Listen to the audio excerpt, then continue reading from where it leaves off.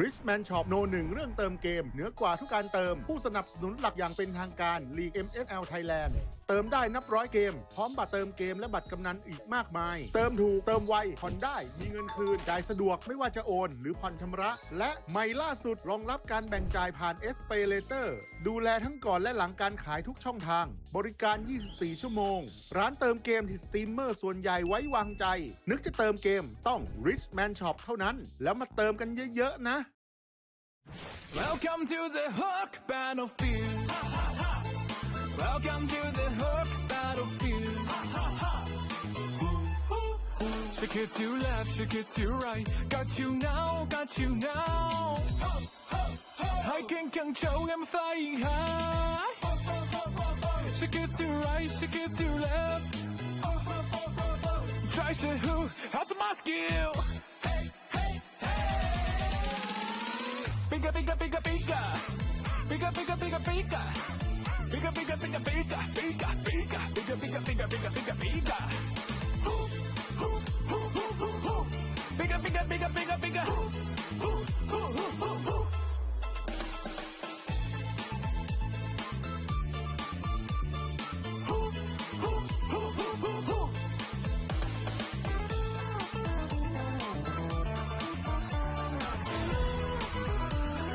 Welcome to the Hook Battlefield. Welcome to the Hook Battlefield.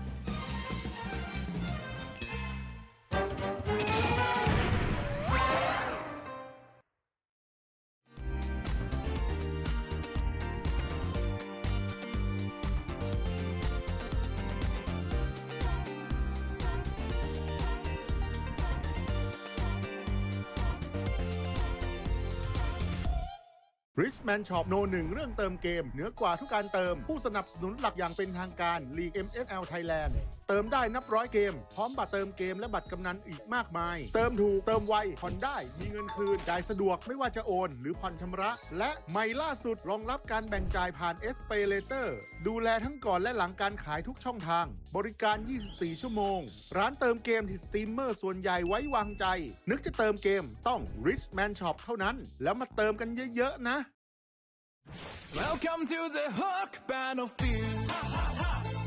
Welcome to the Hook Battlefield. Shake it to left, shake it to right. Got you now, got you now. I can control, I'm flying high. Shake it to right, shake it to left. Try to hook, how's my skill?Bigger, bigger, bigger, bigger. Bigger, bigger, bigger, bigger. Bigger, bigger, bigger, bigger. Bigger, bigger. Bigger, bigger, bigger, bigger, bigger, bigger. Bigger, bigger, bigger, bigger, bigger.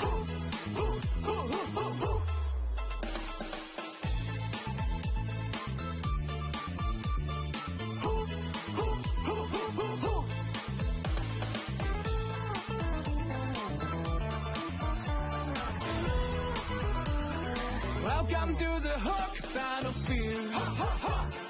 Welcome to the Hook Battlefield.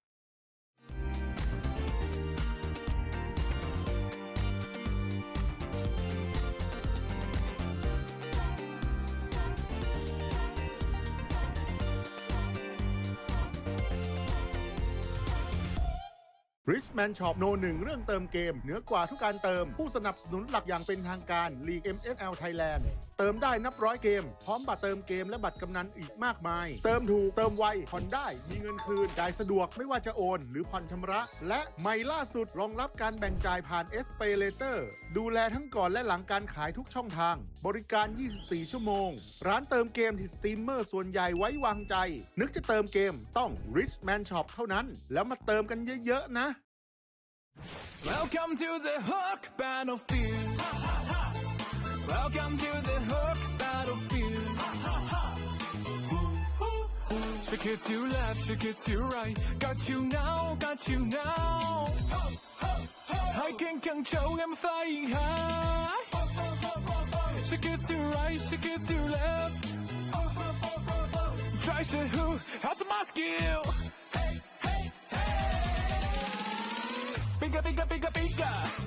Bigger, bigger, bigger, bigger. Bigger, bigger, bigger, bigger. Bigger, bigger, bigger, bigger, bigger, bigger, bigger, bigger. Bigger, bigger, bigger, bigger, bigger.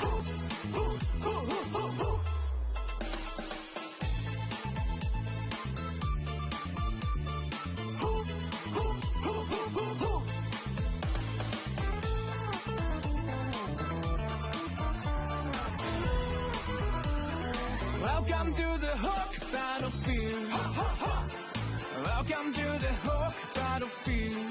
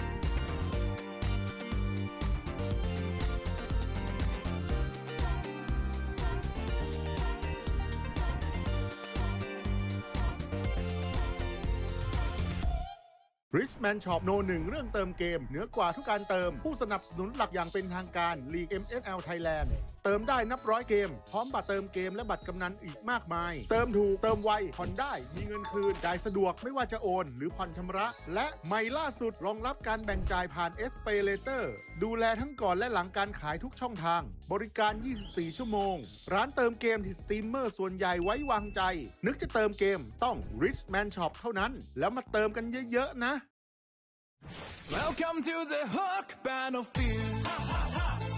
Welcome to the Hook Battlefield. Shake it to left, shake it to right. Got you now, got you now.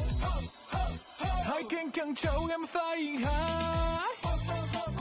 Shake it to right, shake it to left. Try to hook, how's my skill?Bigger, bigger, bigger, bigger. Bigger, bigger, bigger, bigger. Bigger, bigger, bigger, bigger. Bigger, bigger. Bigger, bigger, bigger, bigger, bigger, bigger. Bigger, bigger, bigger, bigger, bigger.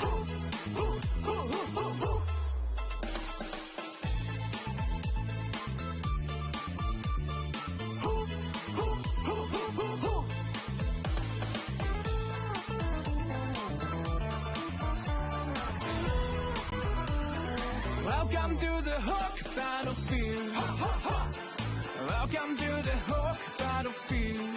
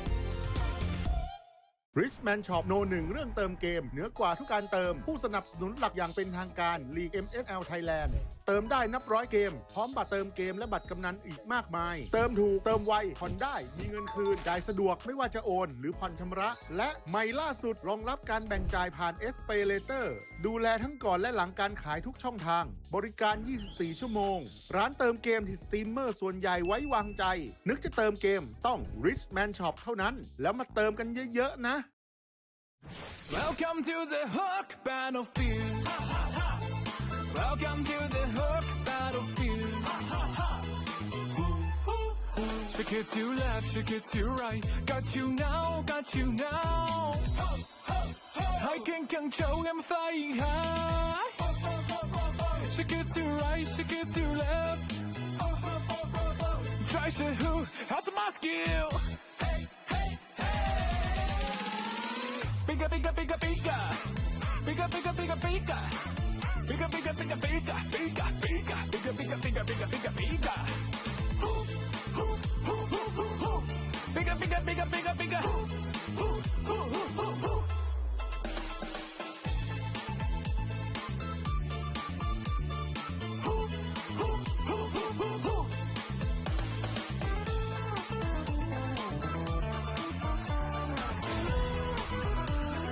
Welcome to the Hook Battlefield.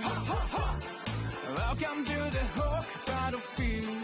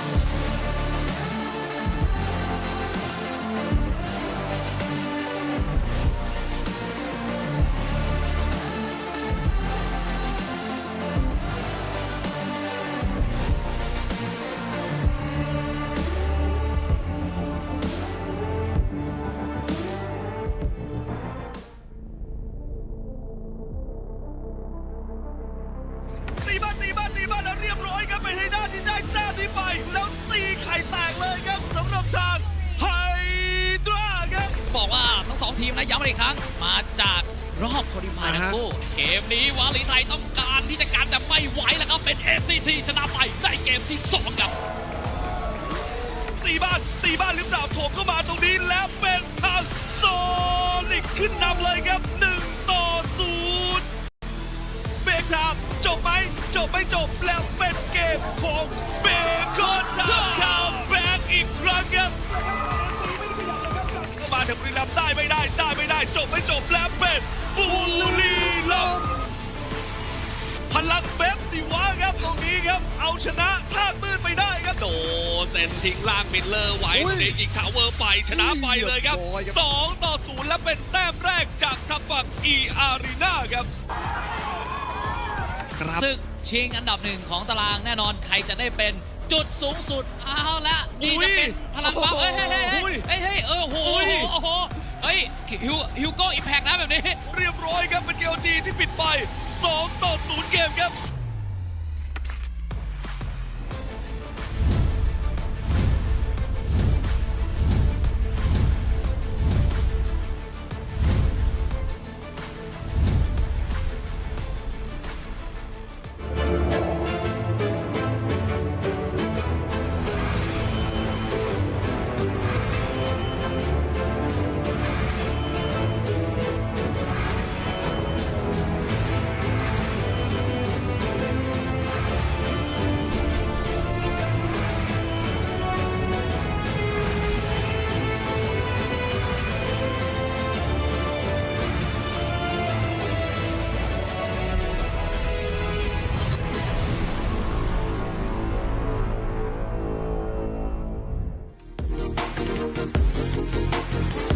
การแข่งขัน MSL Thailand Season 1 Powered by Moonton Official Telecommunication Partner True 5G Official Gaming Phone by Infinix Official Sponsor by Richman Shop Official Gaming Chair Partner DX Racer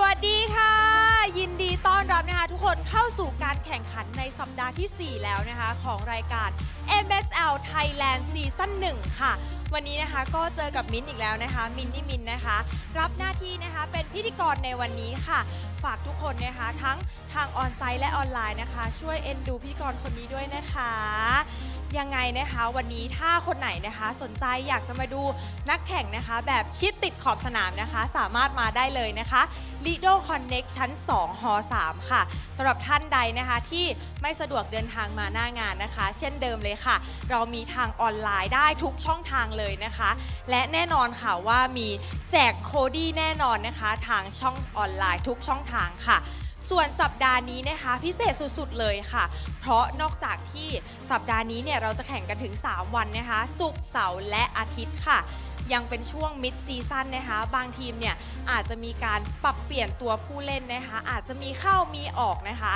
เดี๋ยวเราต้องมาจับตาดูกันอีกทีนะคะว่าใครที่มาใหม่และใครที่ออกไปค่ะวันนี้ค่ะสำหรับคู่แรกของเรานะคะเป็นการเจอกันของทีมฟีนิกซ์เพลิง ACT Esport Club ค่ะเจอกับมังกรน้ำเงินนะคะ Hydra Esport ค่ะมาดูกันเลยนะคะว่าวันนี้ชัยชนะเนี่ยจะเป็นของฟีนิกซ์ธาตุมืดหรือว่าฟีนิกซ์ตัวนี้นะคะจะโดนมังกรขย่ำหรือเปล่าเดี๋ยวจะต้องมาติดตามกันในแมตช์นี้ที่กำลังจะเกิดขึ้นนะคะถ้าทุกคนพร้อมแล้วนะคะขออนุญาตส่งต่อให้กับพี่แคสเซอร์ทั้ง3คนของเราได้เลยค่ะ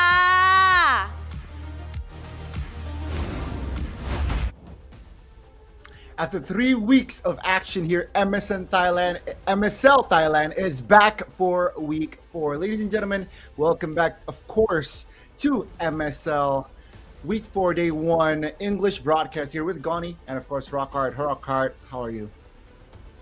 Hey man, I'm doing good. Very happy to be joining you guys here in MSL Thailand's English broadcast. And I'm sure I'm looking forward to a lot of fun. Again, I've heard so much about the MSL League right now. It feels so active. It feels so fast-paced. And I can't wait. Can't wait to watch the games that we have today. Man, I can't wait to Rockhard because at least for the games or the matches that I personally casted, it's actually thrilling, right? I believe my longest cast this season, for this region was almost half an hour. So again, it's so action-packed, and yeah, we can't know what to expect, especially for today. Yeah, and for today, it feels just so, thrilling because we have teams that look like they're, not in such a good spot. And there are obviously teams who are like super, looks undefeated. We do have an undefeated team right now who is going to be playing today. That is a King of Gamers Club. And most of it is going to be very much, defining, I guess, meta defining. We're going to try to define as much of the meta as we can. There has been like a pretty, there's still a pretty big patch that happened recently. I think most gold laners right now are like quite underexplored. I'm pretty sure you've met a few of them. You guys probably watching have met a few of these gold laners that can possibly come out today here. So I'm looking forward to seeing some of those as well. Although I'm still expecting like a Freya to be basically almost unbeatable in these in any league, actually, not just MSL, right? In almost any league.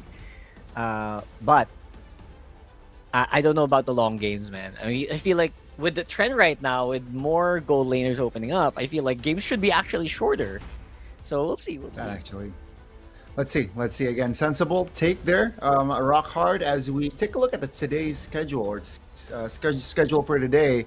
Again, folks, same 4 matches of best of 3s. Now, we mentioned King of Gamers being the top dogs, being the team to beat. We will see them actually in action for our third match. Yeah, ACT Esports Club gonna be up on front today against Hydra, who are definitely on the struggle, but it's not so bad right now since that last 4 spots actually is pretty close. Most of them have just 1 win, so as you see here on our standings. Still King of Gamers, you mentioned, and we also know that it is still undefeated, and we got Bacon Time, who is sitting close second, who just got their first defeat last week. And ACT Esports, we will see them in action for our first match. You mentioned if they win here, their record will be 4-2, and if you get 4 matches win, I feel like you're quite safe to go through the playoffs here, Rockhard. Yeah, I feel so. I feel like it's pretty safe for them, especially Create Gamers, right? It feels like it's super safe for them. Bacon Time should have a pretty easy run here. Probably just hoping for that second seed spot. But you know what? Again, it's so close. They're only basically just 1 point ahead of each other. If Bacon Time has like a really good week, they could go to 4-5-1. If Game Gamers Club, if someone can find a win against them, they could actually be tied out. So in terms of net game wins, though, it feels like Game Gamers Club really does have that locked in. But it's very, very crucial, of course, is that number 6 spot where, again, 4 teams are trying to climb into that one. And that's why today is going to be definitely super crucial. A lot of those 7th to 10th slot teams are going to be gunning for each other. E-Arena is definitely one that we'll see later on. But then again, they are facing against KOG, so I'm not too sure about their chances on this one. But that's the reason why we have these games, right? We're trying to give these teams like a chance to get back onto the ladder. And if E-Arena actually can do it against KOG, I am going to be so excited. They're probably going to be able to make at least 5th or 6th here at the minimum. If they have what it takes to actually get the win out. Yeah, I mean, their clock is ticking, right, for the last 4.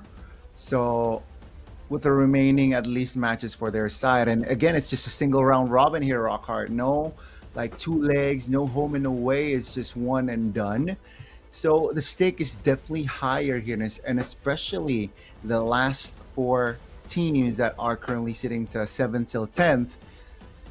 Yeah, they gotta do it right here, starting from week 4, right? Again, if they want to at least increase their odds here. And as for the guys or the teams that are currently comfortable, they can't slack away as well, Rockhard. They gotta keep their momentum. They gotta keep that rhythm in check, because if they do get through the playoffs, they want to have that momentum entering the playoffs, right? With their state very positive. But let's see here, as we will get to see the ACT Esports Club. We got Piper, Zeros, Carnes, Flukeo, and Sylvie now. Rockhard, Zeros, and Sylvie, they're twins. Yeah, there you go. And I think most people can tell, especially when they stand very close to each other. ACT Esports Club feels like they have been on quite a run. With their defeats early on in the season and their wins as well, pretty much gonna be toe-to-toe here. Hydra Esports, though, again, pretty much struggling with BLC, Clover, Belby, Watson, and Nomio. Or, again, just struggling to find that win. Last win was on May 2nd, and that was actually a 2-1.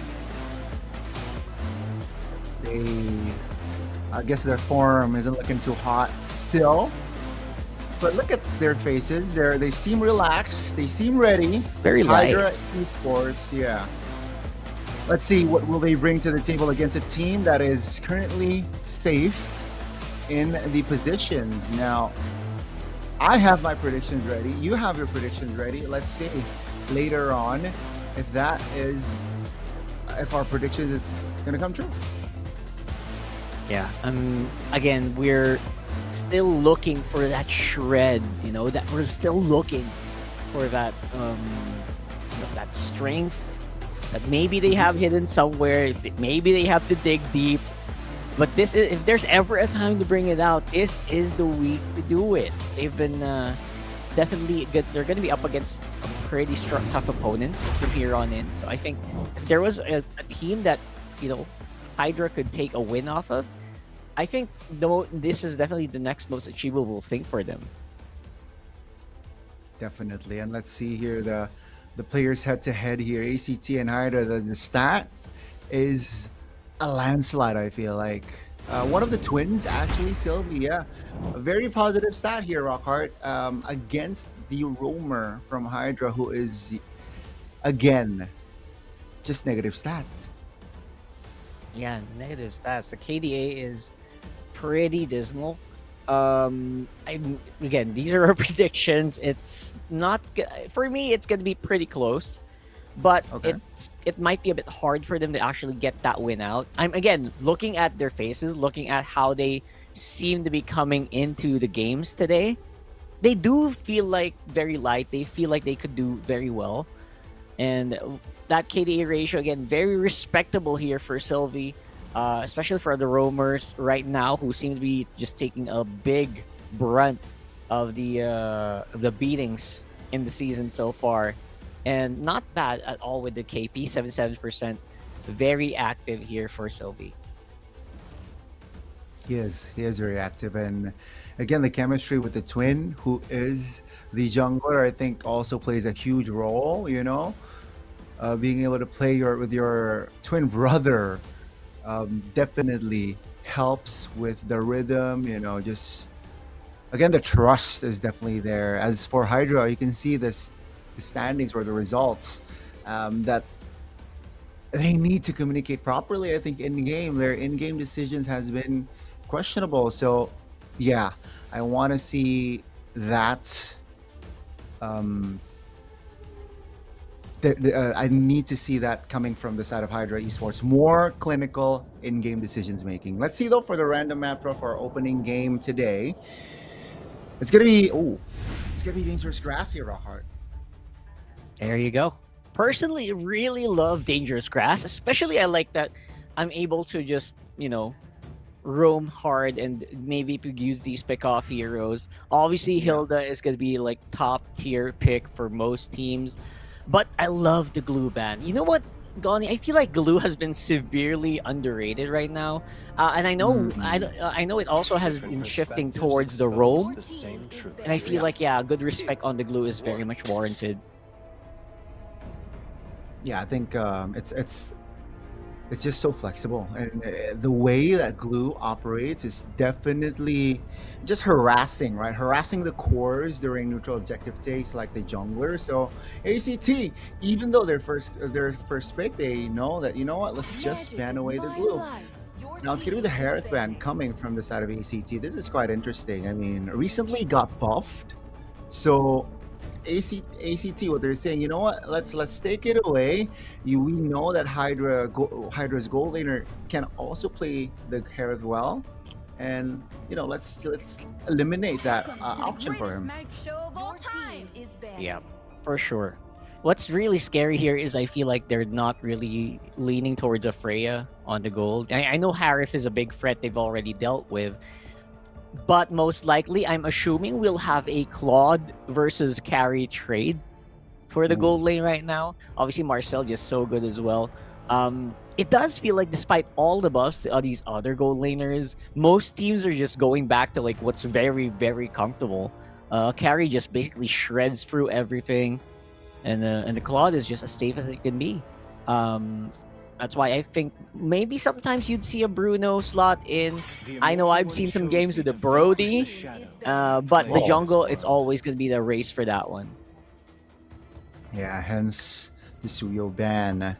Now that's interesting because you mentioned the Freya maybe neglected, but I think this is ACT asking Hydra a question, right? Do you want the Freya I mean, do you want to ban the Freya? Because it's on the table, and keep in mind as well, right? The Zushins is still on the board as well, and Hydra answers, right? They do not want to deal with the potential Freya game. So there you go. That's the ban, and that's going to be the Zushin first pick. ACT setting or dictating the drafts here very well. Yeah, I really love what ACT did here. Zushin just, again, despite that 44% win rate we just saw, it feels like it's just so hard to deal with, especially with the limited amount of gold laners, right, that are present in the field or on the maps. That's why in mid lane, in terms of mid lanes, I love Lilia right now as well. Lilia up on front is just so good. Yeah. And Leomord, look at that. I love Leomord. I've seen Leomords like really speed up on the jungle, especially with the marksman emblem Leomord. I know you've seen a lot of games with that as well. Definitely, that's the popular trend with the Leomord. More speed, right? Attack speed oriented. Yeah. But okay, ACT. This is a strong early game that they're setting up here. Dangerous grass. They can play around the bushes as well. I like the Khalid pick, denying the potential, Baksha, Zushin, and Khalid. Now, Hydra, what they need to do is synergize that composition, and I think Yves is a good stabilizer. Yeah, you're absolutely right, Goni. It feels like they would have made an immortal mid trio with that, with a Baksha jungle, with a Khalid on the roam. So overall, I feel like they got some pretty strong control here, especially with Eve.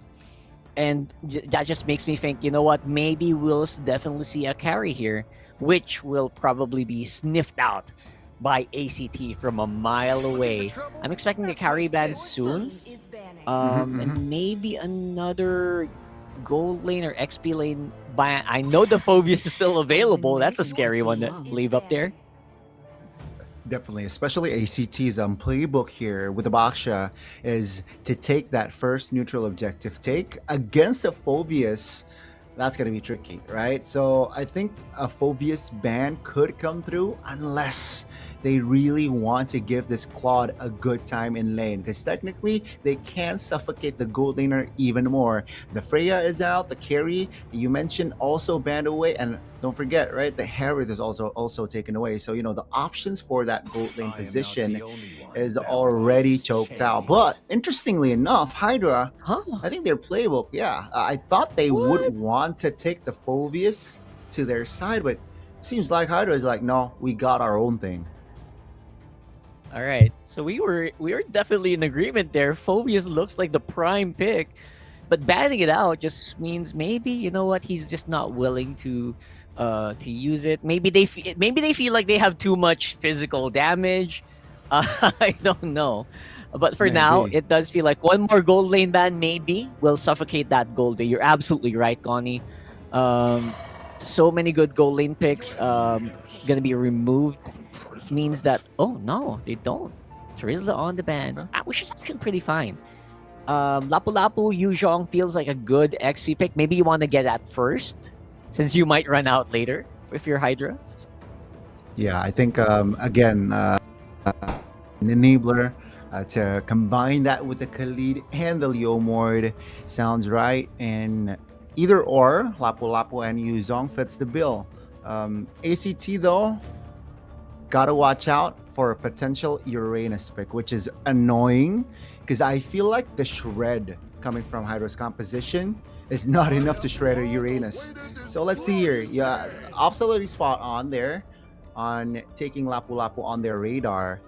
ACT, what are they going for here? Do they want to be a nuisance and pick up the Uranus to their composition? Or maybe they have also maybe they need another enabler as well. Yeah, I think they will need maybe more crowd control. Arlot would be a great option because they do have tanky. They have tankiness for days. They have the lantern flare, but maybe one more source of crowd control would be great to set up the fights for ACT. Would love that. I would love that Arlot. Definitely would love the Uranus if they want to go for like an unstoppable death ball. You have the option to do that as well. Yeah. There you go. And there you go. Okay. Whoa! Okay. I mean, it has crowd control. You know, it's a single lock. Law and Order is in the Hylos kit. But it seems like their gameplay is, you know what? We got the Claude. We got the Zushin. I think what they're saying is we're just going to feed the Claude. And then we're just going to tank the Claude up. You know, be the beefy boys for Claude. In Moscow, that's a safe pick to go for since everything else is pretty much exhausted. Wow. I just want to say, ACT basically drafted 4 tanks. I mean, Zushin is basically like a tank in the way it's unstoppable, unkillable. And the Claudes, that's basically 4 protect 1 here. I expect ACT to be really, really dominant the moment that they hit their 2 item spike. And yeah, it might be an uphill hill for Hydra. What do you think?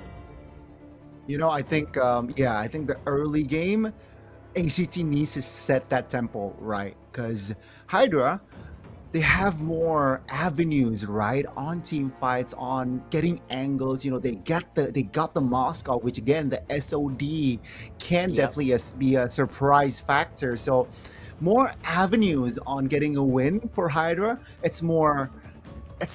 I guess the angle is more tighter. But if ACT does it right here from the early game, you know, dictating it well, you're right. The snowball can definitely be evident later on. So Hydra, they gotta pick their fights here entering this first game.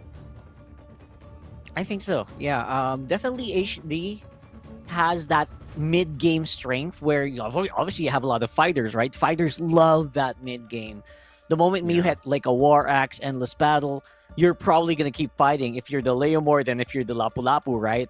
And, you know, Nongyo's going to be able to set up anyone here with that Khalid. Khalid usually even level 3 is already even level 1 is already a threat. So early to mid, maybe Hydra can make a miracle happen and stop this like possible avalanche coming in from ACT. Right? It's because once it gets started, man, it's not gonna stop. That ball is gonna keep rolling. Exactly, and I think that is what they're setting up for, right? ACT, you know, taking that first hurdle is going to be very important for them, and having less casualties, I feel. And then second turtle, I think that's where Hydra can definitely tease more, you know, with the Lapu-Lapu, with the Moskov maybe rotating towards that second turtle. So let's see the execution, right? Do they really want to contest that first turtle from side of Hydra? Because if you really think about it, their firepower for that first neutral objective, you know, with the bravest fighter, with the real world manipulation, definitely can contest that first take. Let's see though the line of dawn, ladies and gentlemen, for our opening game and match. Week 4, day 1, MSL Thailand, baby. Yep. It's all here. Again, Thailand showing up very strong. And like we mentioned earlier, looking at what the possibility of this lineup for Hydra is going to look like is that early game. You got to use that Kali to its maximum potential here. As much and as strong as this Hylos and Zushin duo is, we always love that combo with the Glorious Pathway and the Lantern Flare and just basically just whittling people nonstop. There's only so much you can do. You can see it coming from a mile away, and it's not burst. It's like slow damage over time. So that's something Hydra can kind of play with. And you know what? Look at that. Hydra knows it. They know that. They know this duo can't do much. And that's why they're trying to go for these jungle invades. And early on, it's like they're going to be able to take out Belby, though. Belby not going to be long for this world. Nongyo couldn't really do much. And we're seeing the strength of this mid-trio. Yeah, this is a very, very disgusting lineup. But you mentioned the rotations, right? Which leaves Belby a little vulnerable.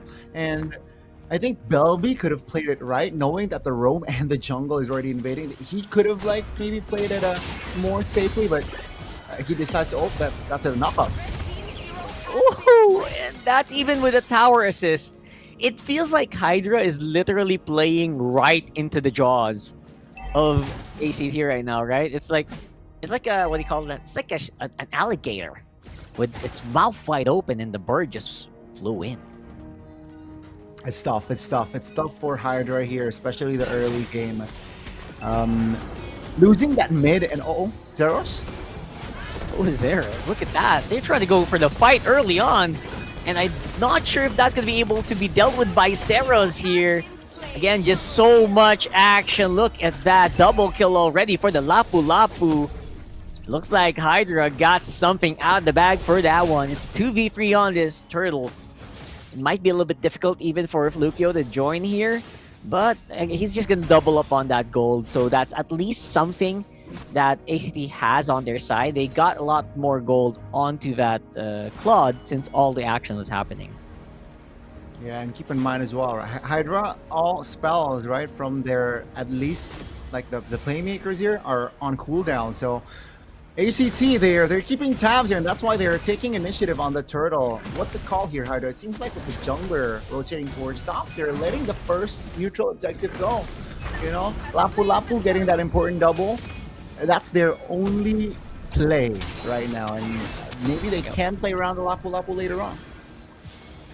Yeah, that's the one thing they actually got. So we'll see if the Lapu Lapu will have some fun here. Right now, they're trying to go for something on mid, which they do have the firepower to do so. But ACT says, no, no, no, come here, take the fight to me, see what happens.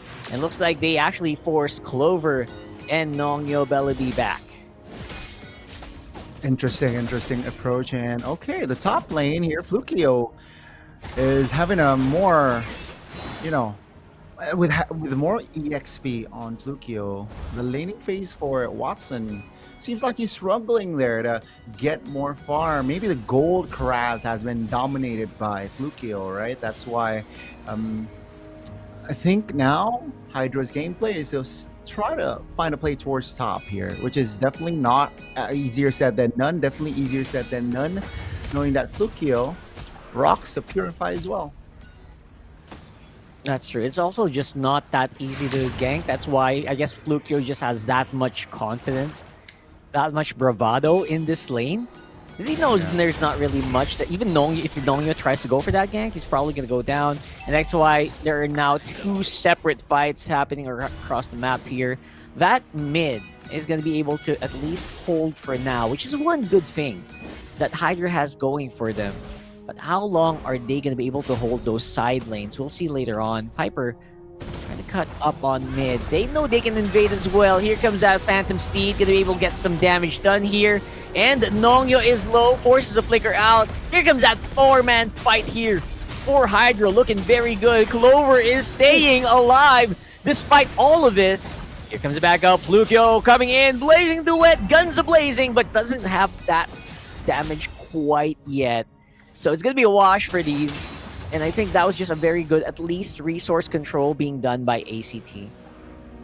Yeah, no casualties from that fight, but take a look at the space top lane, right?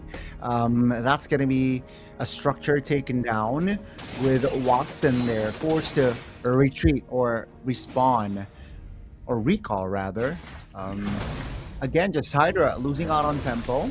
ACT, well, at least, even though that structure hasn't gone down yet, you know, it's very vulnerable though. The turtle though.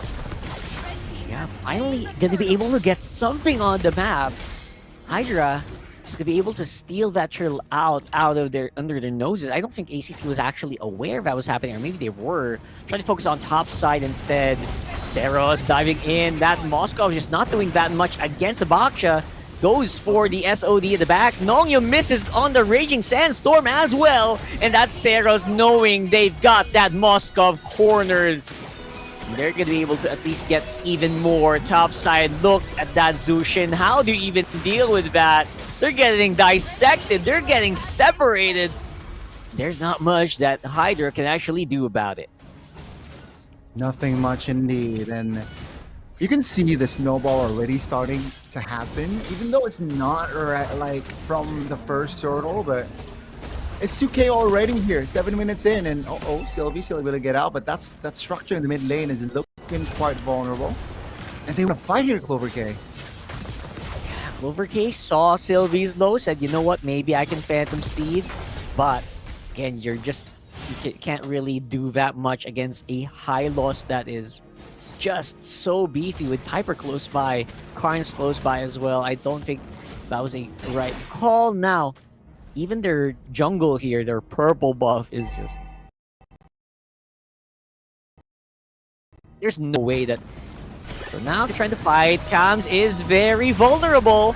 SOD hits Watson, though, might be too low to actually capitalize on it. Clover K trying to go chase on that very low HP Zushin. But while all that's happening, Flukio is actually getting some work done alongside Piper. That's a double for that Uranus. And Clover K, jungle for Hydra, gonna go down without taking that kill.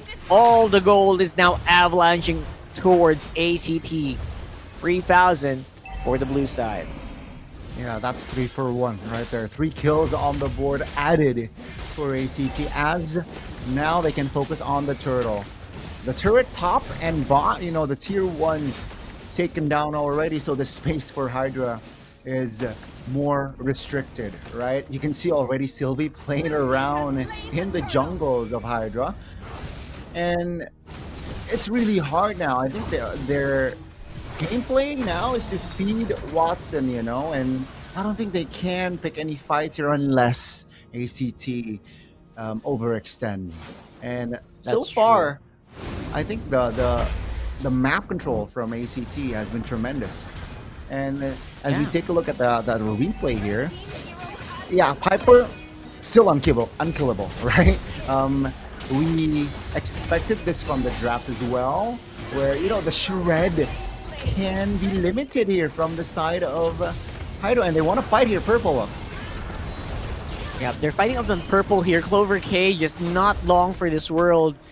And all that chip damage, you know what? It's actually just enabling this Uranus. It's empowering him with that passive as well. Watson, SOD dash out, but again, this Claude just has so much freedom in this game. There's not really a lot that you can do except to run away. And when you run away, they chase you like that. It's a killing spree onto the gold laner. Flukio just has no care in the world. He is free hitting like crazy right now. And ACT is barreling towards that mid. Nothing is stopping ACT. They know they can, like, they can fight anywhere and any time. And 80% they'll win it, you know, and what, 3 minutes ago it was 2k, 3k, they doubled it, right? Their lead. And you can see the items already built up here for the side of ACT. 3 items already for that Claude. So again, they are ready for any type of fights. And from the side of Hydra, take a look at the Moskov. An item behind, that's huge. Yeah. At this point, you know what? Flukio is just so happy to be here to complete it. Maybe go for that Wind of Nature just to make sure you are unkillable. Because you know what? What's the Eve gonna do against me, right? So might as well just build my Wind of Nature very, very quickly. Stay in their faces, Blazing Duet. They cannot fight back. Watson, I feel like he just took so many fights with that SOD earlier instead of just farming. That he's just so behind, man. Right now he is, Blazing Duet. Oh, Blazing Duet. Nongyo flickers out with a little bit of save here for Belby. Perfect timing on the real-world manipulation. Forces ACT back. So that's going to delay them, and that's going to buy them some time here. But then again, where is the damage going to come from? PLC close by. Maybe can proc the bravest fighter. They're fighting inside the base. But Piper says, you know what?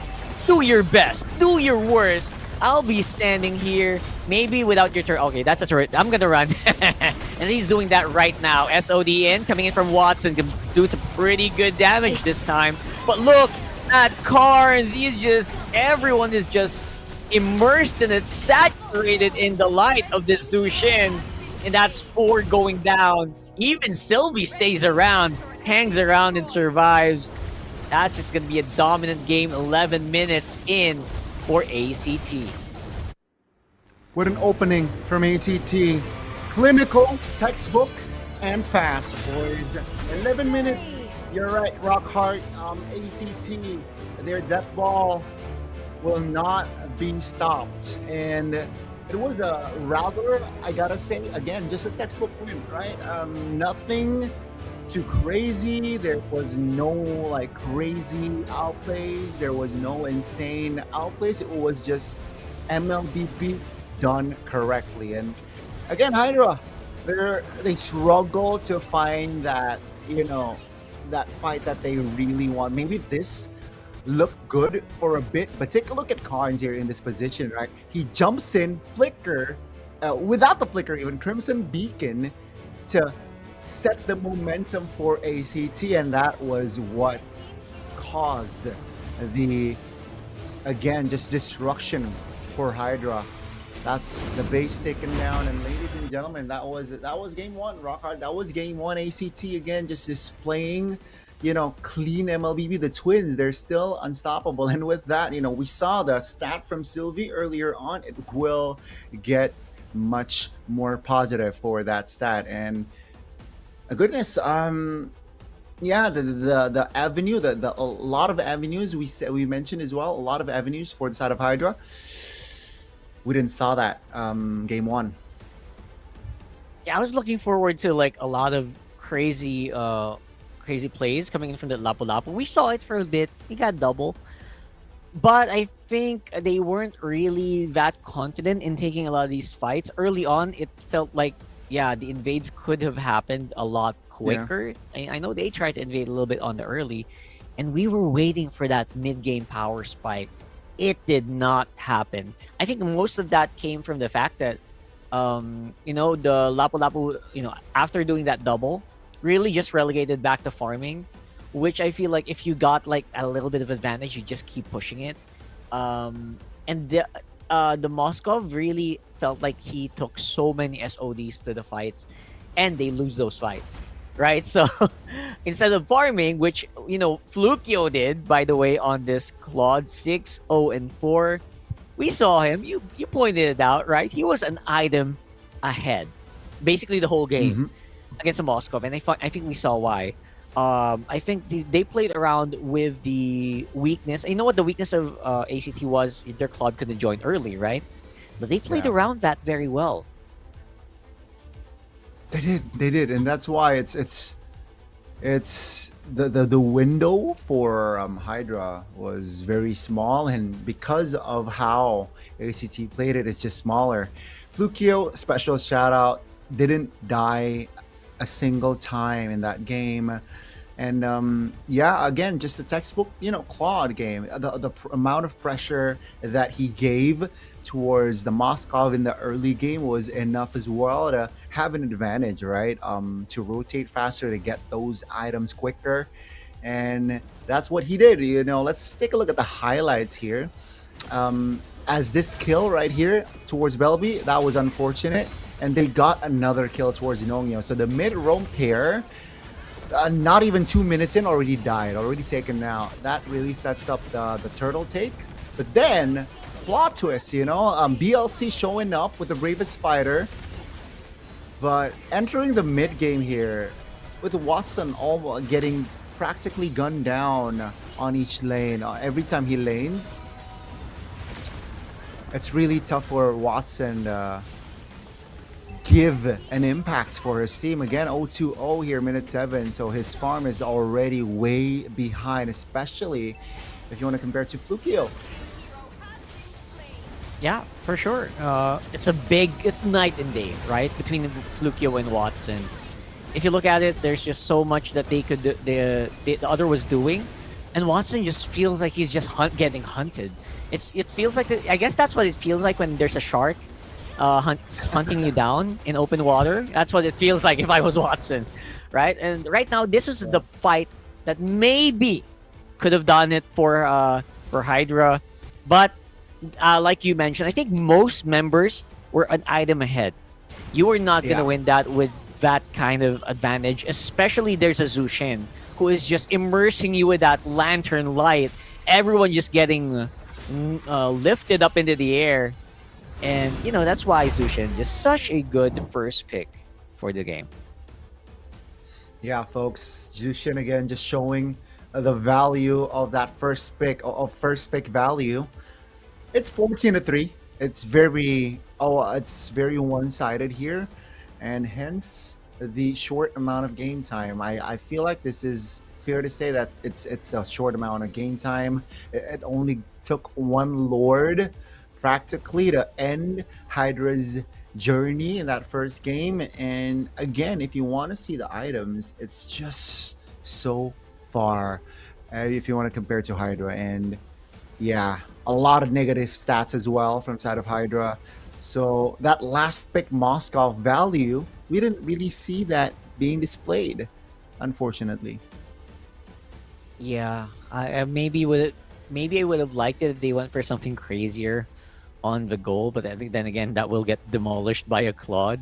And that Yeah. is what I was saying before the whole day started. I'm looking for that gold lane variance, variety that can kind of just make it more more of a fair fight. But right now it feels like Claude will dominate most gold laners, especially after they banned out that carry. You saw how well they actually answered that in the draft as well.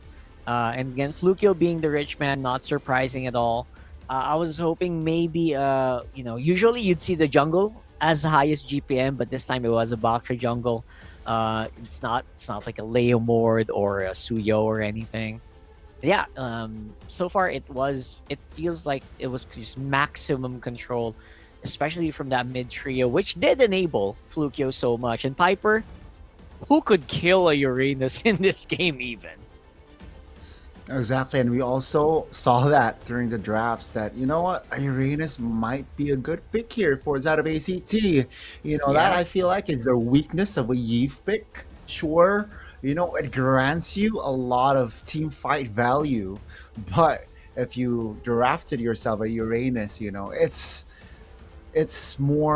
hard to deal damage towards a rock, especially like ACT, they got that early game tempo. You know, if Uranus falls behind early, then that's not. Uh, it's definitely beatable. Hello, fellow Thiecasters, but yeah, again, just overall a good display of MLBB shown by ACT. Yeah, it was very fundamental. Yeah. They didn't do any. I think you mentioned this. They didn't even do anything crazy. They just literally played out their lanes. The one time I had like a little bit of hope there was basically when after that double. But after that double kill by the Lapu Lapu, you know what he did? He just hung around with the Uranus again. That's like, come on, man. Don't fight that Yeah. fight. You're not gonna win that lane fight. He's gonna cut as well. You might as well just have roamed invaded on the jungle. That's what I was waiting, or thinking in that scenario. Is like, okay, I didn't think that was gonna happen, but it did. Now what? That was a wasted opportunity, to be honest. But again, I'm keeping my fingers crossed for Hydra. Maybe they can make something happen here in game 2. Let's hope. Let's hope for the best for Hydra, because again, let's remind you guys as well back home that the standings here not looking too hot for Hydra. If they suffer another loss, especially 2-0, yeah, that's gonna really hurt their chances to go to playoffs for the first season MSL Thailand. And what it does, of course, ACT, if they get a 2-0, that will definitely help with their solidifying their positions in the standing. So again, best of luck, may the best team win, but it's 1-0 here, folks, and at least our predictions are still on track. Yeah, I think even we saw the Thiecasters also did 2-0 for ACT. Not gonna be going far, to be honest. I'm expecting ACT to just keep hammering this down. For Hydra, please don't give away that Zushin. I feel like maybe if it was a different gold laner, that trio mid could have done something. But giving away the Zushin, it feels like it's just a crime at this point. Although we did see the draft, they didn't have a choice. It was either Zushin or the Exactly. Freya, which is what ACT did. But I wonder if that was like a different goal later. Maybe if they forced like a really off pick, like a Lilia, a Gord, maybe a Gord. Although Nice was gonna hate me for saying this, but maybe if that was a Gord, that might have been easier. If they didn't have that much crowd control. So let's wait. Let's hope and see. Let's wait and see if they can improve on the draft. One thing's for sure, at least they know that the Freya is something that you cannot let go. Yeah. That's good. I think again, they again just ACT even from the draft, right? So execution, they displayed a very well executed MLBB, but execution of MLBB. But the drafts, again they kind of forced that Freya ban because you know what? I don't think did they ban the Harley out? I believe they did ban the Harley out. That's why they're that's why they're kind of they're kind of forced onto the Freya ban. But second game, rinse and repeat, dangerous grass. Let's see though, will the side stay the same or will they switch? Because if the sides stay the same, I'm gonna expect ACT to just try to replicate. And Hydra, wow, already the adjustment, right? The Zushin ban straight up. Yep, it's the same band. Sorry, same side, but different band. Finally controlling that Zushin is so crucial. But obviously, there's still a lot of options, right? I feel like we don't run out of options that much. Even Zetian is such a good first pick mid right now. I mean, not first pick, like, you don't pick it first, but it's a good priority pick for mid laners. Zetian, Eve, and obviously Lilia's catching up. I love that Lilia's catching up, by the way. I used to play a lot of Lilia. I like that. Like way before. So catching up, I really felt sad when they removed like the gloom reset. When you ulti and you get all 5 glooms back. I miss those times. I used to love playing Lilia back then. But the change now is pretty good. I mean, the cooldown's very fast. So that's why Lilia's actually been picking up in usage. Although I'm not sure if it's going to get picked up here, as there are so many others left open. A lot, right? So ACT, I think their game plan is gonna be the same from their first game, but yeah, Hydra, they gotta change it up, and they don't want to be forced onto a Freya ban last. ACT, wow, the adjustment already. Ooh. I think they want the Baksha early again, hence the carry ban early as well from the side of ACT. I think so. I think they want that Baksha still, right? With this one, the Harley is going to be left open. Maybe they want to go that direction as well. They went full tank on game 1. Maybe we want to go full on glass cannon in game 2. No. Maybe. Okay. This is a relatively fast picks here from either side. ACT picks up the Claude, saying, you know what? We have taken away a shred in that carry. We want to have our own shred, and that's going to be the Claude. So Hydra, they pick up the Harley, and what to combine it? Well, I think the Khalid does well as well if they want to. That's a really scary. There you go. Perfectly called here. That's a very strong duo that you already have. Hydra looking a lot better on the draft so far. Again, you're just trying to avoid heroes that will stop that Khalid from moving, staying alive with the quicksand guard. Phovius though, oh man, that is really scary from ACT. I really like the adjustment, right? ACT, they did not get lazy and just replicate what they did game 1. They switched things up, right? With the Claude pick and now the Phovius pick. So delaying that jungler pick, which they prioritized in that first game, saying, you know what? We can take the turtle without taking the jungler first phase. We'll take the Phovius. It almost guarantees you that first neutral objective, which can allow you to set the tempo for that early game very, very well. Hydra taking their time here for that last pick first phase is going to be the Riz. So Phovius versus Terizla here in the XP lane. Yep, this is a very strong pick. The Riz here will combo very well alongside the Khalid. I love it when I see these two just go toe to toe, they go together. Basically just so impossible to survive against and so hard to move. It's like, if you get hit by these two combo, it's so hard to move. That just gives the heroes like the Harley an easy time because your target's not moving. Throw that deadly magic out, that's almost immediately -1. But it is a Phovius. There's very few heroes that can actually stop the Phovius from casting Infernal Pursuit. Yeah, you're right. So again, a very interesting first phase from both teams here. ACT has yet to pick up a jungler and a roamer. Hence, Hydra limits the roamer position. As ACT, they will again just suffocate the gold lane. The Granger band, the carry, the Harith, the Freya is off the board, and without the Claude, they will shift their focus. They say, you know what, we want to fight close, we want to be up close and personal, and that Valir can definitely be a nuisance, so let's just ban it away. That's true. Valir, by the way, rising in a lot of like grassroots tournament I've seen. Valir is just so good. And even I think Super Friends used the Valir from MPL Philippines here recently. So a lot of people are really. Oh, there you go. This is one of those picks I'm looking for. The Moskov just got demolished. Let's try another one. It's the Bruno. Playing front to back here with the Bruno and Terizla.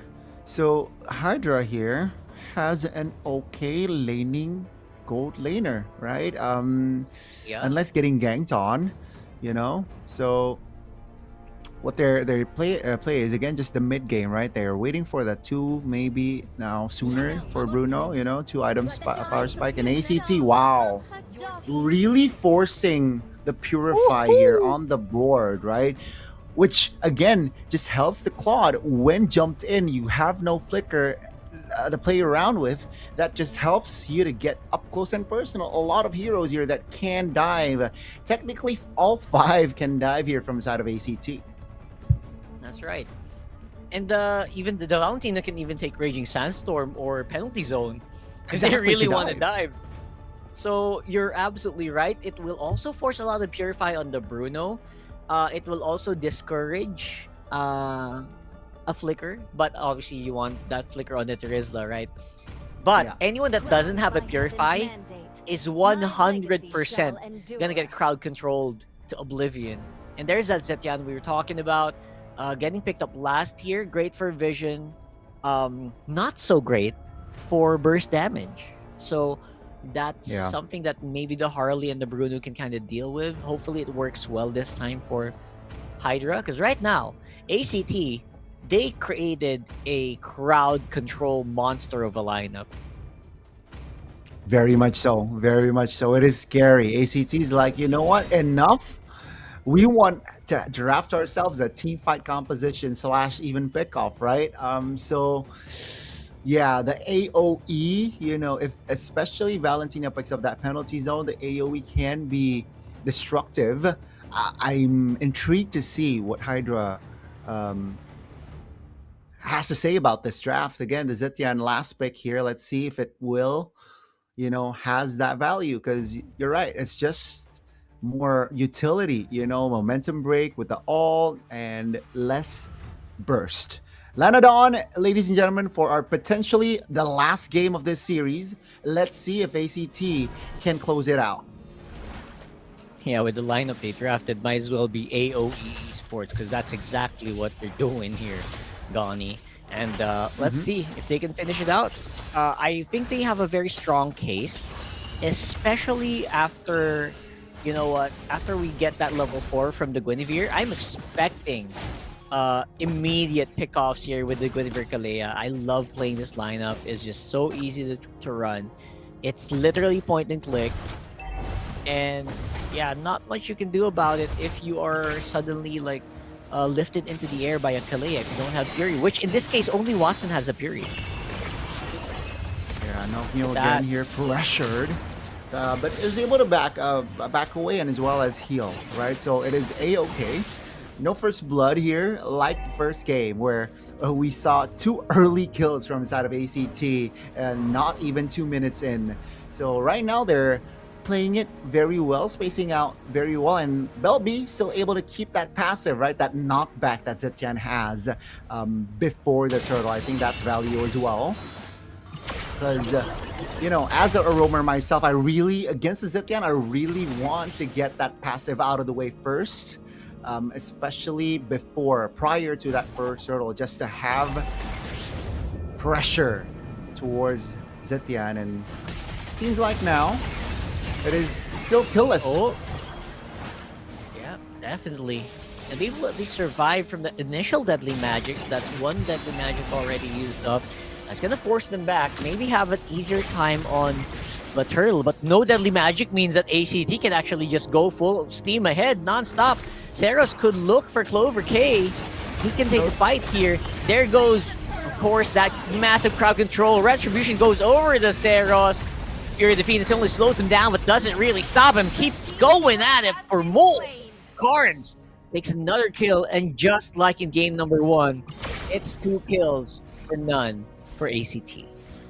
That's crazy. That is crazy. The penalty zone did not land for VLC, which again just allows ACT to find an angle, especially Zeros there, to again, Watson. Watson, he's under the turret. He has that Purify, finally pays off. Again, at least for now, he stays alive, he keeps his gold card. And there's another one. They keep going. There goes that knock-up and the Violet Requiem. No way to get out of it. You guys have flickers. You do not have Purify, says ACT, and you are gonna suffer the consequences. And now they're getting boxed in on the mid. We expected this sort of gameplay from side of ACT, you know, especially after hitting level 4s, right? For Kalea. We will see like the pickoffs coming around and them just dictating the pace of the fight, and with that, you know, it adds 2 kills on the board more. And Clover K is down 0-2-0, so this is not an ideal start for the Harley. Yeah, it's only gonna get slowed down even more, I think, as time goes by. Especially now that they're getting invaded. And there goes that invade once more. The Violet Requiem, just no way out of it. BLC tries to see if he can set something up, but decides against it. Seros is just in such a dominant position. He's camping out in HD's jungle right now. This is just, again, looking for like a one-sided victory here. What, 4 minutes in, 3K already in hand, and Sylvie knows that he can take bulk of the damage, even VLC engages. There you go. Again, just nothing can actually slow down or hold this Phobius right now. Deadly Magic can be thrown out, maybe get some damage done, but once again, just like earlier, Sylvie just gonna be able to tank through it without any follow-up damage. That Deadly Magic on its own can't really take out targets. And now they're gonna go for the dive here. Karn's getting set up. Kalea's pretty far off. Seros is working on that Lethal Wanderer for now. And now, again, another camping session. You know what? He says, let's extend my vacation leave from work. I'm gonna go camping again here on the orange camp of HD here, says Seros. Going straight into it. Nongyo! Oh my goodness, they can't even fight back at this point. What is happening here, Goni? That 4-man rotation again, right? That 4-man dive is too much. 2 members already again just picked off 8-0 now. And if you see the levels already starting to show gap, especially for Flukeo and Watson. Flukeo is 3 levels ahead of Watson. And that shows that the farm here for Watson is really minimal. VLC getting engaged on. And the knockup just unstoppable here. The Violet Requiem dealing so much damage, and the follow-up from Karn's just insane. If you're not crowd controlled here, you're gonna get terrified. Flukeo, though, gonna be absorbing so much. Deadly Magic is on him. Pops, but still survives. Man, that was really risky. But ACT still gets away with it. At least they take out, finally, they take out one. Piper goes down, but at what cost? Definitely they can afford a kill or death there from side of ACT. And with Flukeo already claiming that golden staff, it gets tougher for Hydra. Right now with the turtle up, nothing Hydra can do. Maybe finding a play top, and I think what ACT is doing or is saying is, we can't afford losing that tier 1. As long as we get the tier 2 bot plus the turtle, it's still very beneficial for us. And Clover K, no time to recall. Yep, no time at all. Getting hunted down here by Zeros. He goes back with a space escape, but not really escaping here. Watson is getting locked in. Nowhere for him to go. And even this jungle just not really safe at all. There's nowhere for them to recall. No time to go back to base. No time to regen. Where are they going to get their gold, Gani? You're asking the right questions here. They just want to fight. Fighting, getting removed here as well when they try to fight. And even if they don't want to fight, man, they're just going to get Tsunami slammed into the waiting arms of either Zeros, Piper, or Flukio. So Sylvie's doing a phenomenal job here, obviously, making sure that no one can actually walk out of the base. No. Yeah, non-stop action here. Clover gets some damage on the Flukio and finally could maybe take him out, but the Spellbomb and the lifesteal is insane from that Claude. Gets some damage in, but finally goes down. But what's it gonna look like here with the sustained teamfight they're showing? Nongyo able to walk out of there alive. It's a 1-for-1. Finally, HD says, you know what? Stop bullying us. You can't keep doing this. You gotta pay the price somehow. Yeah, I think this is I think if you compare to game 1, it was a dominating game for the side of ACT. But second game, take a look at the kill count. It's already the same as the first game, 14-3, right? And now it gets worse because ATT, it's not over. So we might see just more kills on the board, definitely, as the first Lord now finally is up. And I don't see Hydra contesting. I don't see them having enough firepower to, win a team fight, especially against this composition that has a lot of layers of crowd control, that has a lot of layers of AoE as well, and with the equipments already in their kit. So this might be a game-ending Lord here that we're seeing. Yeah, this is potentially game-ending. Maybe Sans for a very strong set from Nongyo, maybe combined with Belby. Even if they can get all that crowd control in, I think Deadly Magic will only take out one. Right now, the Bruno is just in no shape to actually fight. 0-2-0. Definitely going to be an item ahead, maybe more. And again, with Flickers getting forced out of you as well, what do you do? Now they will still have that shield on the turret. Get rid of that Lord maybe, but yeah, there's still that threat of the bottom side wave they need to deal with. And go, they activate the Fury of the Phoenix here, but only, again, with the even combo with the Deadly Magic, can only get Karns to only 40% HP. They're still in the base, but at least they're alive. That's what they think, at least. Here comes that lock-in, and the Blazing Duet, just unstoppable here. How do you even hold that down? 3v5, they're going straight for the base. We got a Raging Sandstorm as well, and nowhere for Nongyo to go. Quick Sand Guard behind the turret just to stay alive. And ACT is just displaying a strong show of force. So, right, same as game 1 as well. And 7,000 gold lead. Now the lead, economy-wise, not a fun time if you're Hydra. Not a fun time if you're in Hydra's position. Take a look at the kill count already. Clover 330, BLC on the Riz 051 as well. So it's really hard for BLC to set up fights because, the equipments for ACT is there already, especially for Flukio. Plus the crowd control, right? We saw BLC hovering around the front, being a frontliner.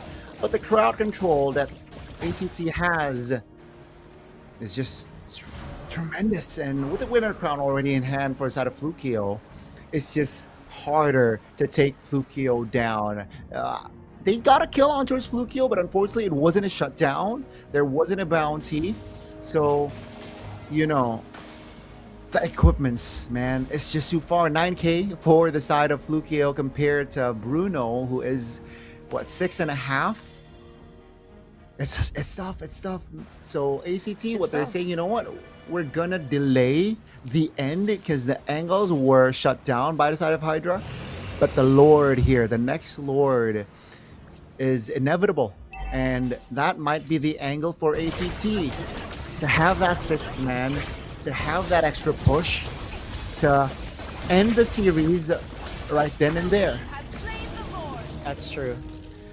Basically, their gold laner is like 2 items. Luca's like almost 2 items away ahead of That's Watson. crazy. So that's, if you think about it, that is insane. How do you actually catch up to that? We're waiting for that like Bruno 1K crit situation. I don't think that's happening anytime soon. And while you're doing that, you have a Claude that is blazing the wet in your face with a Winter Crown, and you can't really hit anything. You're hitting air. You can just dash away. Yeah, and now Flukio has the orange buff. So more damage. Oh, that's the engage. Yep, more damage. There you go with the knockup. And again, that Violent Requiem just basically freezing them in place. Sylvie gonna be waiting for that last bit of health. Not gonna be getting it. At least it's 1 down. But only Belby, only Watson are staying alive here. And the knockup into Watson just cements game number 2. And just like everyone did predict, it is a 2-0 for ACT. You can see ACT just so comfortable. Oh, okay. Pops a scuba Someone's emote swimming. there. Yeah, someone is Alright. definitely swimming. And with this victory, ACT just solidifies their current positions standing-wise. Meanwhile, Hydra, again, just suffering another loss here. I believe sitting around the bottom of the table of the current standings, and you can see their faces as well, not enjoying that result. But man, ACT, what a showing. What, again, just a different style of game 2 if you compare it to game 1, but it is still very, very dominating, man. That towards the end, you know, that engage from the Kalea, from Sylvie, again, just opened things up, added with his twin. Oh man, you know, the Guinevere, the crowd control is insane. We might see it here on the replay. Flukio got taken down here, not a shutdown kill. But after taking, you know, that turret bot, it's just over for the side of Hydra. See Sylvie here engaging 1, and the crowd control layer after was just too much. It overwhelmed Hydra, which allows, you know, ACT to have a game-ending push, a series-ending push rather. And there you go, 2-0 done, Rockhart. สวัสดีค่ะ ตอนนี้นะคะเราก็อยู่กับผู้ชนะทั้ง 2 คนนะคะจากทีม ACT Esport นะคะทั้งน้องเซอร์ลอสแล้วก็น้องฟุกิโยของเรานะคะก่อนอื่นเลยนะขอแสดงความยินดีด้วยนะคะที่วันนี้เนี่ยได้มาอีก1คะแนนแล้วโอเคอ่ะขอทราบความรู้สึกก่อนเลยว่าเป็นยังไงที่เราเก็บมาได้อีก1แต้มแล้วในวันนี้ ก็รู้สึกดีใจครับที่ว่าชนะแบบเราก็พยายามมาเยอะครับเราก็รู้สึกใจชื้นเนาะเพราะว่าได้เพิ่มมาอีก1คะแนนจะได้ง่ายๆขึ้นในรอบแมตช์ตัดไปใช่ไหมใช่ครับเซอร์ลอสตอบให้พี่หน่อยได้ไหมดีใจเหมือนกันครับโอเคดีใจสุดๆเลยไหมสุดๆเลยโอเคท่าทางอาจจะยังแต่ดีใจจริงโอเคค่ะอ่ะเดี๋ยวขอถามดีกว่าว่าสำหรับตัวเราเนี่ยเราให้คะแนนเมื่อกี้ฟอร์มการเล่นของทีมเราเมื่อกี้กี่คะแนนดีเต็ม10เราให้ตัวเองกี่คะแนนให้ตัวเองก็ได้ให้แค่ตัวเองให้9ก็ยังมีช็อตพลาดอยู่บ้างอ๋อให้9เพราะว่ายังมีบางช็อตพลาดช็อตไหนพลาดก็เป็นเกมแรกครับช็อตตอนเต่าขึ้นแต่ว่าไม่เป็นไรใช่ไหมเราจะเอาไปปรับแล้วครั้งหน้าเราไม่พลาดแน่นอนโอเคใช่ครับฟุกิโยก็ให้10เลยครับเพราะว่าผมไม่ได้ทำอะไรเลยครับนึกว่าจะให้11เพราะว่าเก่งเกิน อ๋อไม่ใช่ให้10พอเนาะ ครับ แล้วรู้สึกว่าแบบวันนี้ฟอร์มเราดีไหมฟอร์มทีมเราแบบ เป็นอย่างที่ซ้อมมาไหม ก็เป็นอย่างที่ซ้อมเลยครับ เป็นไปอย่างที่ซ้อมเนาะแล้ววันนี้เนี่ยคือจังหวะทีมไฟท์เนี่ยเราทำได้ดีมากๆเลยเนาะแบบต่อสกิลกันแบบรู้มือรู้ใจกันสุดๆเลย อยากรู้ว่าเคล็ดลับการเข้าไฟท์ของทีมเราคืออะไร ก็มองตาก็รู้ใจครับ รู้มือมองตาก็รู้ใจแล้วเซอร์ลอสล่ะ ไม่รู้ คือมันเก่งเองเนาะเราก็ไม่รู้ว่ามันทำยังไงเพราะว่าเก่งเองโอเคแล้ววันนี้ในทีมเราเนี่ยเราให้ใครเป็น MVP สำหรับความรู้สึกเรา ให้ใครดี ให้ใครดีให้ใครดี ผมให้ไปเปอร์แล้วกันครับ ให้ไฟเปอร์ทำไม ครับ โอ้ยโหเสียงส่งเสียงทำไมเราให้ไฟเปอร์เป็น MVP เพราะว่าเป็นพี่ชายผมเองครับ เป็นพี่ชายเซอร์ลอสล่ะให้ใครเป็น MVP มีแอบส่งซิกให้ฟุกแล้วกันเนาะให้ฟุกโอเคคำถามสุดท้ายก่อนที่เราจะให้น้องๆทั้งสองคนนะคะไปพักนั่นก็คือมีอะไรนะคะอยากบอกกับแฟนๆที่มาเชียร์เราทั้งหน้างานแล้วก็ทางออนไลน์ ก็ขอบคุณแฟนๆที่เชียร์พวกเราด้วยนะครับ ก็พวกเราก็จะทำให้เต็มที่ในแมตช์ต่อไปครับ โอเคเซอร์ลอสล่ะ ขอบคุณที่มาเชียร์ ขอบคุณครับขอบคุณจริงๆโอ้โหสุดยอดเลยตื้นตันมาก ขอบคุณค่ะโอเคเดี๋ยวเราให้น้องทั้งสองคนนะคะไปพักก่อนนะคะเดี๋ยวขออนุญาตส่งต่อให้กับพี่แคสเซอร์ทั้ง3คนได้เลยค่ะ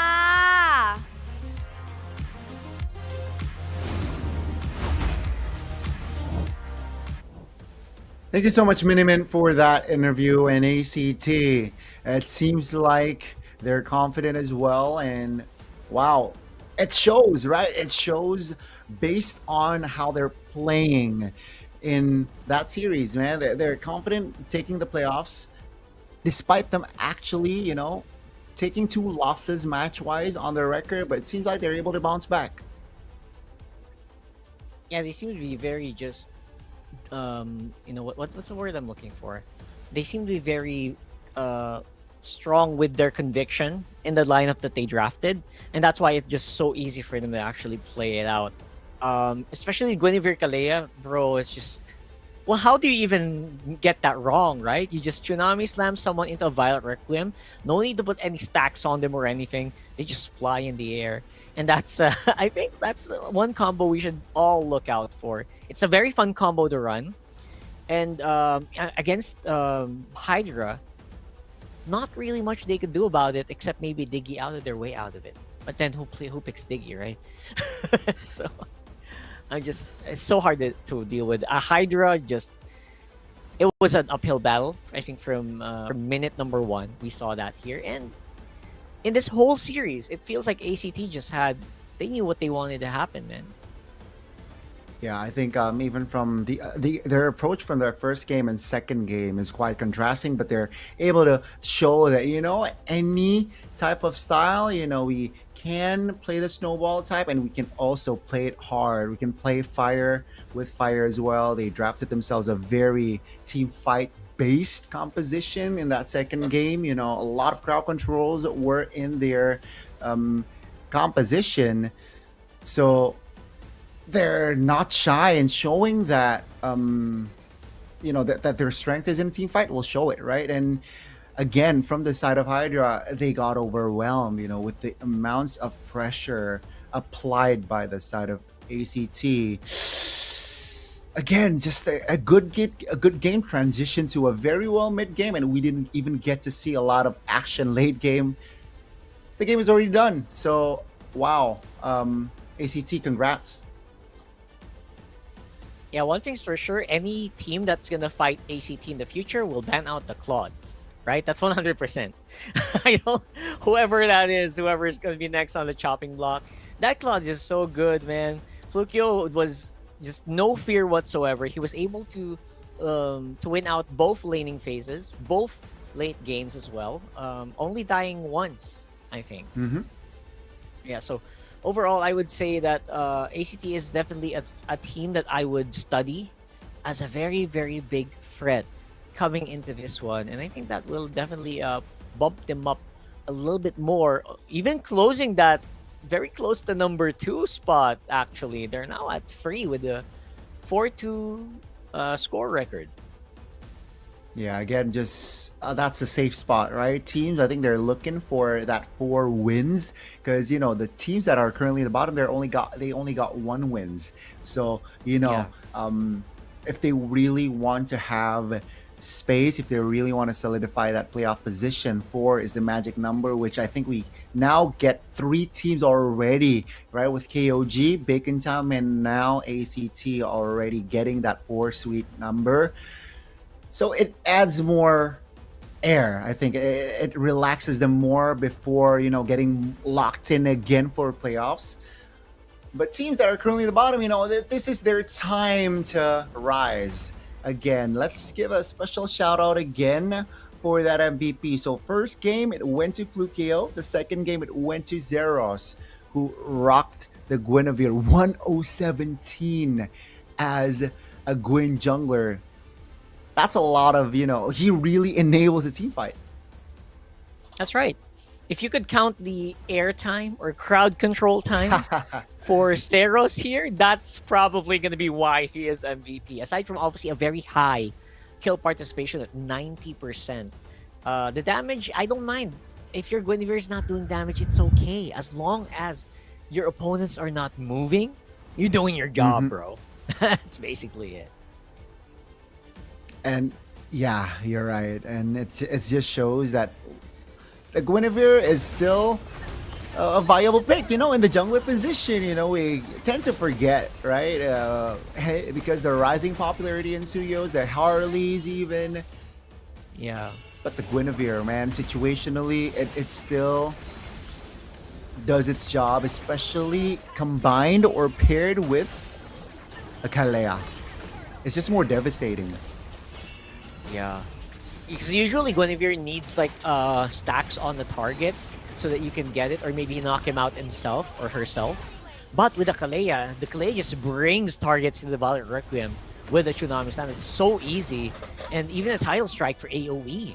So honestly, it feels like it's just a no-brainer to run it. Even with the Harley, one of the most respected junglers, one of the most feared junglers right now. It's just no match. It can't really do much. And even the Harley, since you don't have a Purify, right? You're threatened. You're scared that you're gonna get hit by the Kalea. And yeah, when that happens, you just say bye-bye, man. There's no turtle fight, no lord fight. People are just gonna walk all over your team. And that's what we saw here in this whole series, or in this whole game number 2. Definitely. And again, with the amount of firepower that ACT has, they're confident to just, let's look for a fight, let's look for an opening. And this was the game-ending push where Hydra, they couldn't farm themselves really well during the laning phase. They lose out on a lot of objectives as well. And first game, it was 14-3. ACT, second game, more action, adds more kills, 20-4. With just 2 minutes difference compared to game 1 and 2. Yeah, just 2-minute difference. It felt like it maybe could have happened, but the Holy Shield was still active. That's why they were able to repel the first Lord. But the second one, it was just impossible to deal with, man. Scary, scary stuff from ACT. It is. And again, with the items being very far apart, I think we can't really analyze. And yeah, it's just so clear. It's night and day again, especially if you compare to Flukeo and Watson, right? 45,000 damage dealt by this Claude. And you can see him taking the category for that Richmond and as well as the carry. And again, best wingman goes to Zeros, right? The jungler on that Guinevere, 17 assists, almost a 20 assists on the board there. As Nongyo, unfortunately at Khalid, he was the sand bag as he was as a Khalid. That's crazy. Yeah, absolutely. In the Khalid, it's it feels almost, impossible to deal with in certain situations. But in this specific scenario, it just, it was relegated to becoming passive. It was relegated to just being a meat shield. And even Quicksand Guard was so hard to do because, you have knockups, you have stuns. You can't really regen that much. And that's why it was just such a scary lineup to fight. And I understand why, it went out that way. Excellent drafting from ACT, and obviously even better execution coming from them. Yeah, I think props to the coach, right? I believe it was Coach Shadow. So that was the first series, Rockhart. That was the action just from the first series. We got 3 more series up ahead of us, all right, ladies and gentlemen. So stay tuned, because Gani and Rockhart, MSL Thailand Season 1, Week 4, Day 1. We will be right back.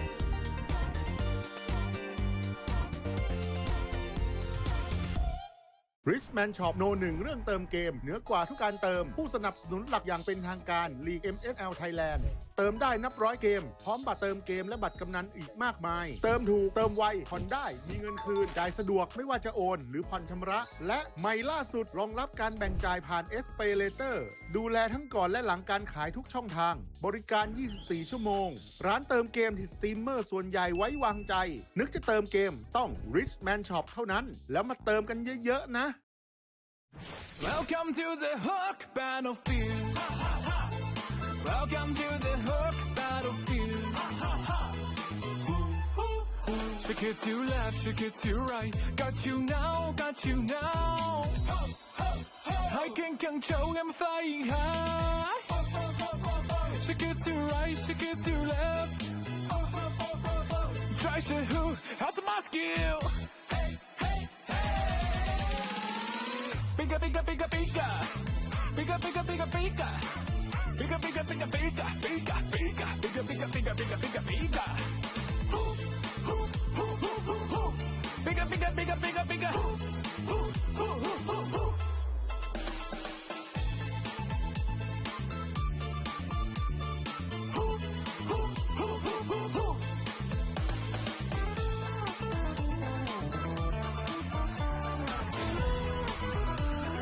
Welcome to the Hook Battlefield.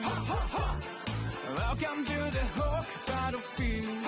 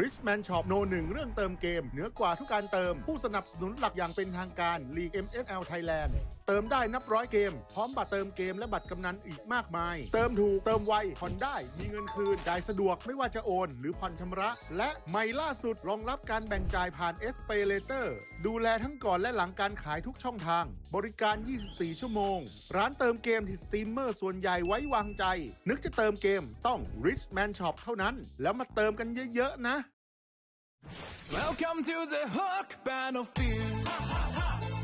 Welcome to the Hook Battlefield. Shake it to left, shake it to right. Got you now, got you now. I can show I'm flying high. Shake it to right, shake it to left.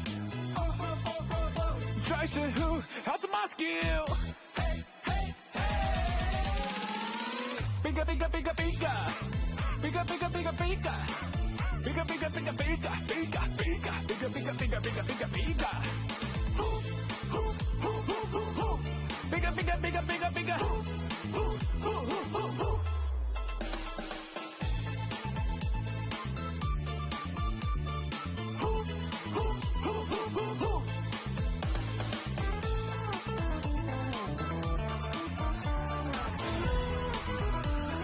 Welcome to the Hook Battlefield. Welcome to the Hook Battlefield.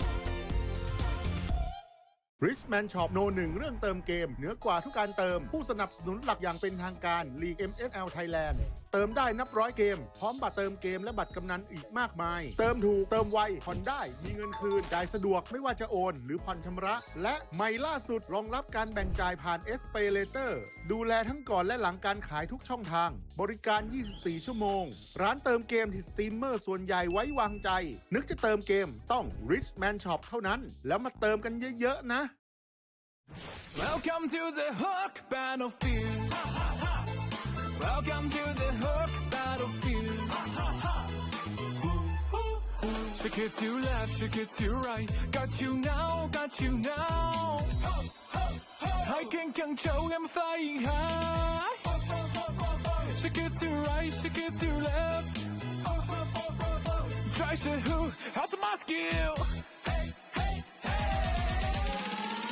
Bigger, bigger, bigger, bigger. Bigger, bigger, bigger, bigger. Bigger, bigger, bigger, bigger. Bigger, bigger. Bigger, bigger, bigger, bigger, bigger, bigger. Bigger, bigger, bigger, bigger, bigger.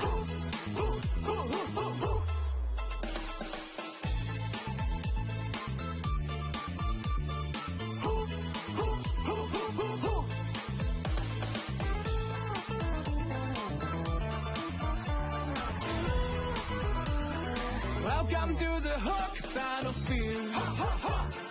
Welcome to the Hook Battlefield.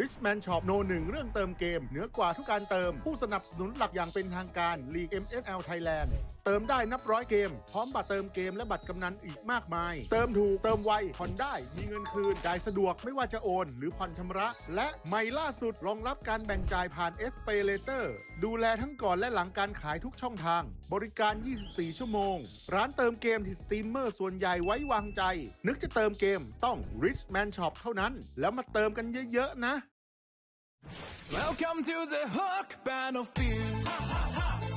Welcome to the Hook Battlefield. Shake it to left, shake it to right. Got you now, got you now. I can show I'm flying high.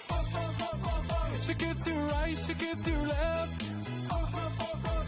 Try to who, how's my skill? Bigger, bigger, bigger, bigger. Bigger, bigger, bigger, bigger. Bigger, bigger, bigger, bigger. Bigger, bigger, bigger, bigger, bigger, bigger, bigger, bigger. Bigger, bigger, bigger, bigger, bigger.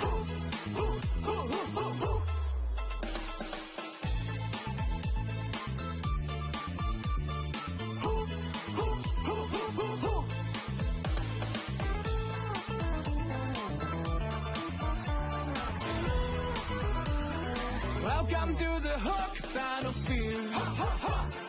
Welcome to the Hook Battlefield.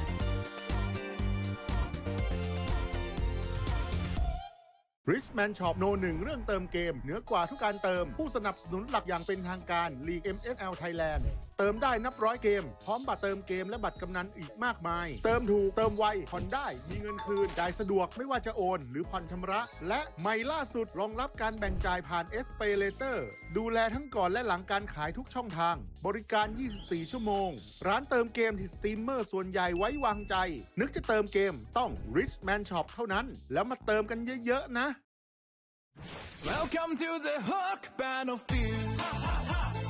Welcome to the Hook Battlefield. Shake it to left, shake it to right. Got you now, got you now. I can control, I'm flying high. Shake it to right, shake it to left. Try to hook, how's my skill? Bigger, bigger, bigger, bigger. Bigger, bigger, bigger, bigger. Bigger, bigger, bigger, bigger. Bigger, bigger, bigger, bigger, bigger, bigger, bigger, bigger. Bigger, bigger, bigger, bigger, bigger.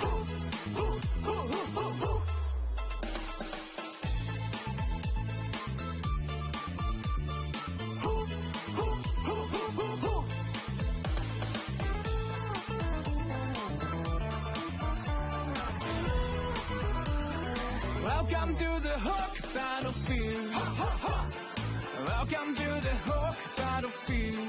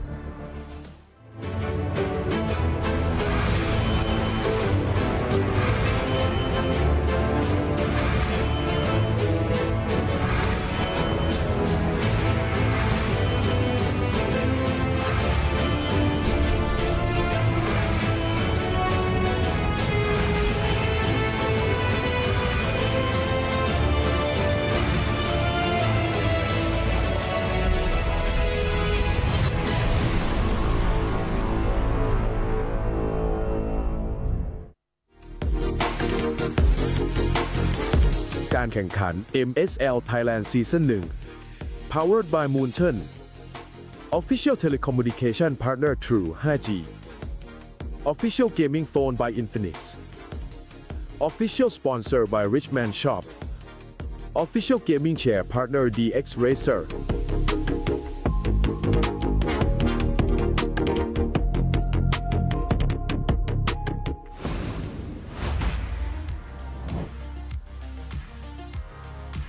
เอาละค่ะ ตอนนี้นะคะก็กลับมาเจอกับพิธีกรแบบนี้ก็แปลว่า ความมันของเราเนี่ยกำลังจะเริ่มต้นแล้วค่ะ เกมที่ 2 ของเราในวันนี้นะคะ เป็นการเจอกันของ 2 ทีมตัวตึงที่อันดับในตารางนะคะ ตอนนี้คะแนนเนี่ยถือว่าสูสีกันมากๆเลย ทีมแรกนะคะก็คือทีมยักษ์แดงวลีไทย e-sport นะคะที่ล่าสุดเนี่ยเพิ่งแพ้ไป 2 นัดแต่ไม่เป็นไรค่ะเดี๋ยววันนี้นะคะเราจะมาดูกันนะคะว่าเกมนี้จะเป็นจุดเปลี่ยนของทีมนี้ได้หรือไม่วันนี้นะคะเขาจะต้องเจอกับเจ้าแพ้ดื้อเทนาซิตี้ค่ะซึ่งเป็นอีกหนึ่งทีมนะคะที่ฟอร์มเนี่ยกำลังดีขึ้นเรื่อยๆเลยนะคะเล่นเข้าขากันมากขึ้นทุกวันเลยบอกเลยนะคะว่าแพ้ตัวนี้เนี่ยกำลังดื้อมากเลยถ้าลองเทียบรายชื่อผู้เล่นของ2ทีมนี้นะคะก็ถือว่าสูสีกันมากๆเลยนะคะโดยเฉพาะแก้วนะคะจากวลีไทยกับไอ้น้ำของเทนาซิตี้เนี่ยก็คือ2ผู้เล่นนะคะจากสปป.ลาวนะคะที่ฟอร์มดีมากๆเลยมาดูกันนะคะว่าวันนี้เนี่ย2คนนี้นะคะใครเขาจะโชว์ฟอร์มเล่นได้โหดกว่ากันและได้คะแนนในวันนี้ไปค่ะถ้าทุกคนพร้อมแล้วนะคะขออนุญาตส่งต่อให้กับแคสเตอร์ทั้ง3ท่านได้เลยค่ะ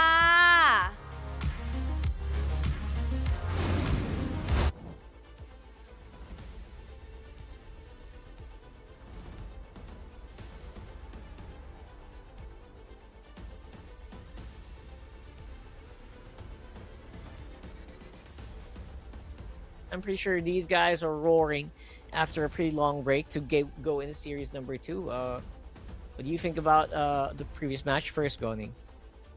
You know what? I think Rockhart, thank you so much again. But the previous match, it was again just a team that was able to show good qualities of MLBB and a team struggling to find their rhythm still. So I'm hoping the narrative changes here for our second match because on paper it feels similar, right? It feels similar if we compare our second match and our first match. Let's see though. That's right. It's going to be King of Gamers versus E-Arena. So, KOG, obviously, just so dominant. They have beaten out so many teams right now so far. Again, very strong teams as well. I believe we do have wins against SLX, 10, Bacon, and most of them have been 2-0s. So they've been sweeping. They've been sweeping, Goni. And so far, I would say we do have next is E-Arena. They did take some time to get going. Again, losing out on O2s, but they did eke out a win that is against FS. So that should be very interesting for us to watch. If maybe they have actually picked up steam after how many weeks here in MSL, I'm hoping some pretty good changes as well. And right now, it does feel like it's up and up. We will definitely see our predictions later. It feels like the up and up for KOG. A lot of people would probably be behind this team, rooting for them. But then again, we are here in the MSL where anything can really happen, right? You know what? Anything can really happen here. But I know, you know what, Rockhart, I know you're excited to see KOG, but we got to see VLTH versus Tenacity first, I believe, right? That's going to be our upcoming match. Oh, where right. Yeah, I think that's going to be also interesting. But yeah, All I think right. I'm very intrigued to see what KOG will bring later on as we take a look here a bit on the standings, right? After that win, ACT actually bumped their positioning because it was a 2-0. Even though, right, it's an 4-2 record, but their net game win is above Bacon Time. So Bacon Time, if they want to be runner-up standing-wise, they got to win 2-0 next. That's right. They're so neck and neck, right? It feels like one win might actually bump you to number 2. here, if I believe. No. Yeah. They're going to be number 3 at least, with a Yeah, 4-2 record. But they will be behind ACT, which, by the way, is second. Wow, all right. But that's how thin it is, right? That's how thin the margins are here, Donnie. It's literally one game from 4th, you're second. So it's anyone's game here. And we're going to the Laos rivalry. Obviously, we see here some really strong action from the previous one. I feel, yeah, Lunox very definitely looking forward to seeing that, if ever. But you can see the dominance here, right, being displayed on screen. I mean, it's just a lot of like good calls, right, from the side of VLTH, and we get to see glimpses of that sort of, you know, quality from Tenacity as well here on taking a fight here. Again, on the Joy though, right? It's an interesting pick from Tenacity. Not really popular nowadays. Maybe they're a patch too late. But let's see here, with a week already, you know, maybe they have time to like increase their qualities in other areas, in other heroes, because I don't feel like the Joy is going to fly high here in this current meta. Absolutely, especially since what we saw earlier as well, right? There's like a prevalence of Guinevere's and Kaleas. Good luck moving through the Joy there, because yeah, Joy used to be such a treat to use, but then again, they removed the crowd control immunity, which means now you can kind of just deal with the Joy. If it goes into electrifying beats, it's kind of a bit easier to deal with. Obviously, it's still very, you know, it still packs a punch. Don't get me wrong. It just feels like Joys right now are just not as unstoppable as what they once seemed, with Suyo basically just going to be able to demolish most Joys in a head-to-head matchup. Yeah, I think a lot of like more, I guess, more popular picks here in the jungles that is more suitable, right? So let's see though, you know, they pulled a Joy out, didn't really like work out for the side of Tenacity. So maybe they, you know what, let's adjust, let's hard shift, you know, and they drafted themselves more popular picks. Going up against VLTH rather, it's going to be very tough since, you know, they're in the safe zone, already 3 wins in hand again. They want a win again to get that 4-match win record, and if possible in a 2-0 fashion, right? So Tenacity, I am hoping that they can give VLTH a hard time here in this match, not be pushovers, you know. That's right. Don't be a pushover. You want that 1 win. That's gonna remove you from basically number 7, right? Because everyone's at 1. Once you get to 4, it's like you're almost untouchable for like the next 2 weeks or something. So yeah, getting into 7, getting into that secured spot will definitely help out with your confidence. 100%, you're going to be a lot more confident. You're going to be able to maybe show off more of your gameplay, which is exactly what you want to see develop. And yeah, we're going into the player walk-in now. Kasaf and Distai and our teams, Tenacity and VLTH Esports. Yes, sir. It's going to be very, again, just chaotic, right? I expect a chaotic fight here from both sides here. Tenacity with maybe ทางที่ having ไม่ง่าย a กับโอกาสที่เหลือไม่มาก เกมสำคัญที่ไม่มีใครยอมพลาดวลีไทยทีมฟอร์มร้อนแรงที่เคยสร้างผลงานได้อย่างโดดเด่น แต่ตอนนี้พวกเขากำลังอยู่ในสถานการณ์ที่กดดัน ต้องกลับมาคุมเกมของตัวเองให้ได้อีกครั้ง ต้องมาเจอกับ Tenacity ทีมฟอร์มดีที่กำลังรักษาตำแหน่งของตัวเองไว้ และพร้อมที่จะยืนระยะเพื่อเข้าสู่เพลย์ออฟชัยชนะในแมตช์นี้จึงเป็นแต้มสำคัญของทั้งสองทีม เพราะทุกเกมคือการรักษาตำแหน่ง เพราะทุกเกมคือแต้มที่ต้องคว้าเอาไว้ และนี่คือเกมที่ไม่มีคำว่าพลาด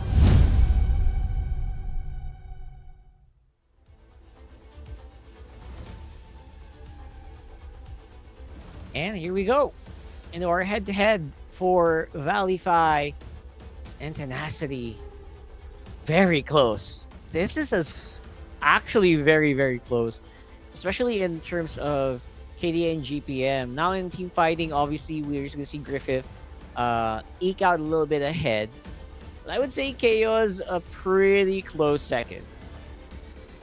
It is quite close here. And KO, maybe you saw it from that VT Rock Hard. He was rocking the red hair as well.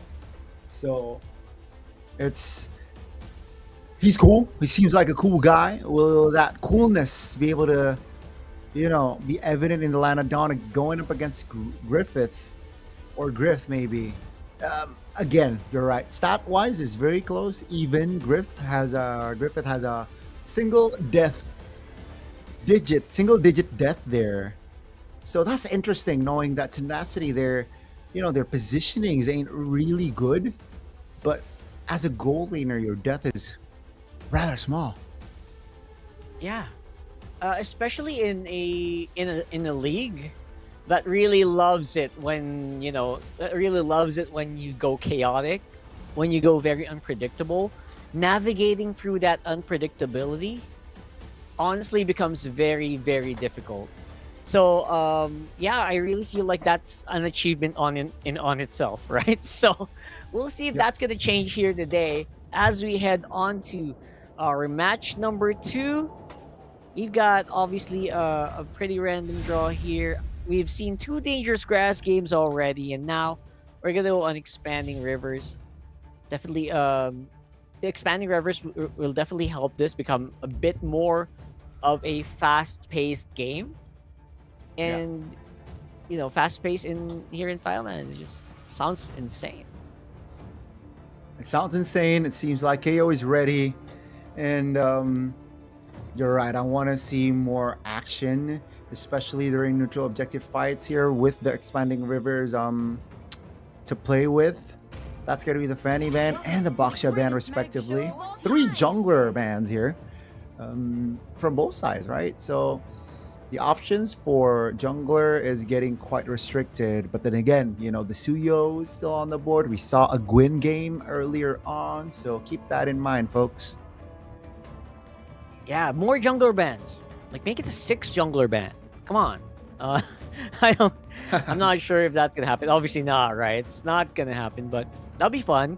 We're restricting basically movements for Water and Kadinaru, and you're absolutely right. It feels like the Guinevere is gonna be a very high contention, especially since a lot of these junglers are out. Suyo obviously still the prime jungler right now. Man, I love the resurgence here of Suyo. But here's the thing. Freya, are we gonna let that go, or are we gonna let that slip, guys? What are we doing here? Yeah, I think now with the Freya not banned, it's kind of on Valley Thigh here to open things more, right? They're opening potentially the Zushin, the Freya, and if they want to go crazy, I mean, we saw a Claude first pick from the previous years as well. If the KO is really comfortable on that as well, can go through, but if not, the Harith, I feel like it's also a first phase ban, and there you go. This is what they're doing, right? They're opening more options to, force Tenacity to ban the popular picks or the meta picks, so to speak. Yeah, and they're leaving it up to Tenacity to do the housekeeping, essentially here. Again, forcing a Freya ban will probably just result to so many things getting open. Zushin, Claude, take your pick. If you're Valley Thigh, you've got the whole world. The whole world's your oyster. Exactly. And it's going to be very tough here for Tenacity to decide on which. Because I feel like Freya is a must ban. But no, they decide that, what? Let's leave the Freya open. And let's ask Valley Thigh the question, are you going to pick up the Freya? Because technically Harris is still on the board as well. The Suyo is definitely a pick that Tenacity can pick up later on the second pick if Valley Thigh neglects it. I think so. You're absolutely right. This is a challenge, And Tenacity says, you know what? Challenge accepted. We will take it. Go ahead, pick the Freya. We got lots of picks available. And the Phoveus actually might be a great way to play into it. This is a bold pick, and then I understand why as well. And again,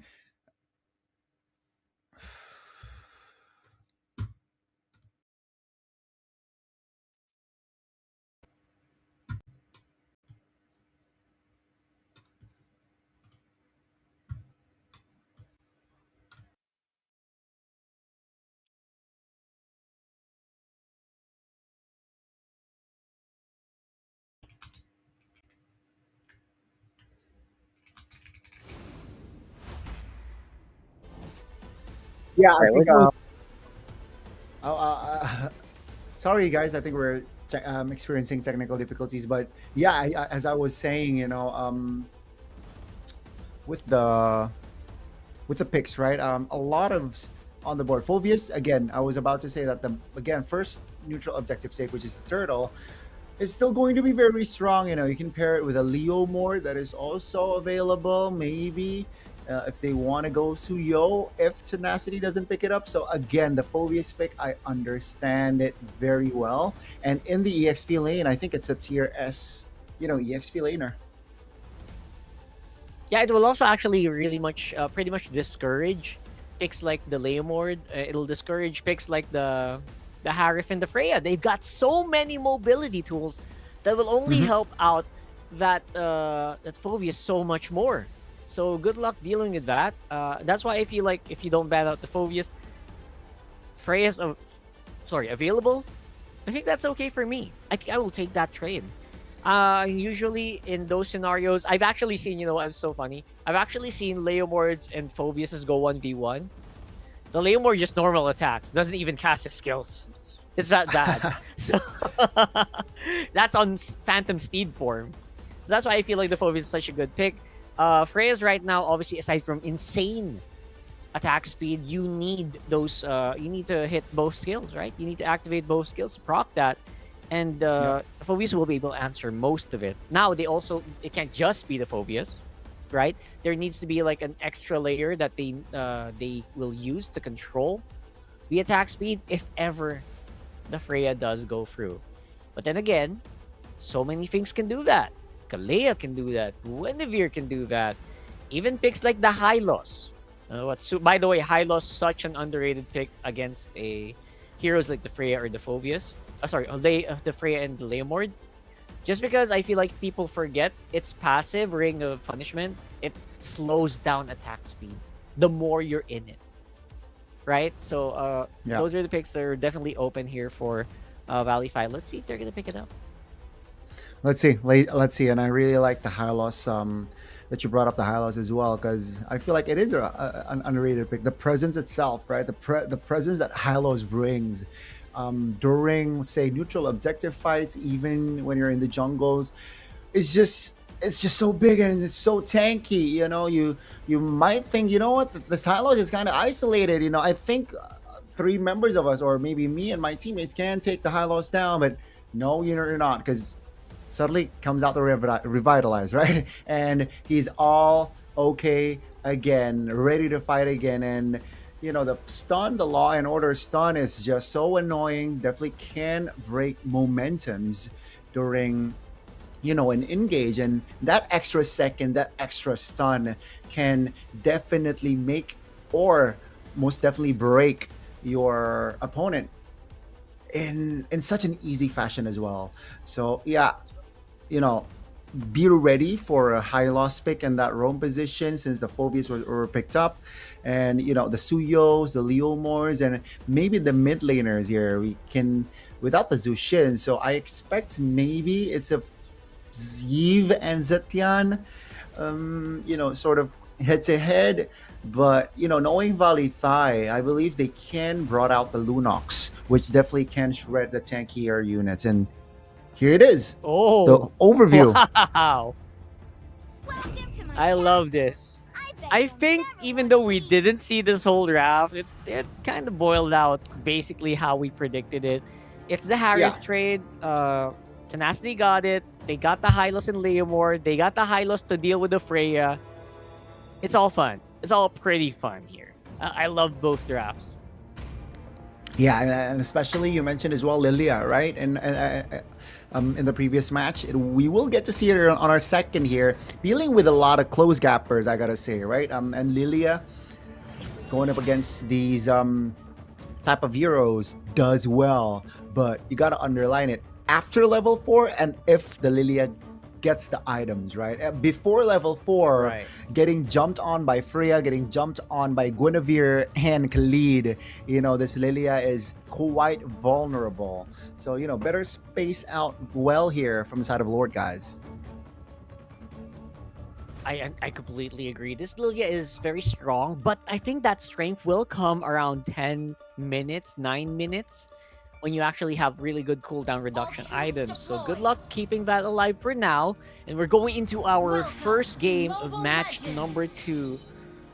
Man, VLTH, you know what? When you think about it, they're almost all of them are frontliners.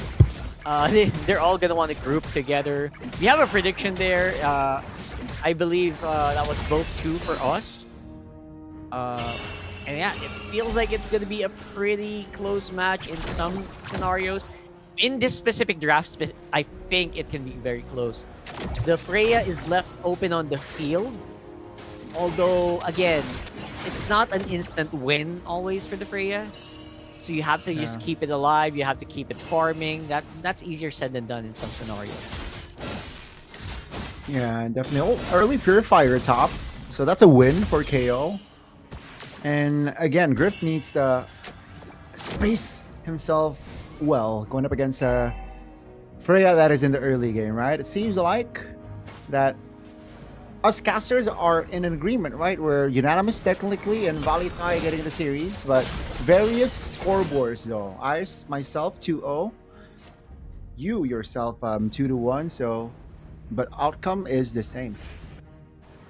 Yeah, obviously VLTH still is very, very dominant.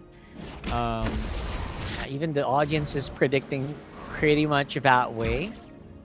And I really like that at least now, there's still some clutch factors that could come into play here, especially later on. Leomore definitely very strong. A very good setup from the Alice could really disrupt VLTH. So let's see if that's going to happen. As for the meantime, it's going to be a fun Lord take for sure. Sorry, Turtle take rather. Yeah, and Tenacity already forced a flicker onto Sir James, so no flicker Raging Sandstorm from this lead. As VLTH here, it's like, oh, that's a great Throne of Ruin. Finding 2, that's gonna be a stun. Oh, a knocked up though from the side of Guinevere. That's first blood. And the second one, looking for the third one. KO! Still able to close the gap. 3 kills on the board here for VLTH, and they got the turtle. Which is definitely a lot stronger of a start compared to the previous games we've done today, man. And what we actually kind of predicted did happen. We saw, BS the High Loss trying to basically just maneuver into the middle of the fight. But VLTH says, you know what? We like it when you group up together. We like it when you try to counter what we're doing, because we're probably going to do it better. And they did. They did do it a lot better. BS just doesn't have that tankiness quite yet. Surely you want to get that Elegant Gem on. And look at that! Oh, that's going to be an engage on towards Katanaru, who is still isolated and will be taken down. Water will be traded though, so both junglers going down here, 3rd minute. that is huge. VLTH right now feels like they're getting everything. Although, again, Katanaru was taken out as well. It only slows you down for only a little bit. While that's happening, while he's down, Shaw James actually on the side. He is actually making so much space. Griff still able to get away with a sidestep on that channel force, but take a look at the turret, right? It is shredded down. The gold shield for KO is almost at maximum there, so that's huge value, and you can see it already that the gap here, 4 minutes in, it's almost 2.5.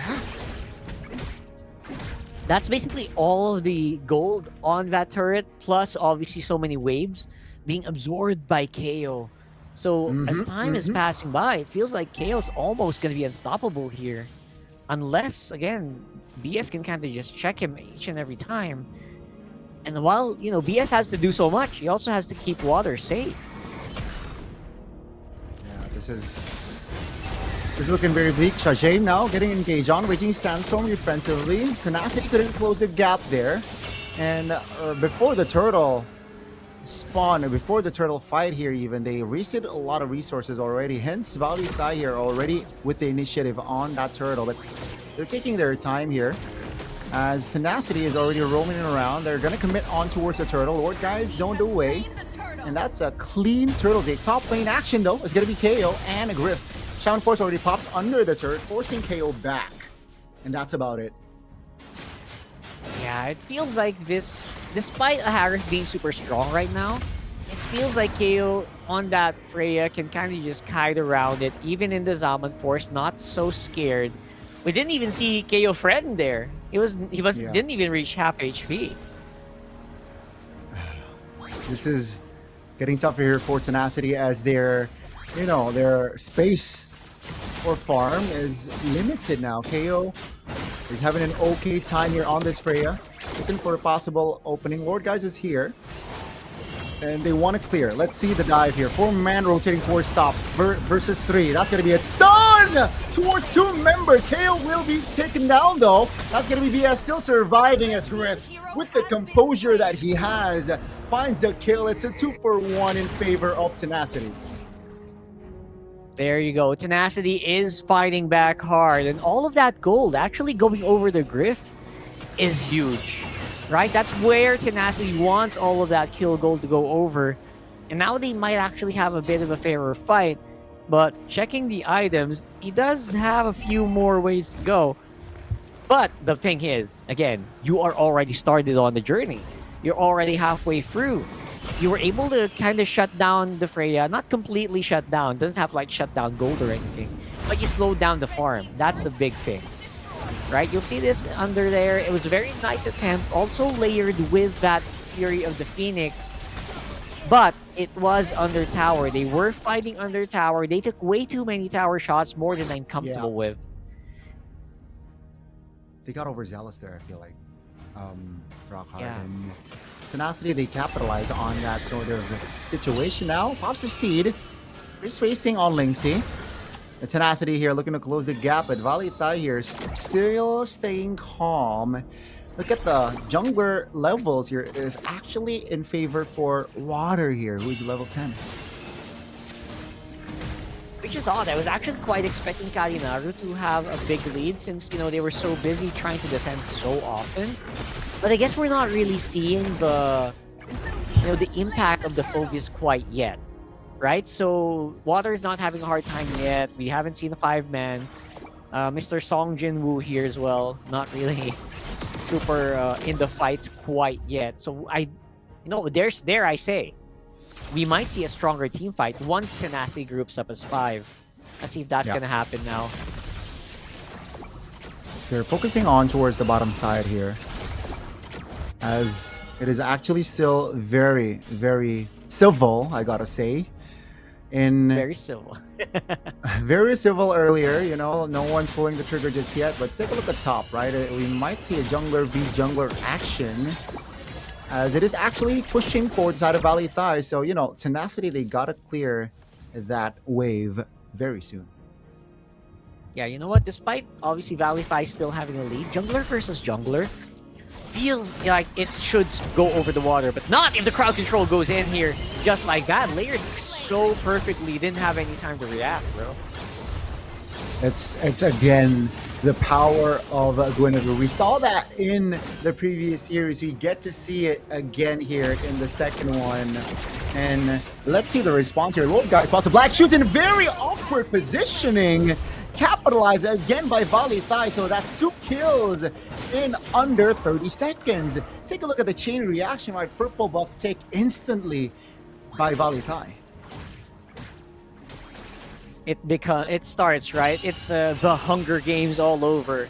We're starting to see their jungler being basically blocked off. Griffin, though, they're able to at least clear the minion waves. I thought they were gonna do something crazy, but no, just wants to clear. They want to drag it out. They thought someone was gonna go for a fight. But look at those, man. They're trying. Their turret's gonna get willed down so quickly. Wow, they got top. earlier, they got bought now. So Tenacity, less space to work with.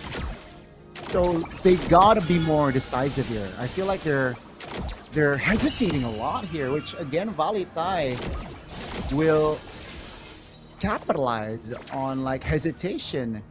So yeah, now with the Lord up here, both teams already like shifting towards the Lord's area.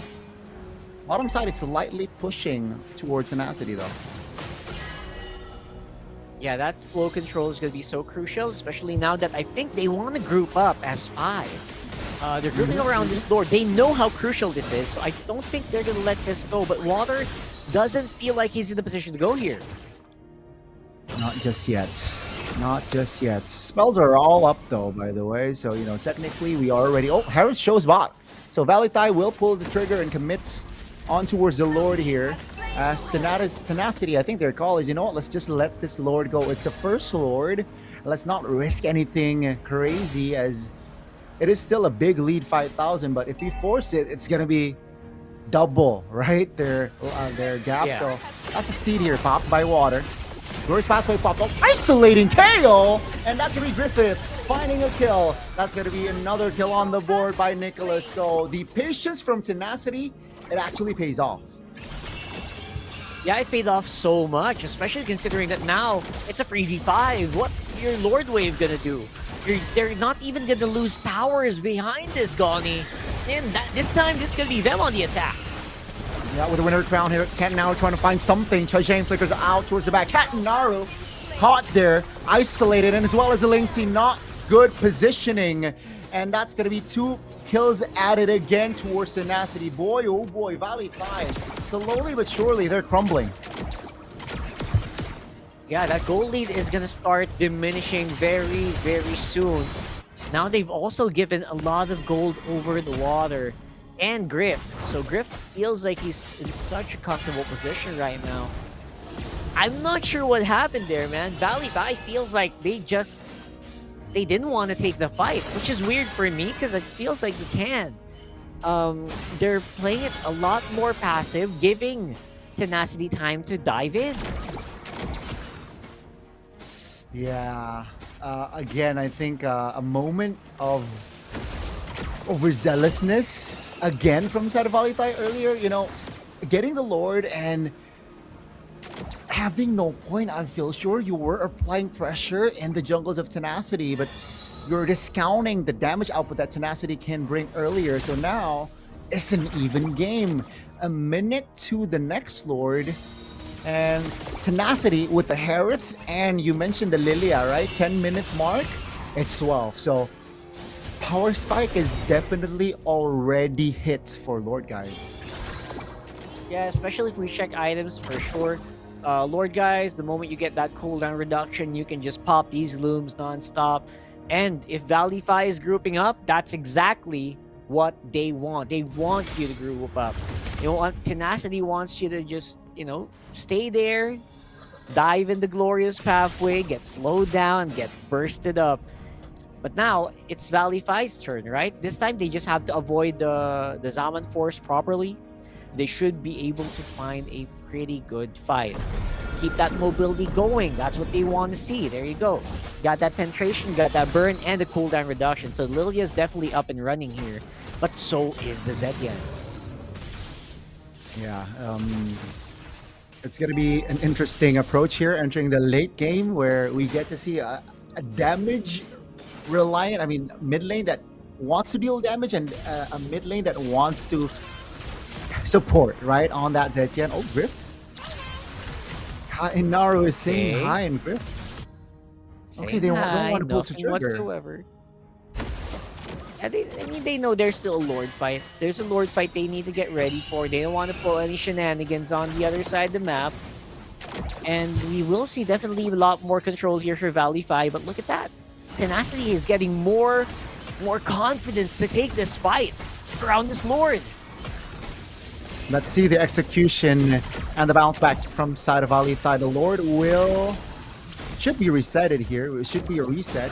PO now showing Reggie. Sandstorm finds two! That's the opening that they want with the Dark Wave combined. Water, though, will focus on towards the Lord. Tajane taken down. No grip, ladies and gentlemen. So VLTH, they will just run Tenacity's composition as they will find 4 members.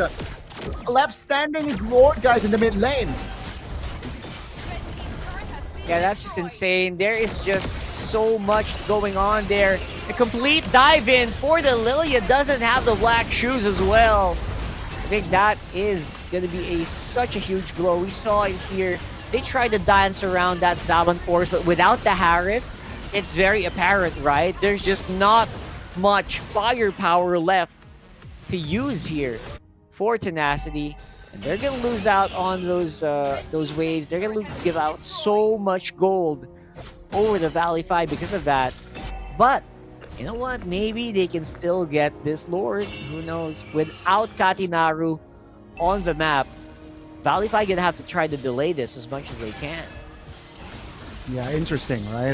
They got a wipeout, but they weren't able to take and clear the Lord. They took the mid turret though. Glorious Pathway popped by BS, and they're focusing on towards the Lord here. Uh-oh, Nicholas finds the Lord as the Fury of the Phoenix allows the Phobius to take it.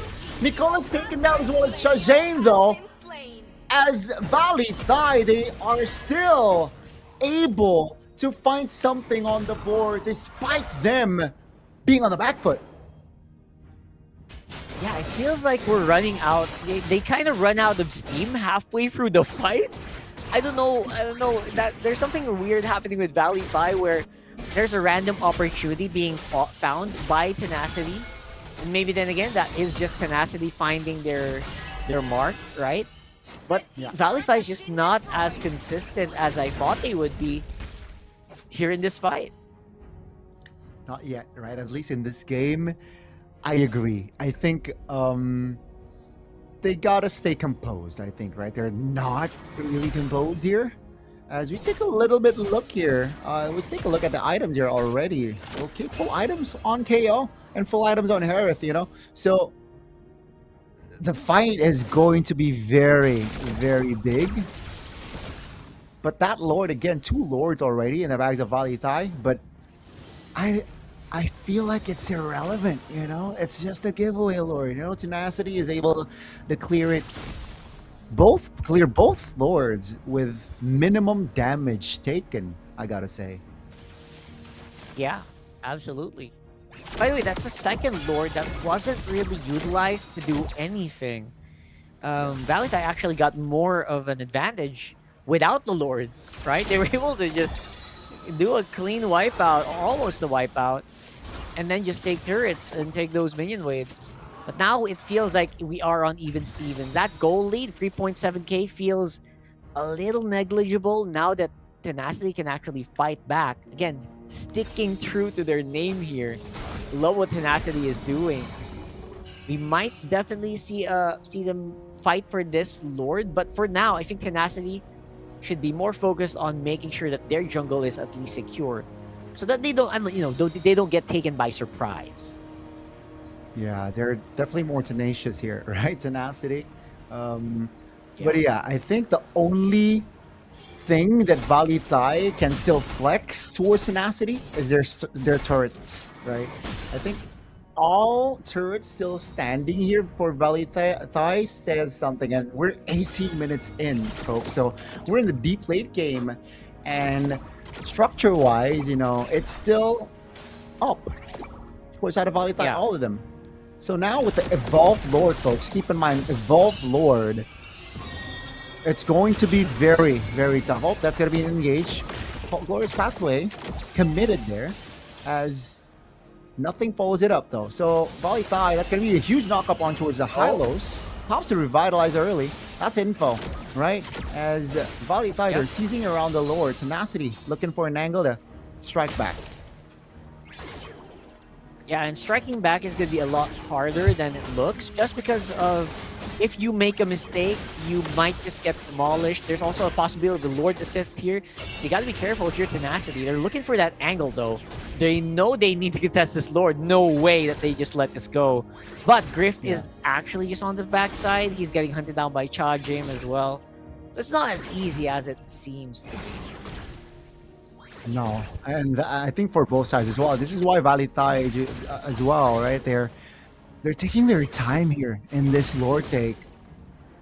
They want to get some sort of idea on the whereabouts. Water hasn't shown on the map for a good like 2-3 minutes. That's why Shajame is on a recon, right? Looking for water. Water's not giving anything towards the VLTH side. Bottom side is slightly pushing towards VLTH. Bottom side here. So yeah, VLTH can play around that. Yeah, and I think they're definitely going to play around that just because they know they don't have to rush it. They don't need to force a Lord right away. They just make it as an ongoing threat. While, of course, they kind of just deal with the map. They do have a bit more mobility on their own. Especially, Katinaru kind of just go around and, quick clear. KO can just clear that wave on top side and not be scared of dying instantly.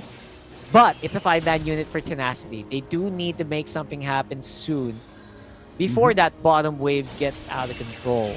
And I think we might see that soon. Right now at 20 minutes though. This Lord is just gonna become such an unstoppable force later on. Okay, yeah. And they're just gonna let it is. Okay, Khalid shows. So Tenacity will take more space here, knowing that, the Khalid is bottom side. Let's take more space in the Lord's Pit. Water pops a steed. That's going to be this place. And a stun as well on towards Nicholas. And here comes the reinforcements. Nicholas very low, still holding on, but Lord guys will burst him down. KO stunned up in water, finds an angle to take KO down. Now with a 5v3 situation, VLTH has nothing to do but go back. And Tenacity will take a structured top. That's their first turret, folks. As Tenacity will and should take this Lord rather easily. Yeah, VLTH literally dropped the ball here. I don't know what ball they were doing, but they dropped it. They spread themselves across the map. That's too much, man. You spread yourself too thin. And now, because of that, Tenacity found that opening. Very good of them to find, by the way. Very observant. And they just did not hesitate. They went for the kills. Now they're barreling down onto the mid. This time, maybe they're the ones who can exert more jungle pressure. They're doing just that with a big Lord, the big Evolved Lord walking on the top side of the map. It's going to be a lot more difficult now. I don't know what they were thinking, man. That was just crazy. I was speechless as well. Rockhard, I did not know what to say as well. But with the Lord, you mentioned it as well, Evolved one, it's going to be very strong. But interestingly enough here, Tenacity not playing around the passive, not seeking S4. Sung Jinwoo here. Oh, they're actually isolated Katinaru towards the top lane, but Tenacity says, you know what, let's just stick to the Lord. Let's leave Katinaru. That's a 3-man throw in a row and followed up by the Lord guys just bursting members down.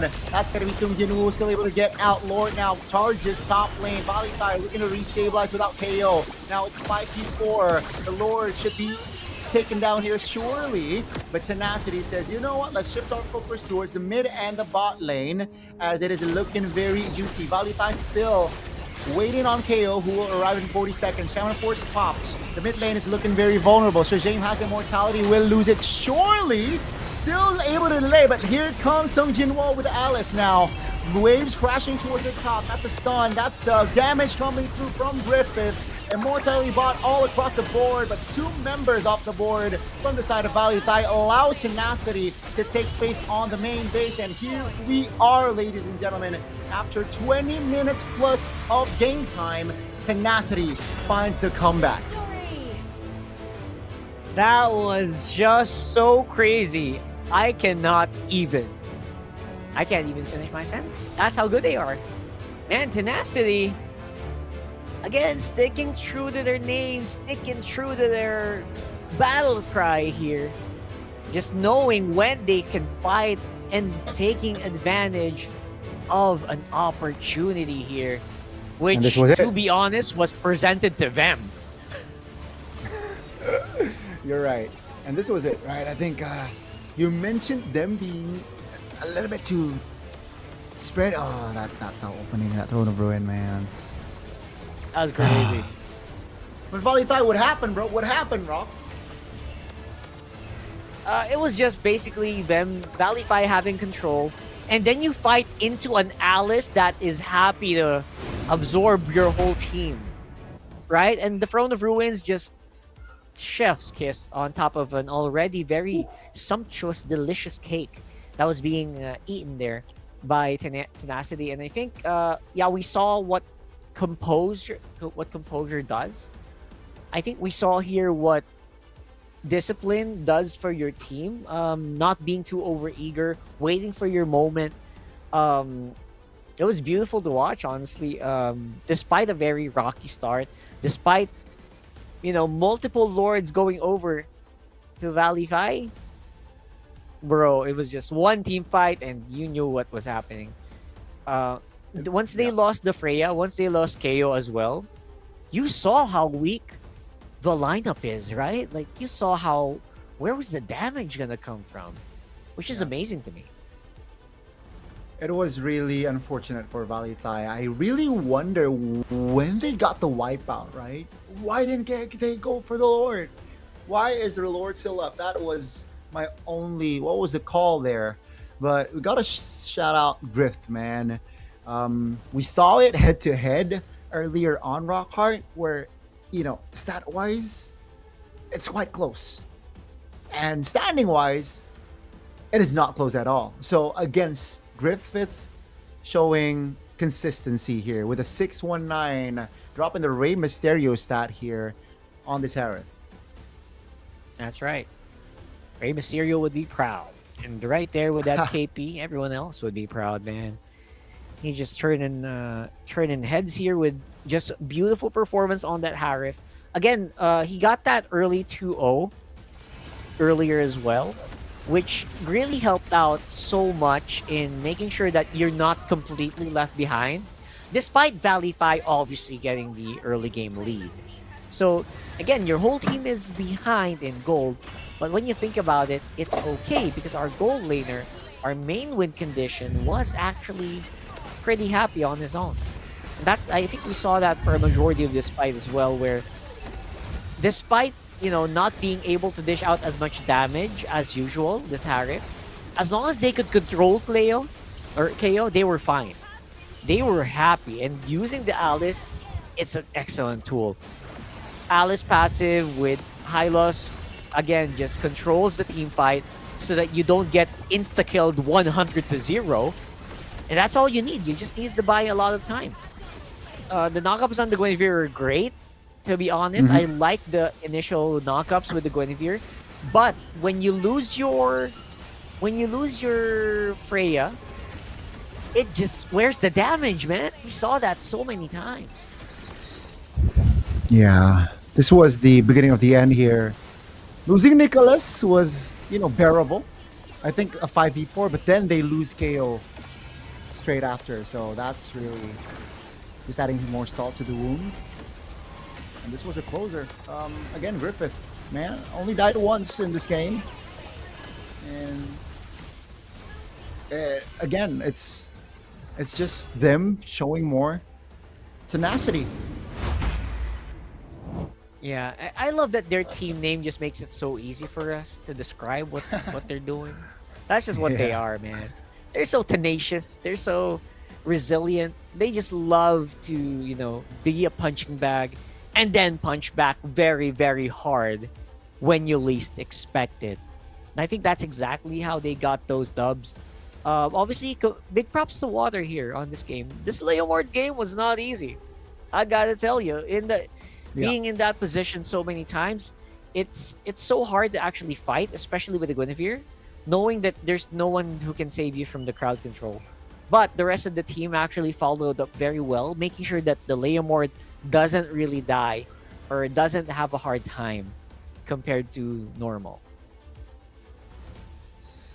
You're right, and especially in the early game, right? The pressure was really felt by Water, and as well as the Hylos. I feel like there were moments that Water felt, he mispositioned himself or was forced to be in a position where it was quite hard for him. But what a bounce back! What a turnaround here. Richman, Sandbag, and the best wingman. Okay, technically Sandbag and best wingman goes to BS, but Griftman just showing again the composure on that Harith, how to farm and how to deal damage and how to get kills.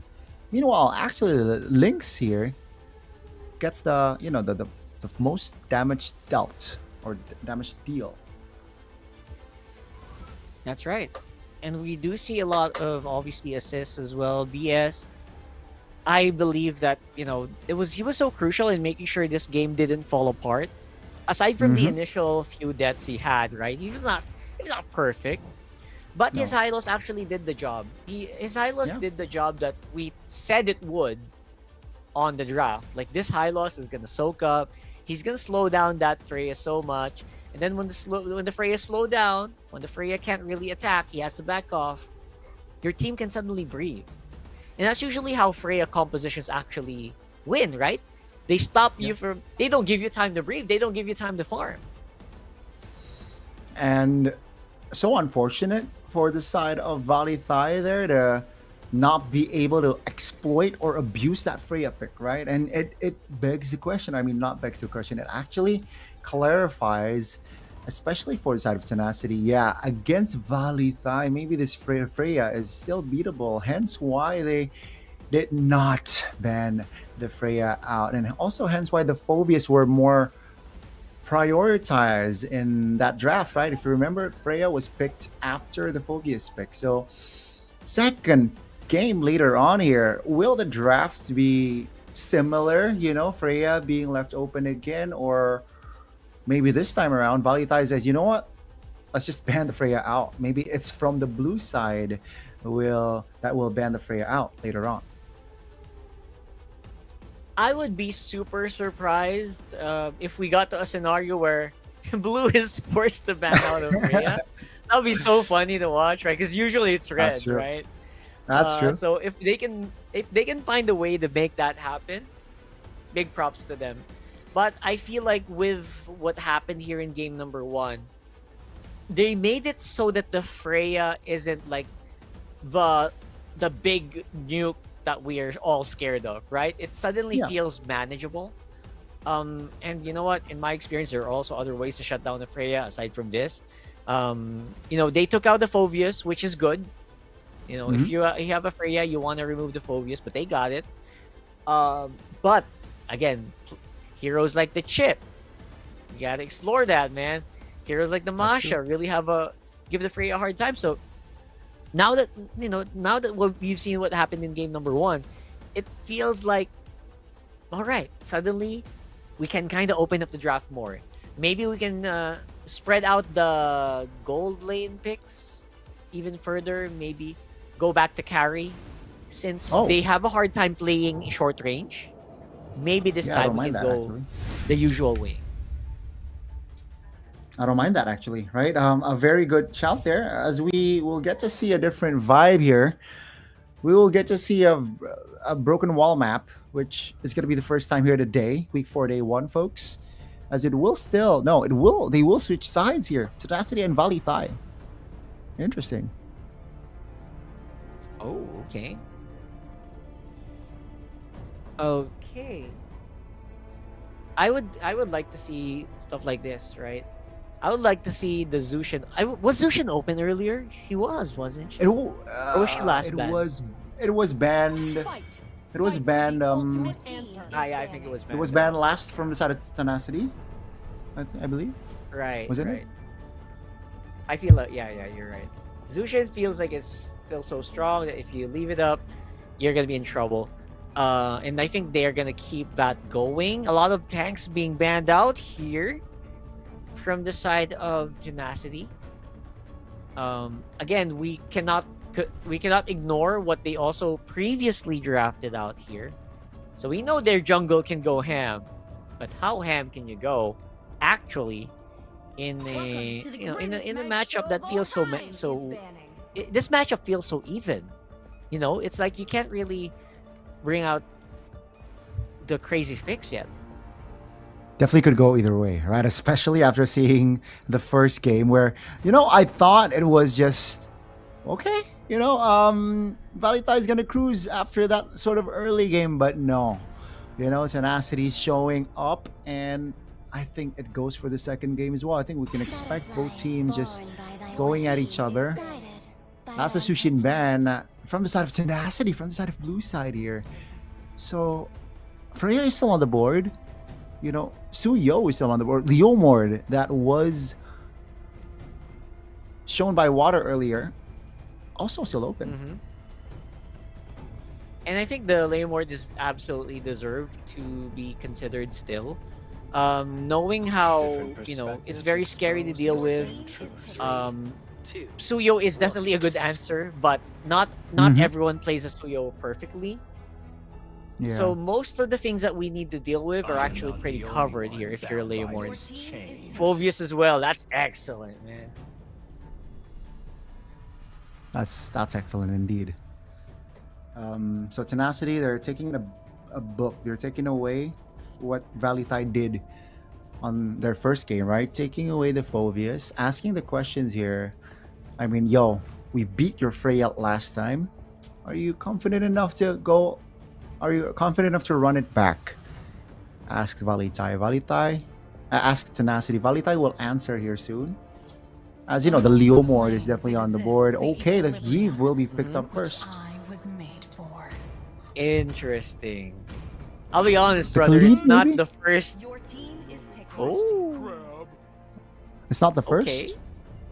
It's not my first pick for mid laner here in this matchup, especially with the Phobius. I don't like playing Eve, man. It feels like you can just get wailed down, but it's fine. It's fine for crowd control usage, but I think a majority of their damage is definitely not gonna come from the Eve. They're looking to support like a very specific, either strong jungler or gold. Interesting. I think that's a good take right there. It's gonna be Harriet and Valentina. You're right. And okay, last pick. I'm looking at a jungler here. Either they take away. You know what? Suyo. Go Suyo. Oh, wow. Okay. Wow. This can backfire though. Okay. They have a Valentina. They're going up against a Valentina. You're right. We've seen teams actually backfire against a stolen ultimate. So there you go. I like that the Joy's not going through. I like that. Although I'll be honest, I don't think they were gonna Joy anyway because they have too much magic damage already. Yeah. I think a Harith Valentina. So Yeah, I mean, this is why. Why would you? I feel like this was a wasteful approach, but I think they were looking at Tenacity. They're really comfortable on that Joy, and they're denying that option. And Freya survived the first phase, finally gets banned on the second one. Though. Your team is banning. and junglers are definitely short here. It's gonna be a challenge, right? It could be a challenge here for Water, but he can also just Leomord this pretty easily. Although I would like more burst, I think, for Tenacity. Maybe Suyo. Not banned out. Yeah, it's not banned out. Wow, 4 jungler ban. I just realized 4 value 4. here. Oh. I am vengeance incarnate. All right, there's actually 4, and they add more. With the Moskov there on towards the gold laner. What will they go for here? I mean, they're suffocating themselves, right? With the jungler bans here, because Tenacity, they have yet to pick up another as well. So Valley Thai, Suyo is still on the board, even though against magical heroes. But we have seen like multiple players or multiple teams pulled off of Suyo against a lot of magic hero. I think I'm fine with Suyo here. You have too many tanks. What? 3 tanks here, bro. For Valley 5. 3 very tanky frontliners. Sounds like deja vu from match 1. Yeah. And I guess what they're saying is, you know what? We'll take the neutral objectives because, with this Yu Zhong and with the Fredrin already in your comp, it's It's very strong in that neutral objective take. And they would just want to snowball. But against a Leomord, Khalid, and a Phobius, it's not going to be as easy. Yeah, this is not going to be as easy. Their only setup here is definitely going to be the Khalid. And everyone else is just going to have to hope they can hit someone. All right? Basically just basic attack, basic attack, basic attack. And just stomp on whoever they can catch. Right now, though, they need a strong gold laner here. Claude is open, so I don't know why you wouldn't pick that up. You want to, Claude is a combo of safe plus very strong attacker on the gold lane. If not carry, maybe just for the Phobius. Oh, good call. That seems to be the route. I like that call, and I like that pick as well. As long as he is able to space and position himself very well, KO here, the influence that he will bring to this game is going to be a lot. So let's see if that will work out or not, as we are about to enter the second game here. Tenacity is on match point. Yeah, I never thought I'd say that actually here. Match point for Tenacity here. It feels like Valley Fi, again, just dropped the ball despite not having a Kufra. They dropped the ball hard. And they're going to be able to at least fight back with a carry composition that has 4 heroes that are very happy to support it.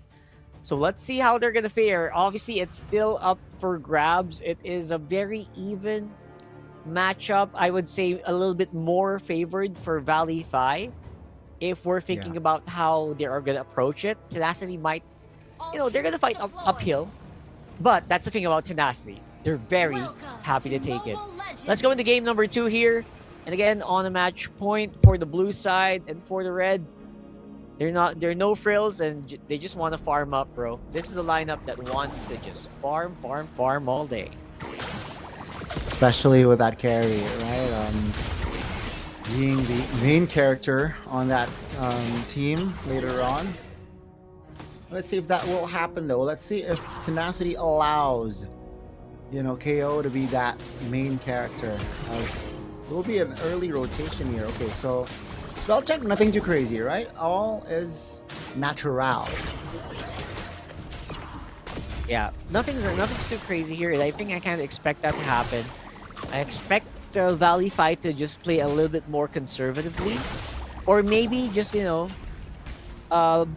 bounce themselves into that turtle fight just because they have so much tankiness. But don't overestimate your tankiness. Shajay, Flicker, and First Blood. Yeah, that's a great calculation there by Lord, guys. Even though he had to spend the Flicker, he was, he wanted that kill. So that's First Blood for Tenacity. Yeah, big First Blood here. Again, just slowing down your already slow composition. That's not the way that you want to start off your game. And now they do have some, they do have all of their battle spells here. They're able to at least exert some pressure. Maybe Xiao Jane can kind of just throw himself onto water on that Leomord and just slow him down for the turtle retribution fight. But I think more of the tools here definitely are on the side of Tenacity. Okay, go fight for it.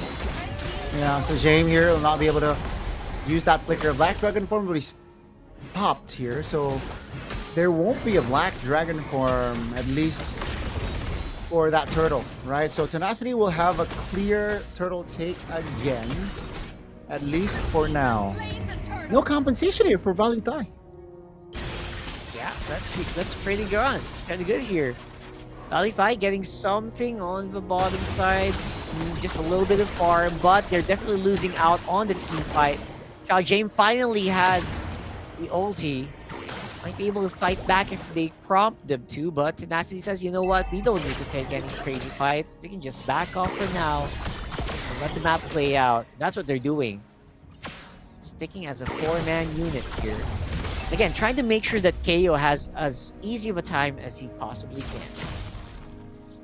Yeah, I think Valitai, what they need to do is just damage control here. They realize that, you know what, KO is not really ready, so we'll lose on the early trades, but let's not make it a mountain. You know, let's keep it control. Let's keep it in check. And Tenacity, they gotta be more proactive. You know, knowing that window, I think they gotta step it up. They gotta shift a gear here, applying more pressure, be more. I guess be more decisive, right, and taking more fights. And perhaps this might be the opening here. Valitai, they need to pick their battles. Yeah, absolutely. Needs to pick that. And but the question is, when do you actually fight, right? You can't wait for like a full item carry. You can't wait for like the Swift Trinity here for the carry. Something needs to give. Something needs to show for them. And for now, I guess they're happy to just take their jungles. At least they're not getting invaded, right? Maybe that's what they're thinking. You know what? Our jungle camps are safe. We should be fine. KO, as long as he doesn't die, which again right now might be a problem, because what if Tenacity becomes more willing to dive onto KO later on? Yeah. And with the last neutral objective, well, not last second actually, KO still able to sidestep away from that damage, and that will give space for Tenacity to take the turtle freely. And this is what I expect though. Valitai not, you know, not baited for a fight, not baited for a contest. Again, just damage control here, I feel like. Yeah, maximum damage control here for them. And oh my goodness. Unfortunately, Not even lasting a few seconds. Yeah. Well, I think it's I don't know what they're thinking here. It's gonna be almost a turret take top. It's gonna be Sung Jin Wo though on it. Nicholas now still holding on towards that black dragon form. There you go. It will pop just to escape though. Huge resources. Huge resource take, but almost a structure take. But Tenacities, you know what? I'm gonna take your structure down first. Straight it with the bottom side. It's all even Stevens. Yeah, and you know what? For Valitai, KO's getting what he wants. He got that tower pretty free, and no one's actually threatening the carry here. So we're definitely gonna want to check the progression of that carry. But right now, though, it seems like we're all just waiting for that big fight. When's the fight? When's the show gonna start, man? When's the fight gonna break out here with Valitai? But looks like they're gonna try to answer with a little bit on the bottom side.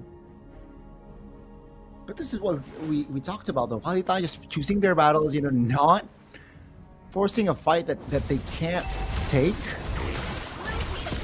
All hell KO, you know, they're waiting on KO to get online. Uh-oh, Shajane here, face checking, terrified. Take a look at the damage that he's taken, forced to use the flicker.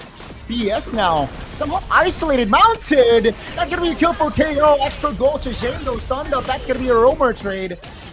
Real world manipulation there by your Lord guys, helping as well. It's a 1-for-1, but KO, they got the goal. He got the goal. Yeah, he got what he wanted. I think that was a pretty even trade for most part. Tenacity still gonna be on top, still gonna be ahead, and have a lot more control here. I'm not sure how else, you know, they're gonna be able to get anything on the map. At least again, Valitai, they're not getting demolished. Look at the kill score, man. Only 4-1 and almost 8-minute game. Didn't think I'd see that here in MSL Thailand. I'll be honest.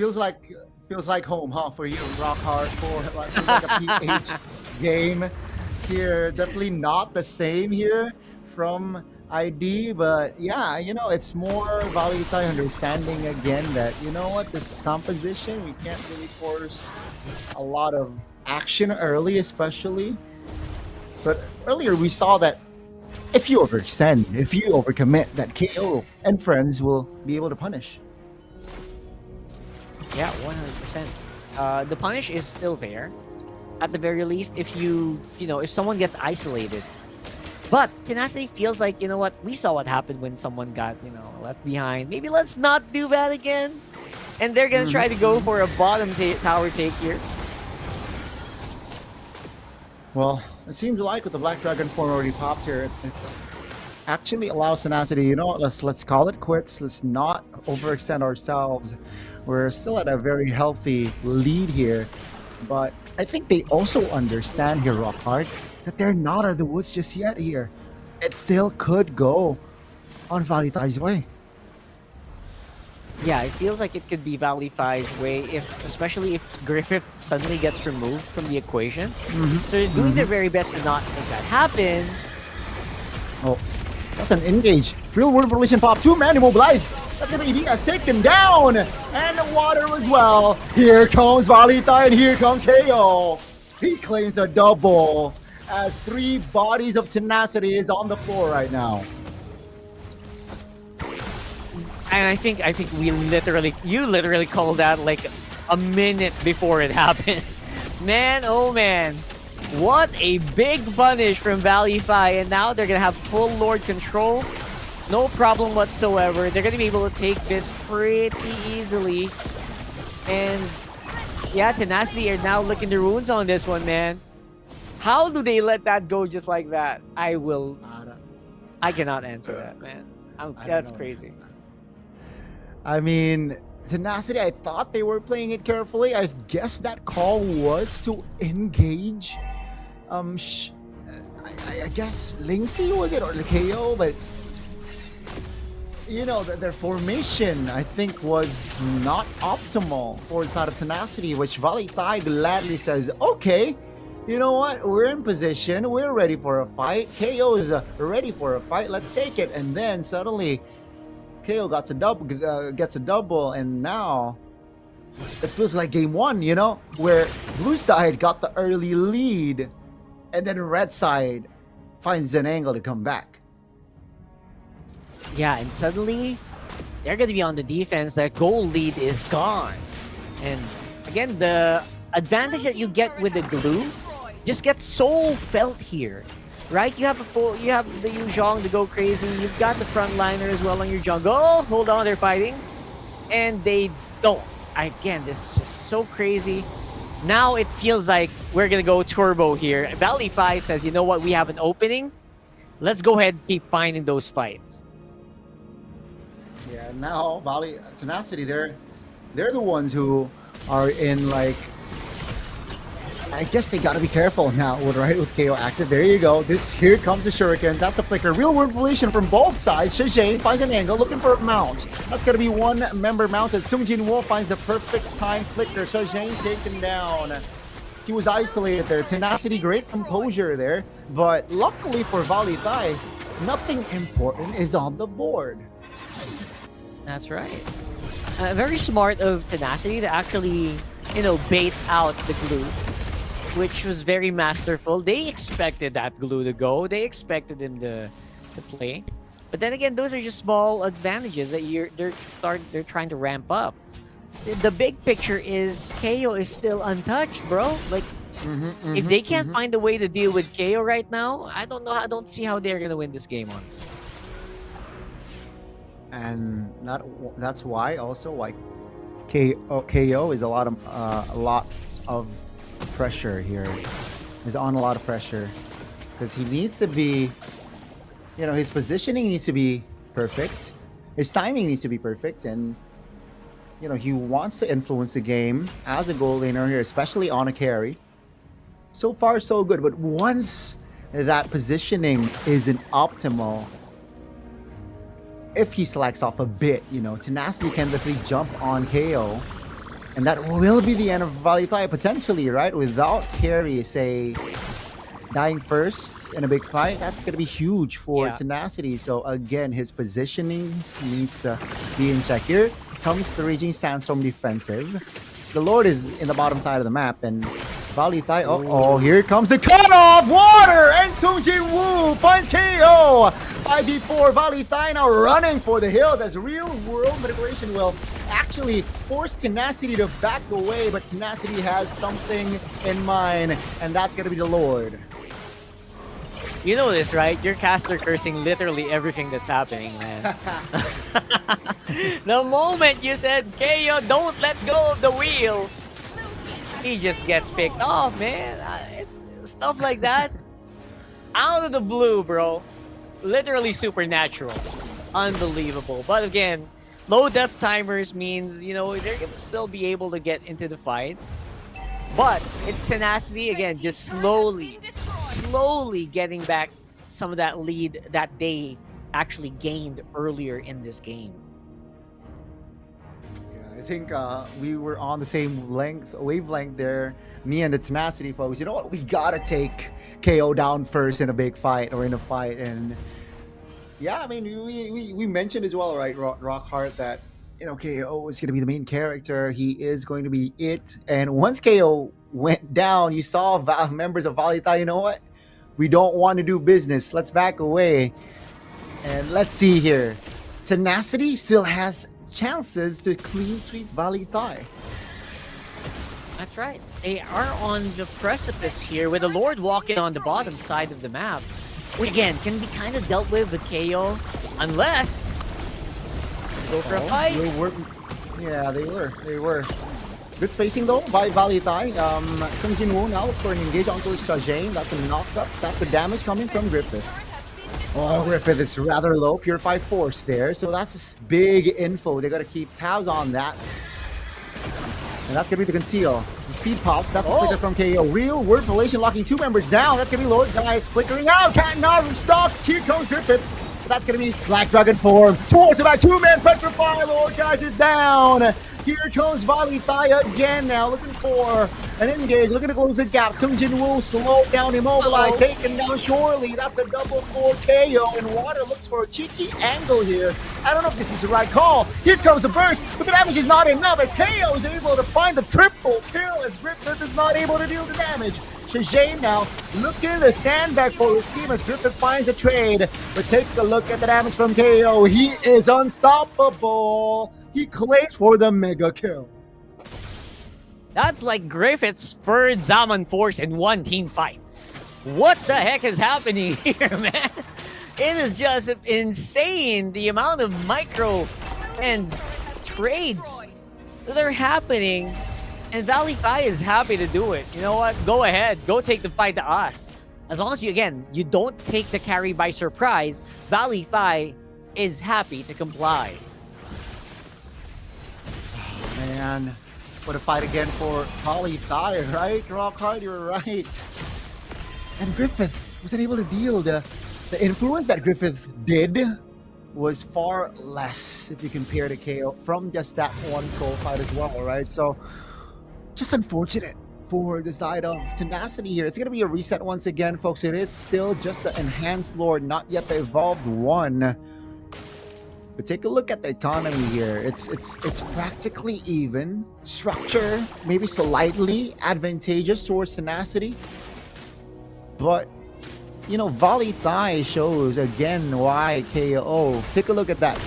Purple buff and orange buff given towards KO. Let's see though. Shaman Force are trying to blitz this. Should see pops.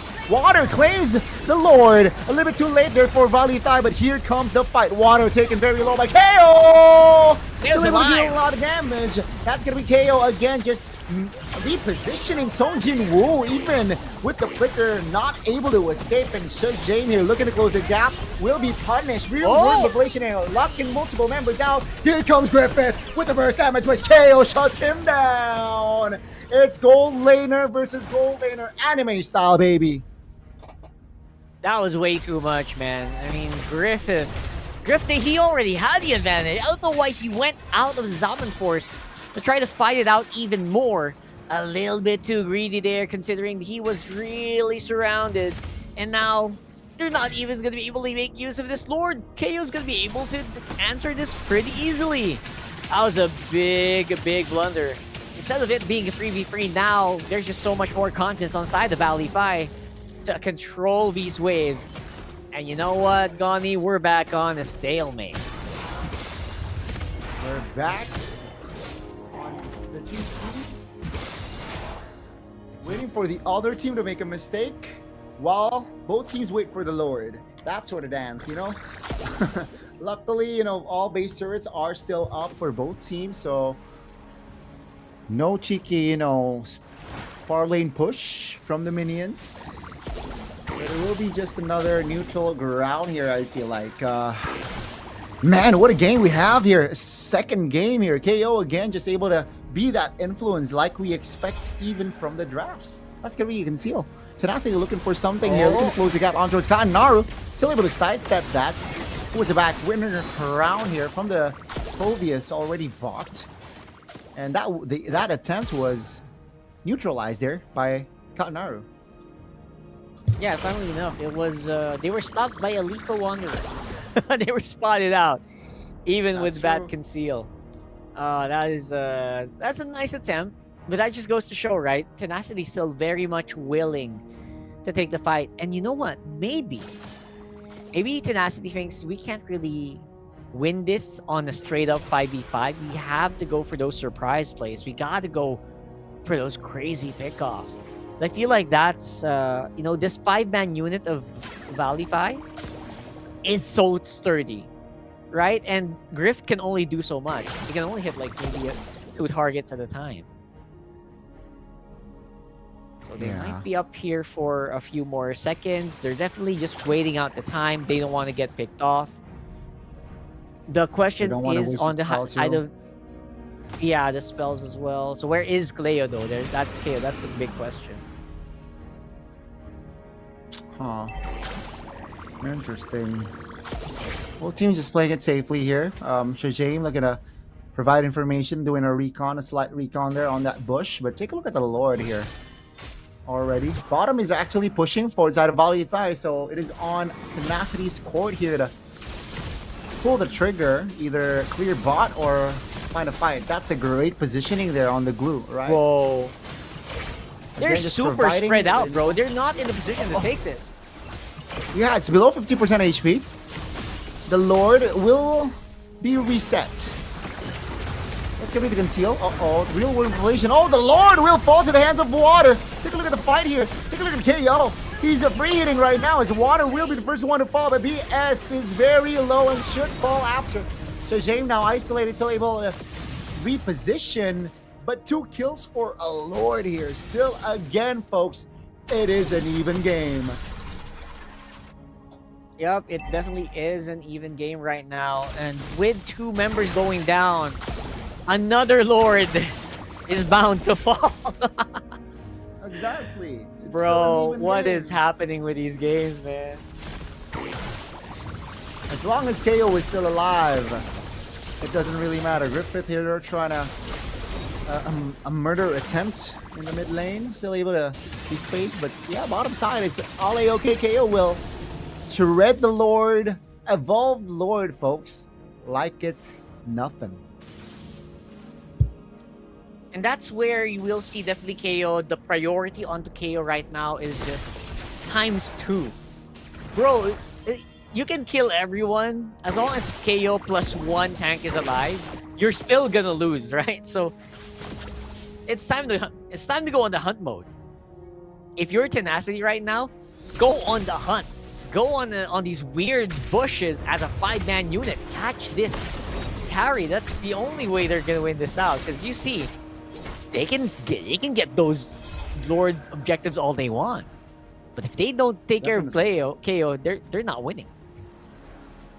Yeah, they gotta find somehow like what they did around maybe minute 8 earlier or minute 10, where they cut off the rotations of KO. But with that happening earlier on, I'm sure KO will be more aware on that take. Oh, they want to get the structure bot. That's going to be the recovery here. Sung Jin Wo finds Shajame. Black Dragon force pops. BS forcing back. Shajame now with the mount on towards Water here. Take a look at Lingzi as well, providing the poke damage. But Tenacity, they managed to isolate the glue.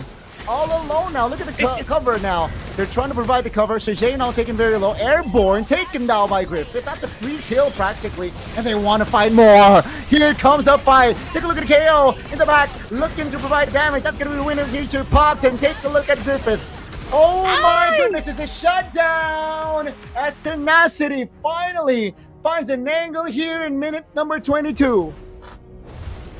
After 23 minutes, they find KO, and that's only up to Katinaru. I don't think so, bro. That's gonna be the dub. And the clear for Tenacity. Against all odds, they're the ones who come out with a 2-0 victory. The casters' predictions went unanimous, folks, towards VLTH.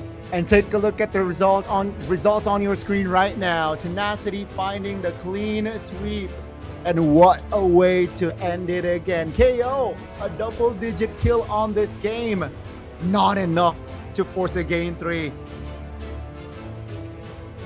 What an execution, the composure, crazy. Absolutely crazy, man. They held on for 23 minutes with one win condition. Take down KO. Make it uncomfortable. And you know what? Apparently, the key to that, remove the glue.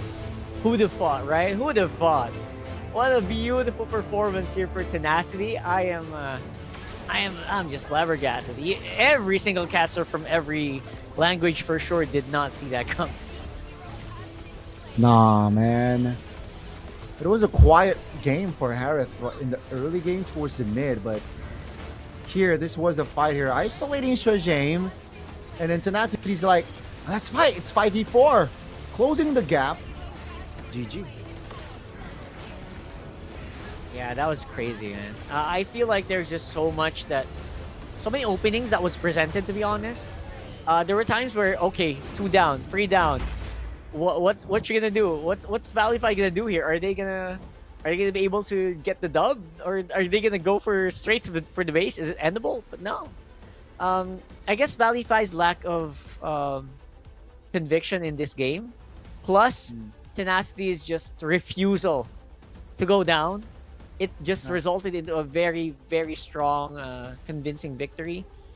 Again, this was not, at least, right? Game 2 wasn't really one-sided, right, Goni? It was it felt like if KO just stayed alive, that would have been game, but we saw over and over again ก่อน where อื่นเลยนะคะขอ Tenacity แสดงความยินดีกับทั้งสองคนด้วยนะคะที่ชนะในแมตช์นี้มาได้ เพราะว่าตอนนี้เนี่ยสำหรับ Tenacity นะคะถือว่าเป็นทีมที่แข็งแกร่งอีกทีมหนึ่งเลยนะคะตอนนี้แต่ว่าสองคนนี้เนี่ยหน้าตาดูยังไม่ค่อยคุ้นหน้าคุ้นตานะคะน้องๆเนี่ยมาจากประเทศอะไรกันพูดไทยได้ไหมคะเริ่มจากฝั่งนี้ก่อนเลยค่ะ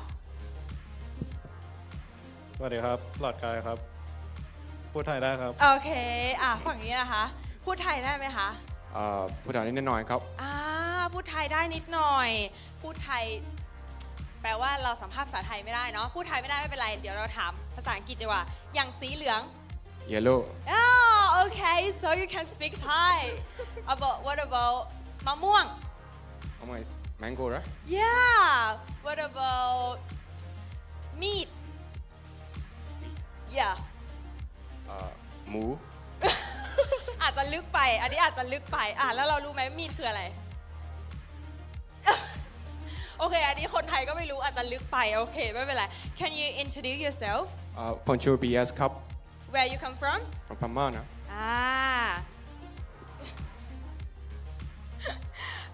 ความรู้สึกเกมเมื่อกี้เนี่ยเป็นยังไงบ้างคะแบบว่ามีจังหวะไหนที่เราคิดว่าทำได้ดีไหมหรือว่าแบบจังหวะไหนที่เป็นจุดเปลี่ยนของเกมHow are you feeling after that game? Like, was there a particular moment where you felt your team really step up, or a key turning point that decided the match? Our team keep the composure whether we winning or losing. So we just focus on winning at the end, no matter what happens in the early game. หลอดกายตอบเลยค่ะ ก็ดีใจครับที่แบบว่าเราสามารถเล่นอีฟแบบว่าเกี่ยวให้เพื่อนได้แล้วชนะทีมไฟสำหรับหลอดกายก็อาจจะไม่ต้องแปลแต่ว่าสำหรับ BS นะคะก็คือเขาเนี่ยคิดว่าเขาแบบว่าเล่นไปเรื่อยๆแบบว่าคิดว่าสุดท้ายแล้วเนี่ยคือความร่วมมือของทีมเนี่ยก็จะเป็นจุดที่ทำให้พวกเขาเนี่ยชนะได้ so can you give the score to your team like 10 out of 10 how you will give your score for your team like how many score of course 10 นะ 10 out of 10แล้วสำหรับหลอดกายล่ะคะวันนี้ถ้าให้คะแนนทีมตัวเองเต็ม10ให้เท่าไหร่เต็ม10ไม่พอครับล้านเลยเพราะเราทำไมเก่งเกิน เล่นเก่งเกินไปเวขิงซะแล้วสำหรับ BS นะคะเขาก็ให้คะแนนทีมเขาในวันนี้เนี่ยก็คือ10 เต็ม 10เลยเพราะว่าพูดตรงๆสำหรับTenacity ตอนนี้นะคะก็คือเป็นทีมที่ฟอร์มโหดมากๆทีมหนึ่งเลยแล้วคำถามถ้าให้เลือกชอบโซนพื้นที่หรือว่าเปิดไฟมากกว่ากันเลือกแบบไหนแบบเราอยากเล่นแบบไหนอันนี้ก็มันแล้วแต่ตัวละครด้วยครับ แล้วแต่ตัวละครที่เราเลือกเล่นใน ใช่ ตามนั้นๆ ตัวที่เราเปิดเราก็สามารถเปิดให้เพื่อนได้ What about you, BS? Like, if you have to choose, would you rather control the area first or just go straight into the fight? For me, like I just like to fight. In real life or in the game? No, it's just in the game. In the game สำหรับ BS ก็คือเขาเนี่ยชอบแบบเปิดไฟเลยไม่ชอบรีรอเดี๋ยวก่อนจะให้น้องๆไปพักบอกอะไรกับแฟนคลับที่แบบมาให้กำลังใจเรานิดนึง So can you say something for your fan club that like have your support? ก็ฝากเชียร์พวกเรา Tenacity แพ้ดื้อกันด้วยนะครับ Okay, your turn. Thank you for supporting Tenacity. We will try harder to be the champion. สำหรับ BS นะคะก็เขาขอบคุณนะคะทุกแรงใจนะคะเดี๋ยวเขาจะพยายามเพื่อที่จะเป็นแชมป์ค่ะเดี๋ยวยังไงนะคะให้น้องๆ2 คนไปพักก่อนเดี๋ยวขออนุญาตส่งให้แคสเตอร์ทั้ง3 คนได้เลยค่ะ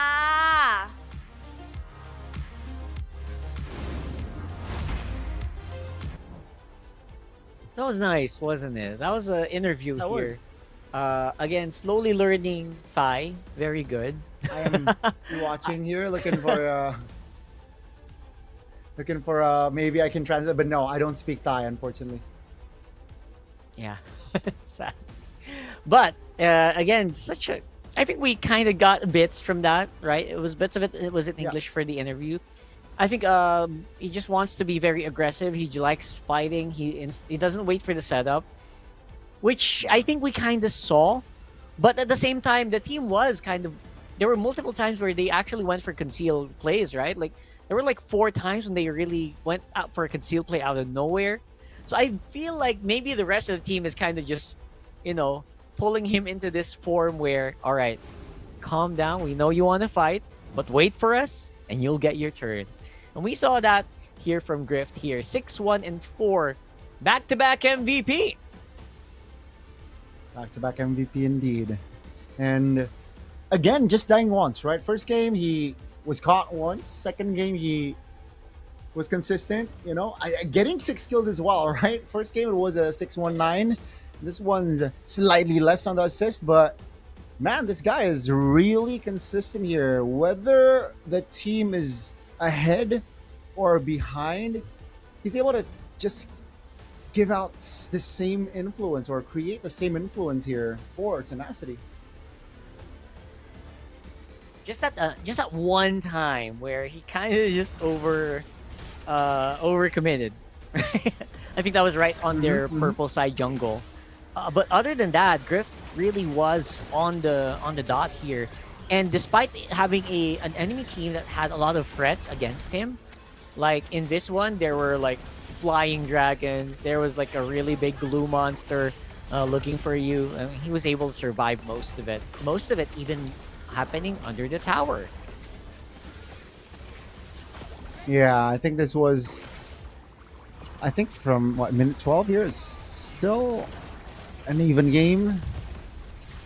Nicholas, take a look at KO though. I was still, even in the highlights, KO did very well. Just unfortunate that I feel like Valley Thai, they were really relying on KO, right? Yeah, the KO definitely was the one thing that, easier said than done to keep a carry alive, even with like a Malefic Roar, right? Because there's so many diving heroes on the side. Song Jinwoo, we got BS. So I kind of get it why it's a little bit more difficult to keep KO alive in these situations. Especially when they look like they're losing. That's the thing about Tenacity, right? It looks like they're losing. And then they suddenly turn on you. And you're like, wait, what are you guys doing? Stop! Stop! This is what we had in mind! And that's what happened here in this specific replay. That catches their opponents by surprise so often. It was just so unfortunate for, again, Valley Thai to experience this sort of game because on paper they're strong, and again they want to solidify their current positions in the standings, right? They want to get the 4 wins. Hindered, stopped by Tenacity now, and I feel like even though it's a 2-0, but it's such a close series, right? It's such a close game between game 1 and 2. Absolutely. Obviously, this was a bit more, you know, a bit more conditional for Valley Fi. Earlier, it feels like they should have gotten it, right? But in Valley Fi, honestly, they had a win condition, but it was a very thin one in keeping one pivotal member alive. In this one, Tenacity felt like they just, you know, they were able to catch Valley Fi by surprise so often that I think we kind of just forget how strong a lineup with a Phoveus is. We forgot how strong a Harif can be, especially under the Zaman Force. There were so many times that, you know, Valley Fi was fighting inside the Zaman Force. It feels like they didn't care.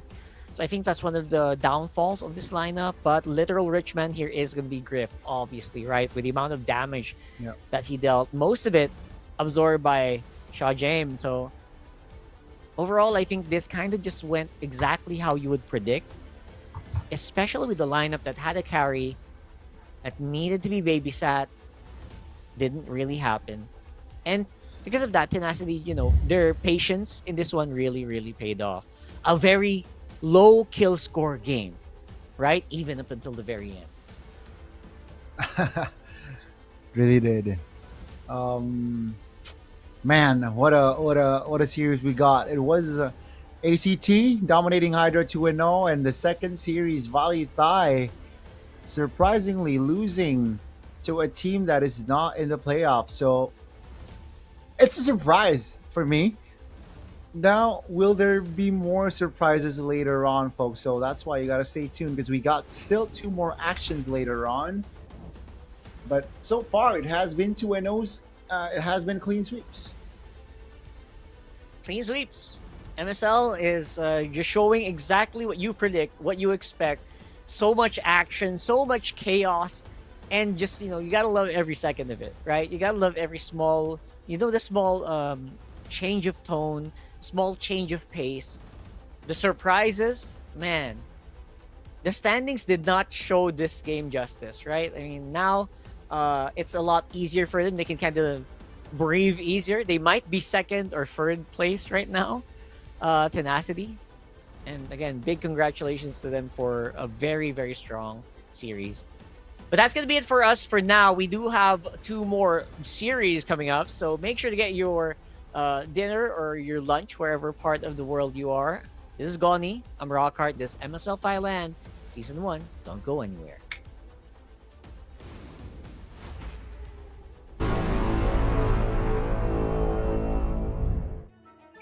นึกจะเติมเกมต้อง Richman Shop เท่านั้น แล้วมาเติมกันเยอะๆนะ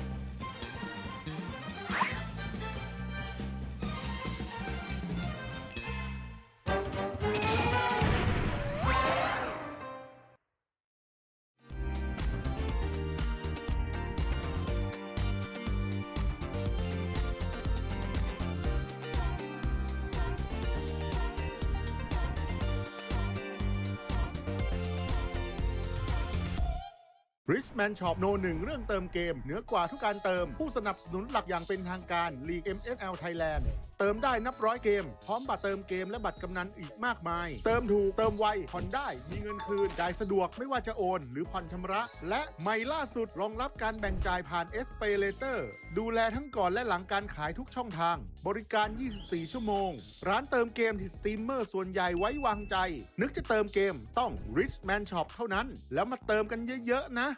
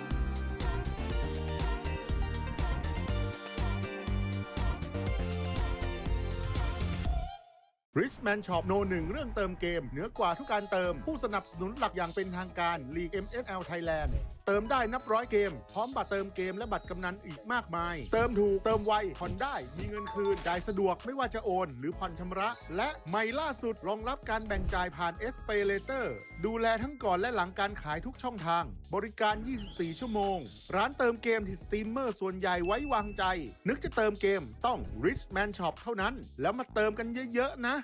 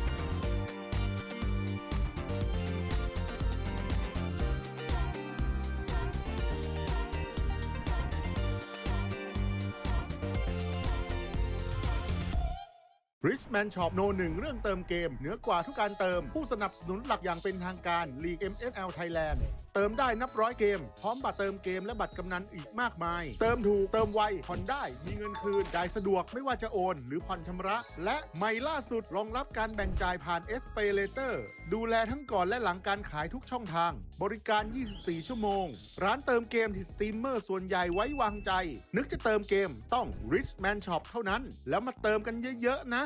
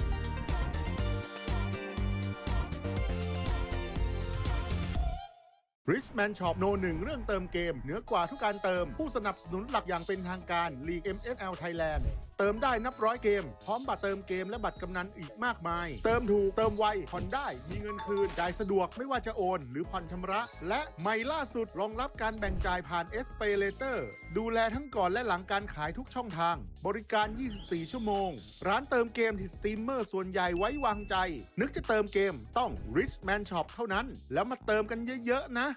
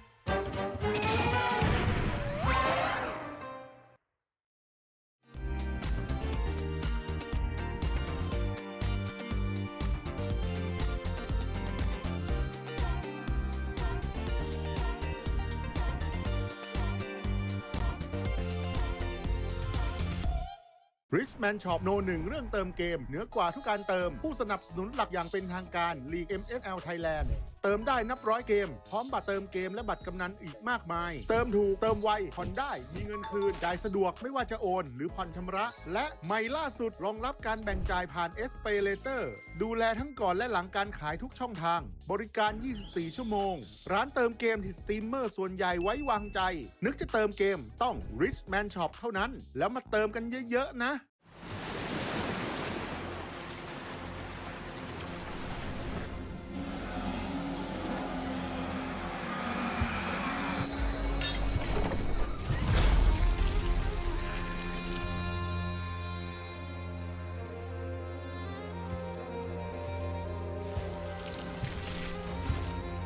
ของเขาเนี่ยก็โหดขึ้นเรื่อยๆในทุกๆแมตช์เลย มาดูกันนะคะว่าวันนี้เนี่ยกระต่ายคลั่งของเราเนี่ยจะสามารถสร้างเซอร์ไพรส์ให้แฟนๆได้หรือเปล่าหรือว่าจะเป็น KOG เจ้าเก่าเจ้าเดิมนะคะที่จะเก็บแต้มไปได้อย่างต่อเนื่องค่ะถ้าทุกคนพร้อมแล้วนะคะก็เตรียมน้ำเตรียมขนมนะคะนั่งเฝ้าหน้าจอได้เลยค่ะขออนุญาตส่งต่อให้กับพี่แคสเตอร์ทั้ง3คนได้เลยค่ะ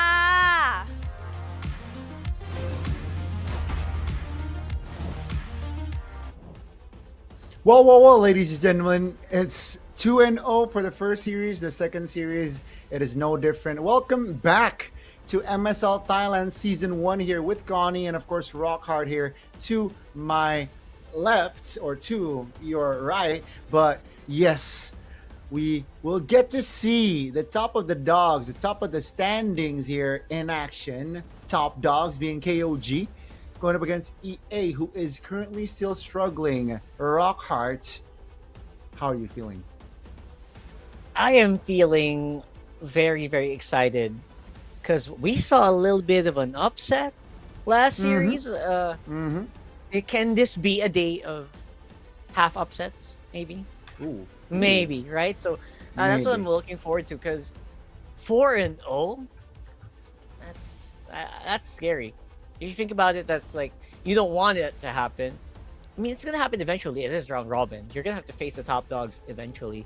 So, might as well do it now. And what if you were able to really make an upset against the top dogs? What does that make you? What does that do for your confidence level? What does that do for your whole team's morale? So that's why this game, I feel like, is very important. Not just for EA, but for King of Gamers as well. You do not want to give that to your opponents. You do not want to give them any sense of confidence whatsoever. No, you don't want to give that momentum, right? I think we saw that a little bit from the previous years where Tenacity got a game 1. They bring that momentum. And yeah, VLTH couldn't handle and they got overwhelmed. So I like what you said there, KOG. They cannot just, slack off, right? Essentially here, going up against EA, who is technically, is really struggling here on the leaderboards. You can see just still a win to their name after 5 matches. So they desperately need a win if they want to increase their odds. Though, having a 4 loss, it's already tough there.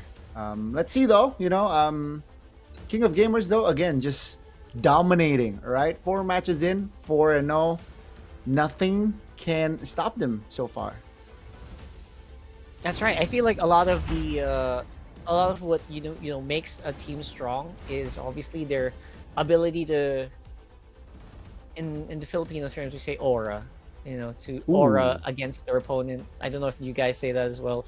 To basically show yourself as a stronger player. And I think that's a lot of what King of Gamers really does. Literally, I think all they need to do is just put on a crown, maybe. That might cement it for them. But I feel like that's one of the things that makes this team so scary. Aside from the fact that they also picked up on some of that Filipino culture as well, I'm pretty sure, looking at their lineup. Yeah. They got a couple of imports indeed, and it feels like they bring that, that sort of mentality and also discipline, right, to this team. Let's see though. In full action, folks, E-Arena is struggling, but will they bring the upset today with Wraith, Mijizi, Peachy, Nozin, and Hanagus in the lineup. See, this is a team that really does, they're relatively fresher. Should be able to at least help get its momentum maybe with these players. But of course, for King of Gamers, Freddy Ferd, Kazin, Zed, Bayen, and Nile. Really shaping up to be such a strong force here in MSL Thailand. We just see a crazy amount of individual micro that they have. Plus, not to mention again that kingly aura, if I may. They do exist. Let's see, folks. Of course, before we get into the game, we got to see the drafts here. Curated by Dart and Justine, respectively. Coach Cobb will lead the players to their positions. And let's see here, folks. Hopefully, we get to see action, high level of gameplay of MLBB played here in this match. That's right. Very much looking forward to that. And for Wraith, specifically against Freddy Ferd, that stat is just, it's a little bit harder to achieve now. It's hard to just not completely die, especially as the XP laners are mostly relegated to just try to absorb a lot of the punishment in a team fight.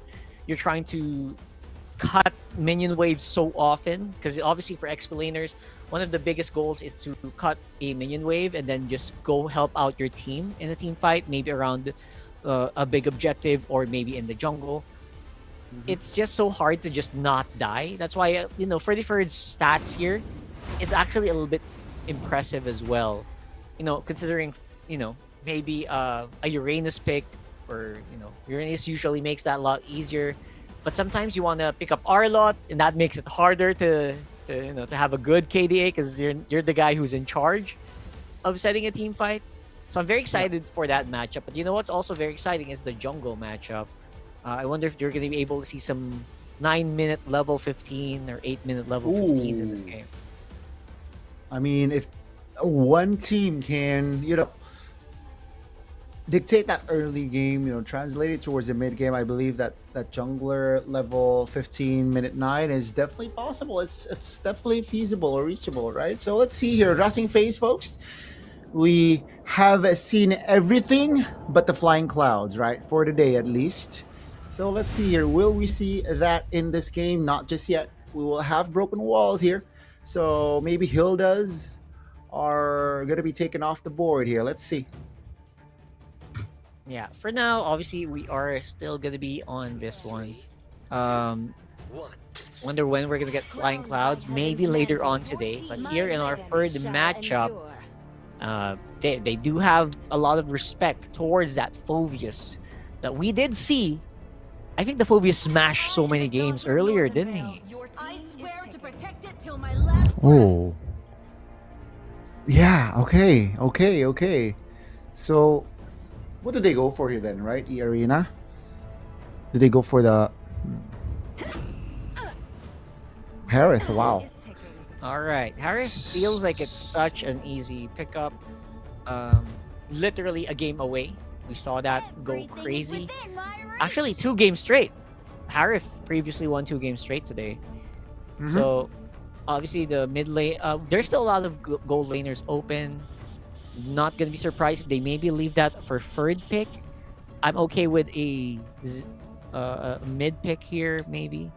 Or a very strong jungle like a Harley or Suyo. Yeah. Well, you forgot one. We forgot. At least Baksha is open. It's gonna be taken away as well. Ooh, alongside that Valentina, right? It anticipates like a hero that can play make on the other side of the board. And the arena, what do you go for here against a Baksha? Do you guys want to compete and match that early game, or do you draft yourself more conservatively, maybe more towards the mid game, late game later on? With the Harith already in hand, at least that's already good insurance towards the mid game, late game. Are you gonna double down on that, or because the Phoveus is still on the board, which can be picked up here by the side of the E Arena. Oh, it's gonna be Guinevere Kalea. All right. So this is the new dynamic duo of the Land of Dawn. 100%. yeah. Very easy to use and very strong on the impact. Basically forces a purify on all of your opponents if you're, you know, if you're not aware of their timers, you're gonna get picked off most likely. Definitely they gotta utilize that combination, you know, that crowd control very well, but a great response here by a set of KOG, right? A hero that is mobile and can rock the Purify very well as well. The Claude is a great addition, right? Has the Shred, you know, this Trinity equipment definitely on his side. So let's hear second phase. Get rid of the Arlet band out. They are denying the Playmaker heroes. Ask my fists first. All right. So the Arlot, obviously, I was actually looking forward to it. Most used heroes, obviously, is going to be the Claude here, as well as a Moskov, which we only saw today once and kind of just failed completely. Probably will not show up for the remainder just because of how strong Harif is, right? Harif is just tearing up so many lineups. I don't expect that to get picked up anytime soon. But now, with this one, we're still looking for a good possible roam pick. I think they're already expecting Kaizen to just keep using the Baksha, which historically, he has picked up the Baksha a lot of times. He is very, very, masterful with that hero. Really is. He really is. So we might see that again later on. So what will they prioritize here in the second phase? They need some sort of crowd control and a way to anticipate the Kalea. Gatot Kacha is technically still playable against this sort of composition, right? At least the first three here has the Unbreakable at the taunt. You know, they cancel out the Tsunami Slam, can rock the AOG, but they will delay the roam take. Instead, they will take the EXP, which can be a playmaker here in this Alice. Yeah, I'm pretty happy with the XP pick. Your roam pick can either be like Gatot, just so that you can kind of just survive. Be the one to absorb the combo. What a spicy lineup from EA. Look at that. Oh my god. Oh boy. This is it. This is what I like, Very right? It explosive. It really is, you know, and for a team that is currently not in good shape, bringing out this sort of composition, I think can be fruitful. You know, it surprises your enemies and, you know, should be on your comfort side. You know, Benedetta EXP lane, that's been a while, at least for me. And of course, a Lunox mid lane that can deal with the Baksha, that can deal the Alice as well. Interesting. Yeah, very interesting here. Now your roam pick, again, you just want someone who can absorb the Tsunami Slam and obviously the Violet Requiem combo. Very deadly here. You have the high loss for that. Gatot Kacha would have actually been okay. Revitalized Gatot has been proven to survive against a Kalea. But man, the biggest X factor here is definitely that Lunox and that Benedetta here. I'm wondering about how efficient that's going to be against this lineup specifically.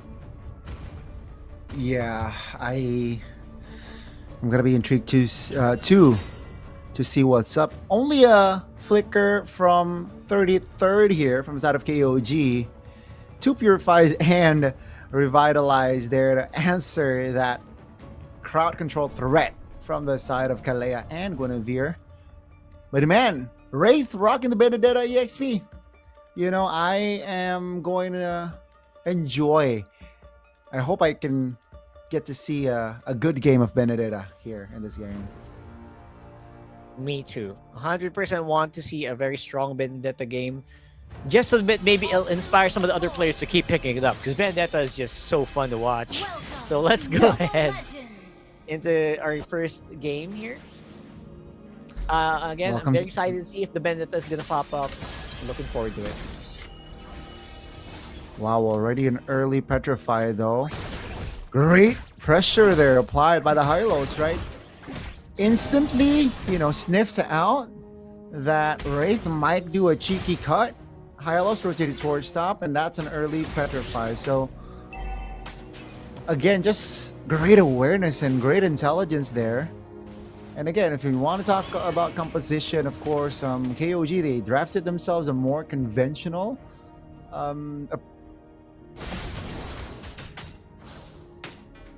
E-Arena. It's definitely more out of the box. It's definitely has more style. As prediction-wise, brought to you by Infinix, we are in an agreement. Yeah, I will stand by it, despite the very spicy, E-Arena pickup. I kind of just kind of makes me want to hope that they do something with it. But consistency will usually beat out big flashiness. Just like that, speaking of flashiness, force it flicker out though. Violet Requiem gonna be able to get tanked here. Nile's still gonna be able to survive. Kaizen up on front. So decent damage. They were the ones who went for the engage, but they were the ones who actually felt the punishment. Yeah, that's a small win there, definitely. 2 flickers off the board for E-Arena as the turtle is in the Lanadon right now. Kaizen is taking initiative, as it does feel like with Mijizi almost 50% HP, it's hard for him to contest. Let's see though, he has the crowd control. Yep, and he already used it. There you go, spatial migration already used up. And Kaizen is going to be able to take this turtle for now. And Hanek's going to go down as well for first blood. For the meantime, they're going to have to make a run for it. Here comes Payan going for the cleanup with a blazing duet as well. Man, oh man. EA bit off way more than they could chew. Jeezy being super low for that turtle really bit them in the behind in that team fight. Yeah. 3 for 1 plus KOG got the turtle, so it's very value forward side of KOG there to take that fight. And E-Arena now, not really much of compensation. They only took down the roamer, right? So again, a lot to work on execution-wise. We all saw that Mijizi did not have the Violet Requiem. So with that gone in his kit, I would expect Mijizi to play elsewhere and not go for that contest or commit to that contest. And KOG without the Violet Requiem will gladly indulge and gladly take the team fight. And thus, they're 1,000 gold ahead, which can double, by the way, on the second turtle. And E-Arena, not much of compensation, now it's gonna go down tempo-wise all over 33rd here. We're gonna be getting ganked on.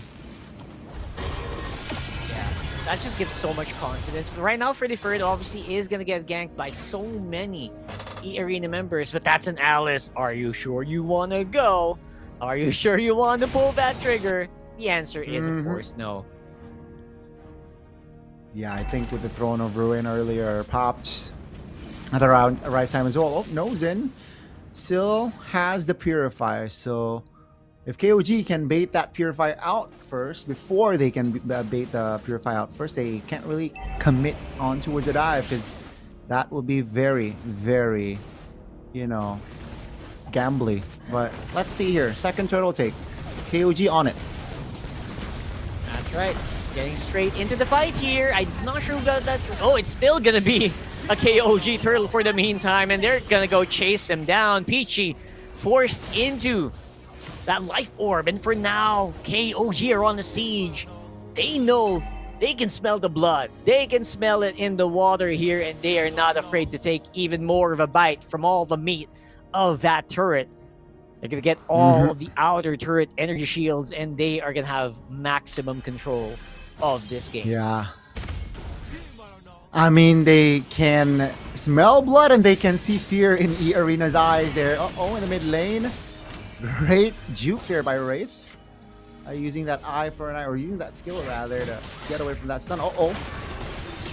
Oh boy, that is not somewhere you want to be, and even if you are ahead, Kaizen bit off a bit more than he could chew here. Overstepped completely, giving away his life for free in that last one. So, signs of life for E-Arena.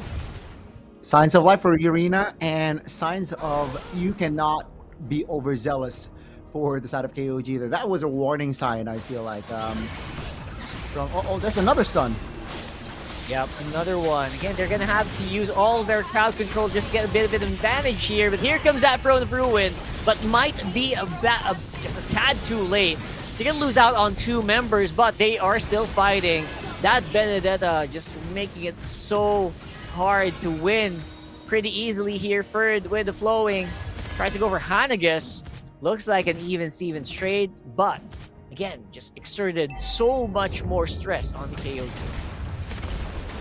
Yeah, I mean, after Akshay got picked off there, E-Arena, they thought they got momentum to try to get more, but take a look at the, silver lining here. Top lane structure taken down. So, all in all, KOG, they are behind right now, structure-wise and tempo-wise. And even though they are on the turtle, you can see here already, Mijizi level 9, Kaizen level 10, but Kaizen here says, you know what? I'm gonna go for the purple buff take first and then shield unity towards the turtle. Oh, I'm not sure if they're expecting this turtle to go, but it's still gonna go over the KOG just like that. And here comes that Blazing Duet, a big missing piece for the damage out of the KOG earlier on. I think Hanaga is gonna get taken out. Another turtle going over to KOG. The Arena already had such a good head start. But even while they're catching up, KOG just feels like they've got massive control of that fight, not letting go whatsoever. That is so unfortunate for side of E-Arena and KOG. What a chain of events for their side here. They were able to get the turtle.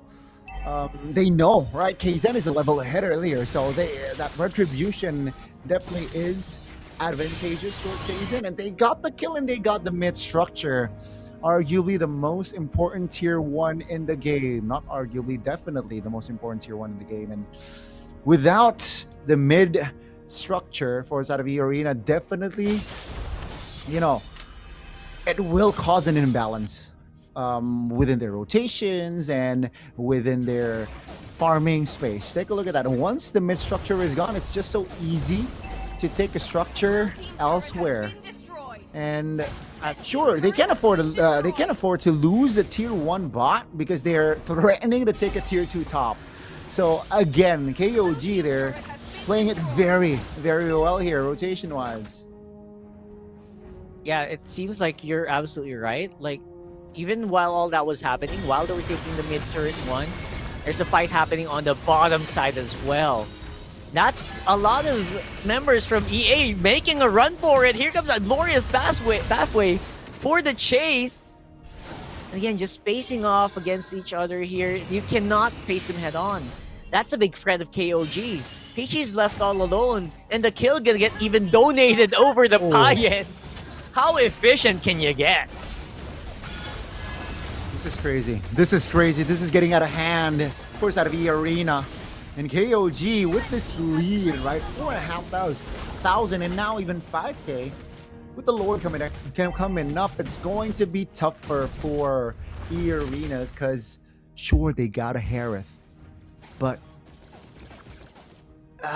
Lunox under, I don't think can really cause AoE a lot to the Lord and KOG. But let's see though, right? Execution. It's all about execution here. Hanagus face checking, still able to, sneak away there and hold that damage.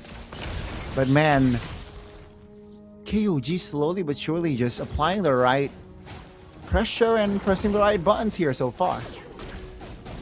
Yeah, I'm not counting them out just yet, right? There is still a chance for their Harith to actually really pop off.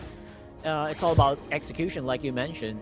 But again, that margin for error is just slowly just disappearing here from E-Arena. We're getting to the point where one mistake could actually end up into just a one complete disappearance, like one win.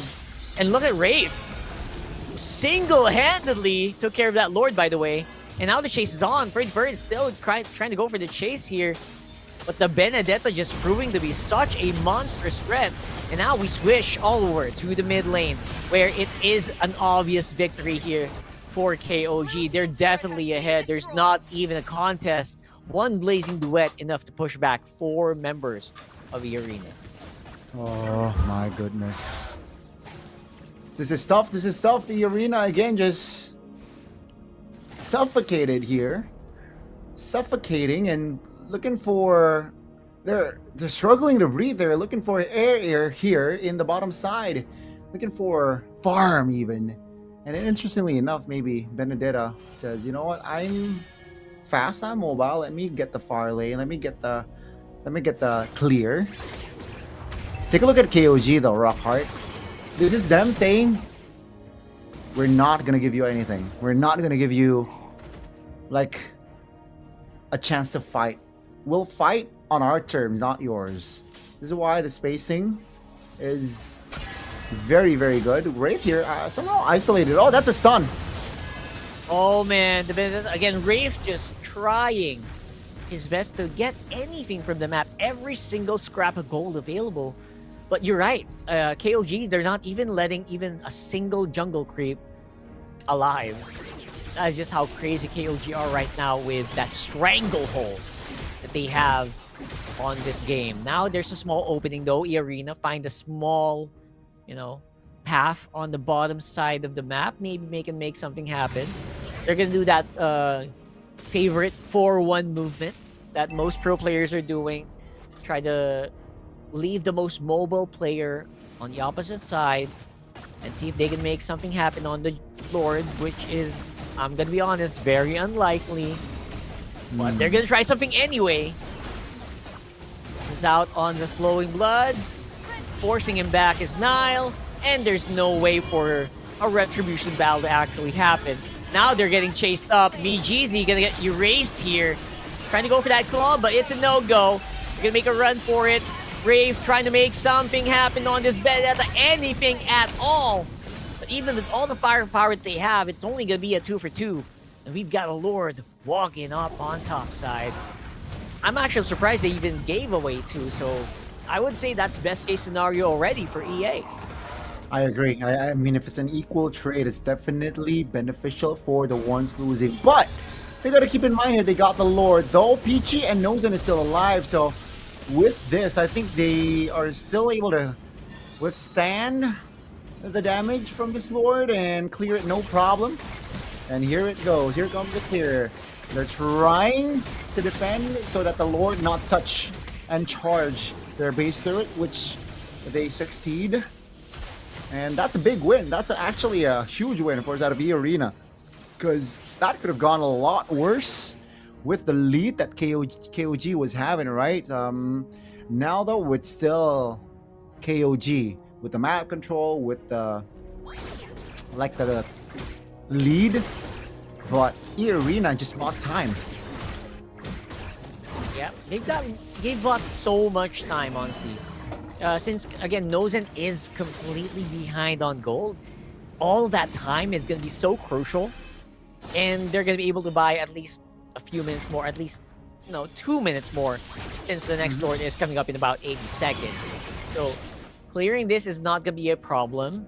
Hanagas as well going to get the chastise. Alright, that's going to slow down that Claude even further. Again, locking in these very crucial items is important.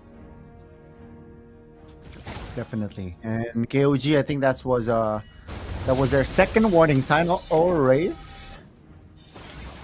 Okay, I want to say, right, that wasn't really a warning sign, but it felt like a second warning sign where, it was an equal trade. We couldn't maximize the Lord push, and maybe next time after Lord, they will back away. Unless E-Arena really overextends, then that would be a different story. But they wouldn't chase after a Lord take is my guess here after this Lord take here. So that's another lesson from side of KOG.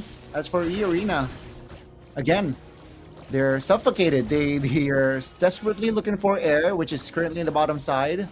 They have to rotate 4 members, even 5 members, just to let Nozen get a clear. Yeah, they're gonna have to do so much just to try this. They have a great spot though. If Payan gets caught, this could be crazy, but he has enough time to actually pull off the Winter Crown. And while they were attempting to go for Payan, they're gonna suffer 2 deaths, make that 3 in this one. And I don't think KOG are gonna take it lightly. Nozen is all alone on the map against 5 members of KOG. And there's just no way around it. That's Nozen just delaying the inevitable here. And his opponent's just showing that, you know what? No chance for you to go back, baby. This is our turf. This is our game. Game number 1 goes over to KOG. Impressive win. Impressive MLBB shown. Unfortunately, the Benedetta EXP lane didn't turn up very well. Wasn't fruitful for us out of the arena. KOG was a little bit too strong here with their conventional draft in this meta. And again, right? Yeah, Wraith here tried his best to play that 4-1 rotation or formation. But at this point, you know, Rockhart, the lead was just too far here. This was the only good trade, I feel like, after minute number 8. Force out of the arena, where it was a 2-for-2, but after here, look at this fight here. Winner Crown and Peachy got no targets. He was taken down after shortly, and without the Lunox, yeah, it's just done and dusted here. KOG closing the gap and taking most members down. That was the first game though. Boy, oh boy. If that continued, we might get 3 matches full of clean sweeps. That's what it feels like, right? The way that this is happening, man, this feels like gonna be a clean sweep. There was even a little bit of a showboat there at the very end where they could have gotten the kill. They didn't want to pad the KDA, so who am I to judge? But basically just a show of force, right? This huge thing that's happening is a big show of force. It's a big momentum shift towards their side. And from what I've seen, you get the win. That's usually just game's over. So I'm not sure if they want that to keep going. I would like to see maybe, you know, a bit more finesse. Because I think I like that. we already saw a lot of firepower. You know, we already saw a lot of firepower from EA. They showed that they can do firepower. I want to see more finesse from their side. But here for Payan, obviously MVP there. He almost a perfect game for the Claude, I gotta say. 64% KP, didn't die. Winter Crown into a Blazing Duet is such an easy thing to pull off against a lineup that really wants to just take you down. Love what I did. I love what I saw as well with their movements, with his movements across the map, and basically making sure he was safe. Yeah, I mean, it was just a textbook Claude game, right? Farm, apply pressure when needed, getting the 3 quick items, the Swift Trinity, and just influence that game to your team. And then we saw that, right? After that Winter Crown, he bought the Rose Gold as well. You know, just extra security, and Payan there almost got a kill. Zed took it though. But I feel like after here, that's just the first hurdle even, you can argue. The arena. This was the only punch back here. Right. From the side of the arena. But nothing major, I gotta say, that was threatening, or that threatened KOG's like formation. Yeah, KOG was doing so many things that maybe wasn't even necessary, like, you know, swapping over, donating kills, a little bit of showboat at the very end. And even with all that, it was just super clean. The small moments where E-Arena was punching back, it was basically just equal, right? It wasn't like they were getting any advantages. It was just even Stevens. And they were playing around it very well. They were playing around a disadvantage where they lost Nile. That's okay for them. And even in this one where E-Arena tried to go for that pickoff on the Claude, you know what? They had enough game sense to just play around it, make sure Payan survives, and then clean it up. You thought we needed lore. We don't really need lore. We just need to kill you. And you can see even a little bit of a IRL dancing there for the victory. It's again just them showing confidence, right? Folks, in case you didn't know or in case you forget, KOG is currently sitting first place. And after this win, it feels like they are going 5-0 out of 5 matches here, folks. So let's see here if they will be able to close it out or not. But it was a 16-minute game time for side of KOG here. It felt shorter, but yeah, I think KOG got delayed twice there on the ending, the Lord ending or the ending push from side of the arena. But again, right, it's just inevitable unless KOG dove 5 members on towards the base. E-Arena is not getting out or will not survive that situation, unfortunately, Rockhart. Yeah, there was just no surviving that. Despite, again, a very spicy lineup. Don't get me wrong. I love the draft. I love that they went a little bit ham, but yeah, just not enough to actually eke out an advantage. Again, Rafe, he played out of his mind on the Benedetta. Still wasn't enough to actually, make a difference. No. Well played. The Benedetta really did a lot of dirty work, I gotta say, clearing out the far lanes, going alone. You gotta try to survive in very, very dangerous situations. But yeah, I think KOG understand when to pull the trigger on towards Wraith and when to let Wraith be Wraith. And we saw that first game. So second game, I am going to be very interested to see the approach here from side of KOG. Will it be different or will it be rather the same? I expect them to not switch sides from the side of the arena. That's what I expect. Yeah, I feel like I would. Say on blue. I'm pretty happy with that, right? That sounds like it's going to be a pretty happy side for them. As long as they can get their Baksha, as long as they can get their Claude, they should be pretty chill about it. And if I was the arena, I like the idea of going a little bit too crazy, but now maybe you want to add a little bit more sustain on your lineup, because that lineup was glass cannon. That was glass cannon as heck. Yeah. Even my RG friends would run that for the risk of losing a tank or anything. So yeah, a little bit more survivability just so that you can kind of just control the fights even further and not rely too much on a cheesy strat where you're trying to pick off someone with pure firepower. That's what I'm kind of expecting E-Arena to go with next game. Let's see. Will that happen or not, right? In the second game, folks. But yeah, KOG, all they got to do is just respond, because I don't really mind their drafts either, right? I feel like they focused on, I guess it was more of a conventional draft. And I also forgot how the Valentina can answer a lot of heroes as well. Maybe we might get to see a Valentina game later on. It's a good blind pick, whereas maybe 2-3 patches ago, Valentina wasn't good of a pick if it was blind, blindly pick Valentina. But now I feel like it's a good answer to anticipate, because a lot of alts right now in the game is already very good. So Valentina blind, later they will definitely pick a hero that is alt reliant. So we might get to see that back in action here for our second game in the series, folks. Which,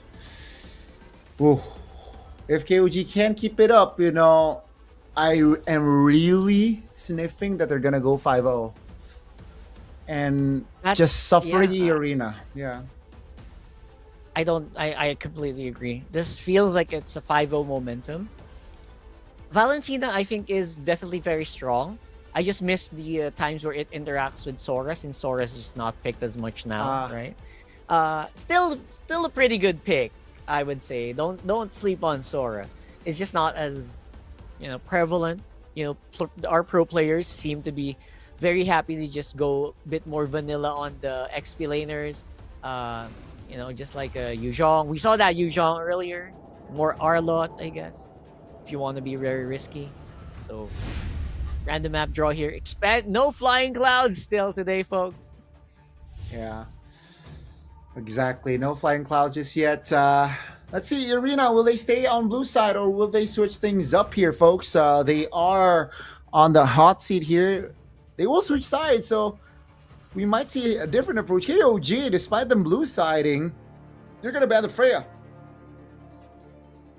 Yeah, that's a interesting slot to put that Freya ban in, right? But just making sure that you don't risk it getting opened up. Just make sure you take care of business. No fuss, no rustlers, no coconuts. I forgot how they say it, but yeah, Justine making sure that you don't have to deal with it. Whether if in case EA doesn't fall for the trap of banning out or asking them to ban out the Freya. So I kind of like that. But with that being said, that should be either a Claude or a Harif pick, right? Phoveus. How could I forget? It's going to be neither. Rock hard because the Phoveus is on the board. And yeah, it's just such a strong presence for that early game, especially neutral objective take and also in lane, right? Let's see here the response from inside of the arena. Okay. Oh, wow. I did not expect the Kimmy. Maybe I expected the Hylos, but did not expect the Kimmy early. It's going to be the Baksha now. From inside of KOG. Zhu Shin is not on the board, so against this sort of composition, don't you just go Yeve here? I think Good you're pokes. right. Yeah, control it, right? And make sure that you have like a really strong gold later matchup. I would expect the Claude to be still high priority for them. Maybe pick it up if you don't want to risk it getting banned out. But Eve is a pretty strong pick for the Farsa. Okay. I mean, Not bad. same idea, but different methods, right? It's more burst, wins out range on towards Kimmy. But yeah, I mean, I completely forgot about the Farsa here. Definitely can burst out on burst the Kimmy out. And yeah, good rotations, right? With the wings by wings, definitely a lot faster if you compare it to Eve. That's true. But like you, I was actually very surprised by that Kimmy pick. You don't usually want to pick up the Kimmy super early nowadays.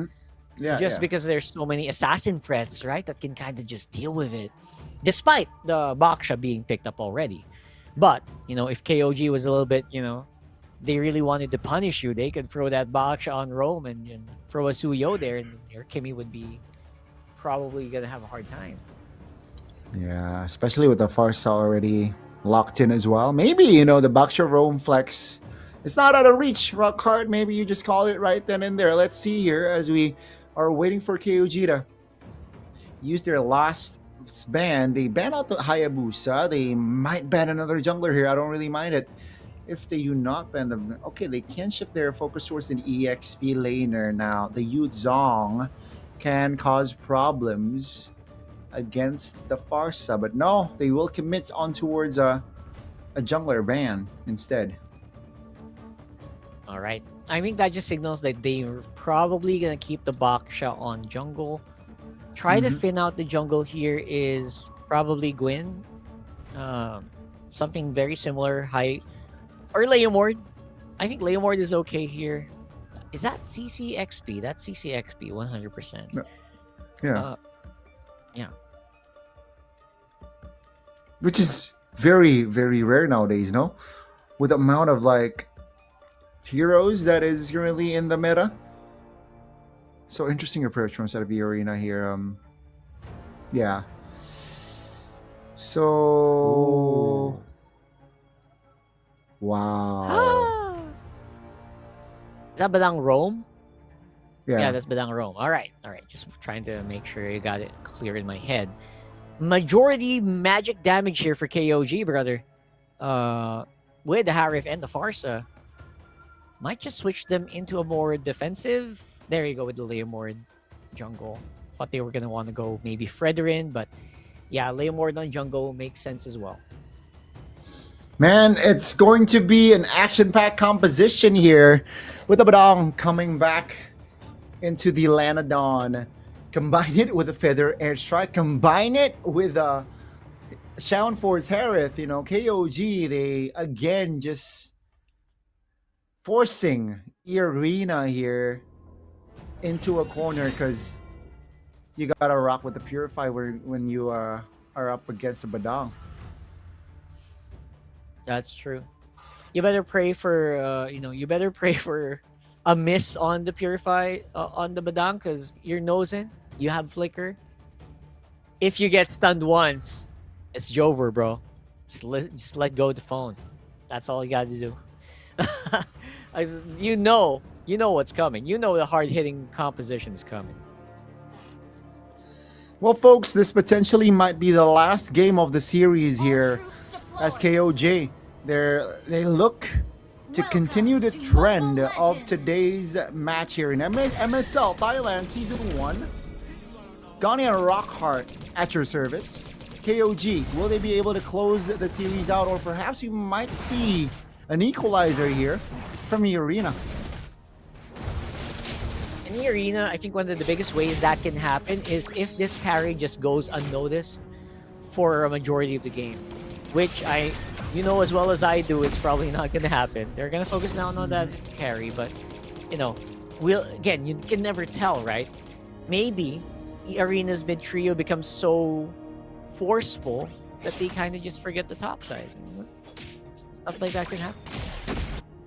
Hey, that stuff definitely can happen. And it's a quiet first minute here, folks. Mid roam still just rotating around. Now though, jumped to a 50% HP almost. Went up against the Skimmy, and so far it's a spot here where Nile is going towards the bottom side of the map, and no real threats here. Nothing too crazy here. Rotation wise from both junglers, from both roamers as well. They're playing it very, very safely. That's right.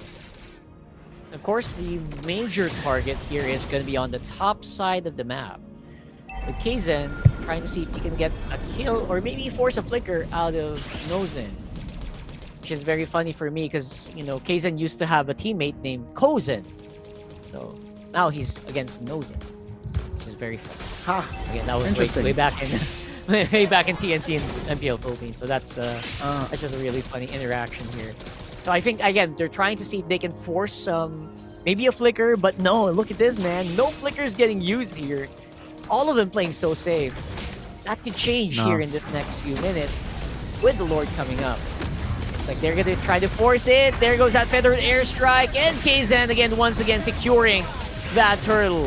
First blood is going to go over the 33rd, getting so much thongs from this Phobius right now. Man, it's a first blood and it's a turtle, so it's a big double win for the side of KOG and Arena.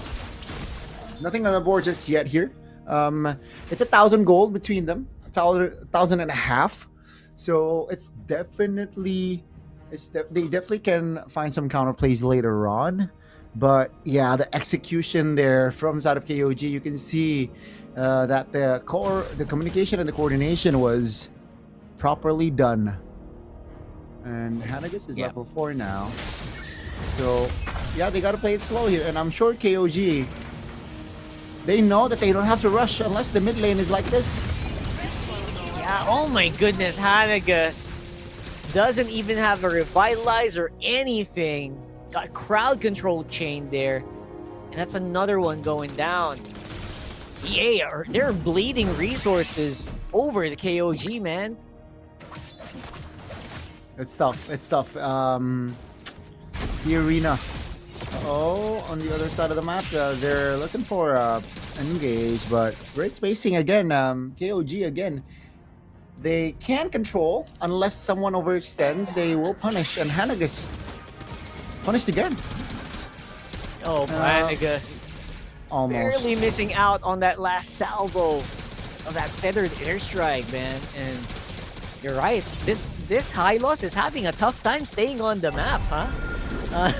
He seems to be a he back wants and to be forth. Yeah.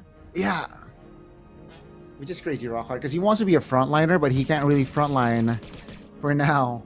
with the amount of burst that this Farsa is giving, and technically the Farsa has yet to claim an item, so that's crazy. That's true. And again, with no items, Farsa, it hits like that. What more with the Divine Glaive, right? So I cannot wait to see what's gonna happen in the next few minutes here. Kaizen again once more is gonna have control of that turtle, knock up one, and of course it's Zed with the salvos. Peachy gonna survive, and look at that, Hanagus is surviving a lot better now, especially with the Elegant Gem, but they're still gonna lose out control of their jungle. Boy, oh boy. KOG looking to shift a gear, bump a gear. And 2,500 gold lead, mid turret taken down. Of course, the arena here, similar to game 1 where they got the mid turret quite early. And it feels like it's going to be the same now. Oh, stunned up. Ooh, the crowd control chain right after the emote. That must feel good for EA. Now they're gonna see if they can get another kill over, but just like that, answered almost immediately by KOG. Yeah, both roamers out. That was a trade. And the structure top is looking like it's gonna go down, folks. 6 minutes in. 2 structures of tier 1 already down and out. That's gonna be a shield unity on towards Peachy. Still able to dodge it there with the jump. But man, the arena now, what they can do is maybe just turtle, right? Again, just give farm towards Nozin and hope for the best at that point. Going for a front to back composition while behind now is definitely tricky to, you know, turning it around. But you gotta carry a hero that is good at melting lords while defending a good hero that doesn't mind defending, right? All it needs is just positioning. If the positioning is prime, then we might see a turnaround here later on. But for now, you know, KOG, they are distancing themselves very well. But the last turtle is up, folks. Let's see. Yep, we got a big turtle here, and Payan's not really super close, so maybe they can make a kill happen, but again, it's just EA trying to mitigate the risks, and I think they're doing exactly what you said, trying to go for turtling instead. But for now, forces a flicker out of Wraith, so that's something. KOG already got the turtle, can they get more? Can they get maybe a kill here or 2? Trying to see if they can bait something out, but Pretty Furry just not falling for it. Traction Pulse already used up as well, pushing them back. But look at that, KOG, they're still a threat. They're still re-engaging here. And all of that said and done, EA are now back on the defensive. Yeah, it's again just KOG, very, very disciplined here in spacing themselves out. Not getting too overzealous, not overextending. And they want the orange buff. Control. Mijizi has a retribution. That's right. Kaizen on top side has massive control of the orange buff. I don't think Mijizi got it too. Kaizen though with Traction Pulse, very helpful. Oh my god, that fist break really split that team fight apart, but Peachy is on it from the backside, getting him to that by Pretty Furry and the Payan. They take out the Jimmy. Now Zed's up on front. Nile even uses a flicker for good measure. That's 2 down for EA, and everyone's just bleeding dry. They took Kaizen down. Unfortunately, not a shutdown though. But that's still a trade at least. Again, it's still a mountain to climb here if you're E-Arena, you know. And KOG, they can play the slow game, right? 9 minutes means that the Lord is gonna spawn here very, very soon. And with this sort of lead, I don't think the arena has the items to contest, has the defensive nor attacking items to contest. So again, just KOG, they will be able to take this Lord, I guess, comfortably, right? Even the call is the Harith, go get purple buff. You know, KZen even not level 15 not yet, but you know it's okay. Give the items to the gold laner. Give the buff to the gold laner here, specifically the purple buff, and that will allow this Harith, the cooldown to be reduced, be more influential inside of the game. And let's see here. This is gonna be the first Lord, folks. The arena has a carry, but does it have enough firepower here to withstand the equipment of KOG that is already established? The Lord will march in the mid lane. Let's see the details. So it does feel like the carry has enough firepower. The problem is, can it reach the targets, right? And which target do you choose?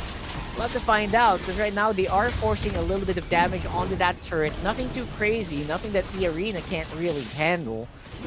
But what they can handle for sure is if Nile decides to go for a crazy setup, if they decide, you know what, maybe we gotta make something happen. It looks like KOG is having enough discipline to just not do that, especially since KZen is very far away, trying to control a very far wave. So for now, we might be approaching a bit of a stalemate on this side of the map.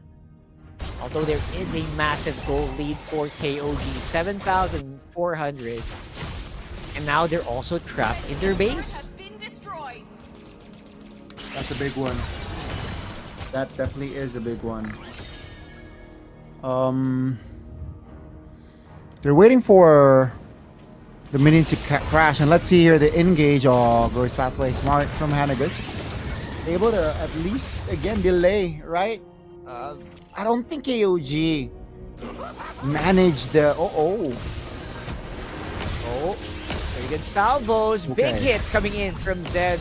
Again, the range is excellent, but they just don't want to fight too much. They want to give out more chances for E-Arena to come back, so they decide to back off. I like that from KOG, right? Because they know that if they force it, there is a stun. There is a chain stun that can happen with attraction pulse, with the curtain call, with the Law and Order. So there's a lot of crowd controls that can actually lock you down. So they're not taking any chances. Nile is just, I guess, being playful here, I guess. Yeah, very much so. I like what they're doing, but I don't like what they're doing with the wave manipulation, right? They could have done better, I feel like, where, at least 2 waves are crashing all together, and last time around, the waves are crashing like, 1 by 1, which, again, is gonna be easy for EA to handle. Let's see, though, will that adjustment be true after this Lord here? Take a look at the rotation from the arena, right? 5 men, maybe 4, rotating towards top just to get the clear. Spots Badang out. So, yeah, I think Badang says, you know what? There's a lot of people top lane, guys. So, that's going to be a free one. And so, they will get it. 12 minutes in, folks. It's going to be the second Lord for KOG. With this Lord here, will they be able to break through? Or perhaps the defensive Karina and Kimmy. Sorry, Carry and Kimmy. Be successful again for side of EA. It does feel like it's proving to be a very difficult fight. It's proving to be very difficult for a breach to happen for E-Arena, just because of how many, again, crowd control with curtain call is just too insane. How do you deal with this Lord coming? So all they have to do is just be patient. They're doing that now. And they should be pretty happy with the result here for this one. If they can do a -1, if they can do a -2, this could be it. Let's see if they are able to do it. Top lane turret is undefended. It's going to be taken down clearly. Bot side as well. Here comes a breach. Will they be able to clean sweep right here, right now with the Lord already in front of the base of the EA? Yep, that Lord's going to get cleaned up. KOG's not really going for anything too crazy. Nile has the flicker and the fist break combo possible here, but again, just not going for anything. They want to take this. They want to be surgical about this, Goni. They don't want to go and brute force it. Seems like they don't.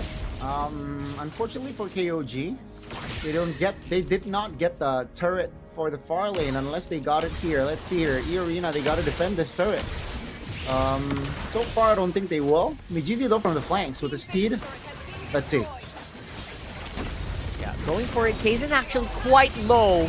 Gonna go down without a trade, but looks like a trade might be coming. Just a little bit delayed. Mijizi no longer on Phantom Steed form. Might be in trouble with the flicker from Payen. Gets that kill down. That's 2 for 1. So far, with more minion waves flowing, Nozen has been shooting those shurikens, those light wheels non-stop, but this time around, this might go punished as the coming of the feathered airstrike is just gonna be unbearable to deal with. And just like that, folks, it's a 2-0 game. KOG coming out on top with a sweep. Nothing separates them except KOG's discipline, folks. And as well as the masterful giraffes. KOG, they were able to execute that draft very cleanly. It took longer than expected, I gotta say, but all props to Arena. They were the ones that, delay and looking for more opportunities, but unfortunately in that second game, that opportunity did not come for them. It's 2-0, folks, so first, second, and third series ends on the same score line. But man, oh man, KOG, I believe with this win, they are safe. And they are officially, right, the team that will go to playoffs here with a 5-0 record. But let's see for the official announcement first. As for E-Arena Rockhart, this is not a good result for their team. And this was the finishing touch. Unfortunately, the finesse that you were looking for, Rockhart, it was more still from the side of KOG, not from the side of E-Arena. Yeah, it was absolutely more of the same coming in from them. It feels like they were trying to bank on KOG making mistakes, right? It wasn't really anything too crazy. So again, I'm looking forward to maybe seeing them improve in terms of like being more decisive on the pickoffs they want to happen. Because in that game, it was crucial for them to pick off early. But then again, I did understand why they could not do that because, they had a carry to take care of. It's like having, having to babysit for like 10 minutes. อันนี้สนุกแล้วใช่ไหมคะสนุกแล้วโอเคค่ะ ก็รู้สึกดีใจครับผมที่เรายังชนะแล้วก็ยังเก็บสถิติไร้พ่ายต่อไปได้ครับผมแล้วก็ดีใจที่ทีมเล่นเกมออกมาได้ค่อนข้างคลีนครับผมเป็นเกมที่แบบพวกเราต้องการคือเกมแบบนี้ครับโอเคค่ะเดี๋ยวเผื่อใครเพิ่งเข้ามาดูอุ้ยตอบแค่นี้ก็คือเสียงตบมือมาเลย พิธีกรยืนพูดทั้งวันเงียบกริบผมตบให้ขอบคุณค่ะขอบคุณค่ะโอเคเผื่อใครเพิ่งเข้ามาดูเดี๋ยวแนะนำเป็นชื่อเล่นแล้วก็ตำแหน่งก็ได้ค่ะด้านนี้ก่อนได้เลยค่ะผมก็ได้ครับผมชื่อฮิวโก้นะครับผมตอนวีคแรกเป็นเพลเยอร์ครับผมตอนนี้ก็มาทำงานโค้ชคู่กับโค้ชจัสตินครับผมผันตัวเก่งแล้วเปล่าครับผมไม่ไหวแล้วแก่แล้วครับให้น้องๆเล่นดีกว่าเห็นอยู่น้องๆเขาเล่นยังไงอย่าเอาผมไปเล่นเลยครับผม33ครับซันครับตำแหน่ง EXP Lane ครับผมและอยากถามความรู้สึกว่าตอนนี้ค่ะอากาศข้างบนเป็นไงบ้างคะเพราะตอนนี้เราอยู่แบบที่1เลยเป็นไงอากาศดีไหมคะจริงๆเมื่อเช้าก็เดินออกแดดมาผมยังไม่รู้สึกร้อนเลยครับผมแล้วนี่มาเจอแอร์เนี่ยหนาวหนักเลยอันนี้โดนแน่ค่ะตัดลง TikTok แน่อยากครับขำๆเนี่ยอยากถามว่าจริงๆตอนนี้คือแฟนๆเนี่ยตั้งฉายาให้เรานะก็คือแบบอินซีดำไร้พ่ายเรารู้สึกยังไงกับฉายานี้ครับผมก็รู้สึกดีใจครับผมที่ทุกคน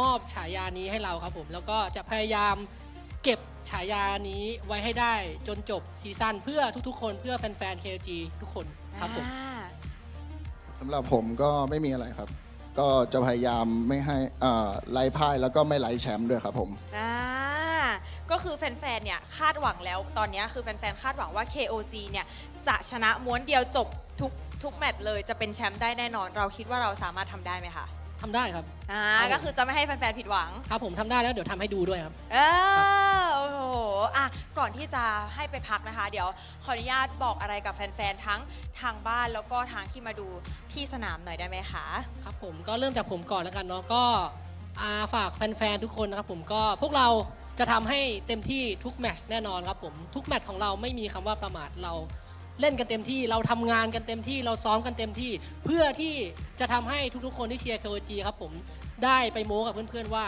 ทีมที่เราเชียร์คือทีมที่เป็นแชมป์นะอีกท่านหนึ่งค่ะ ก็ขอบคุณแฟนๆ แล้วก็เพื่อนๆ พี่ๆ น้องๆ ที่มาเชียร์ทั้งหน้างาน แล้วก็ออนไลน์ด้วยนะครับผม แล้วก็ขอบคุณครอบครัวด้วยนะครับที่คอยให้กำลังใจแล้วก็เพื่อนๆ ทุกคนเลยนะครับ ก็จะพยายามทำให้เต็มที่ครับ แล้วก็จะไม่มีคำว่าประมาทในเกมแข่งขันแน่นอนครับ โอ้โห สุดยอดเลยนะคะทีมนี้นั่นแหละค่ะ เพราะฉะนั้นนะคะพรุ่งนี้ KOG นะคะมีแข่งอีก เพราะฉะนั้นนะคะทุกคนต้องมาเชียร์มาให้กำลังใจกันนะคะที่หน้างาน Lido Connect ได้เลยนะคะสำหรับใครไม่ว่างก็ช่องทางออนไลน์ได้เหมือนเดิมนะคะเดี๋ยวขออนุญาตนะคะให้นักแข่งทั้ง2คนเนี่ยไปพักก่อนนะคะเดี๋ยวส่งให้พี่แคสเตอร์ทั้ง3คนได้เลยค่ะ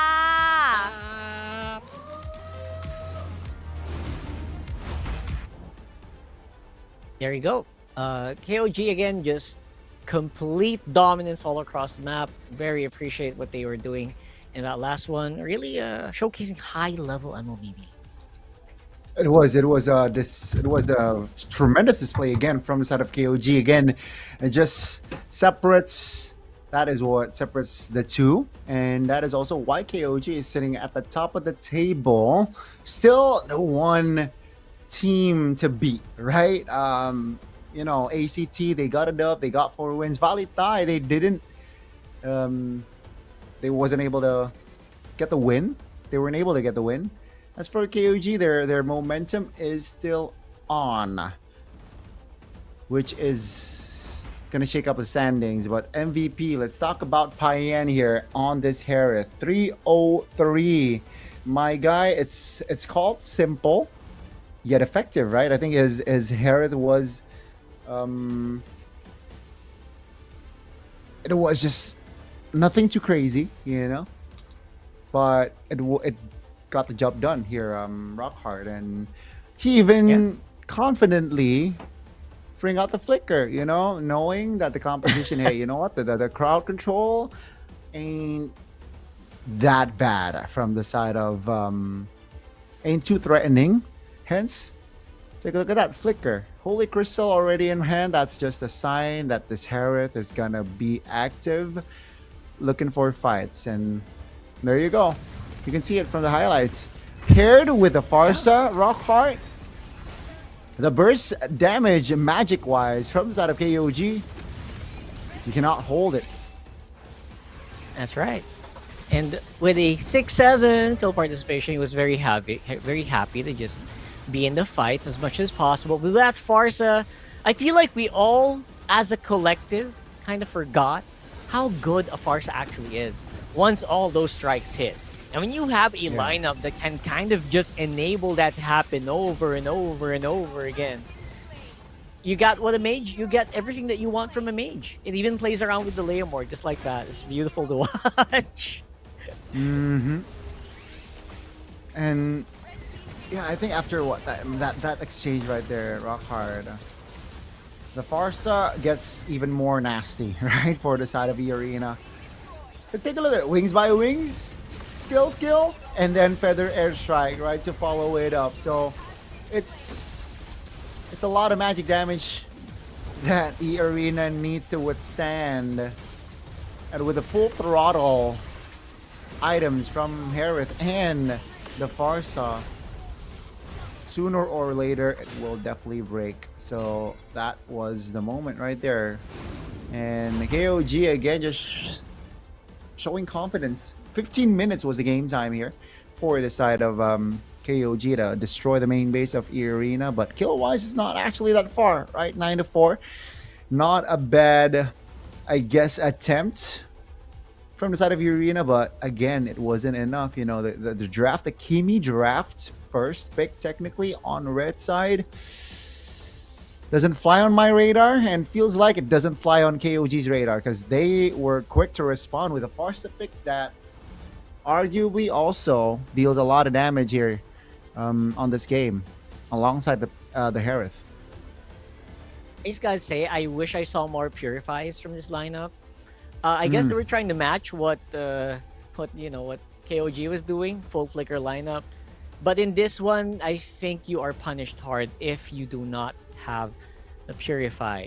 The moment you get hit with the Boxer Shield Unity, the moment you get hit with a Fist Crack or a Dark Wave, that's it. All right, that's just game over. And we saw that over and over again in this game. Richman, of course, is going to be Payin, and of course, Sandbag is going to be Kaizen. Did everything that you want a Boxer could do. I mean, Zed also did pretty much all the damage, or a majority of that damage from those strikes. And again, I love that Farsa. Just love those salvos hitting. And even the minor outplays with the flicker, right? Flicker around the Farsa, you can reposition around your ulti, and all is good. Man, Rockhart, I think this is also gotta note that this is gonna be the first time all categories were taken by a team at least today, right? Again, just well done by KOG. Very, very, very good MLBB shown again. I hope they are able to stay consistent as a unit, as a team. But that was the third series done and dusted. Are we done yet, folks? No, we're not. We got one more series to play, and that's Full Sends and Solix.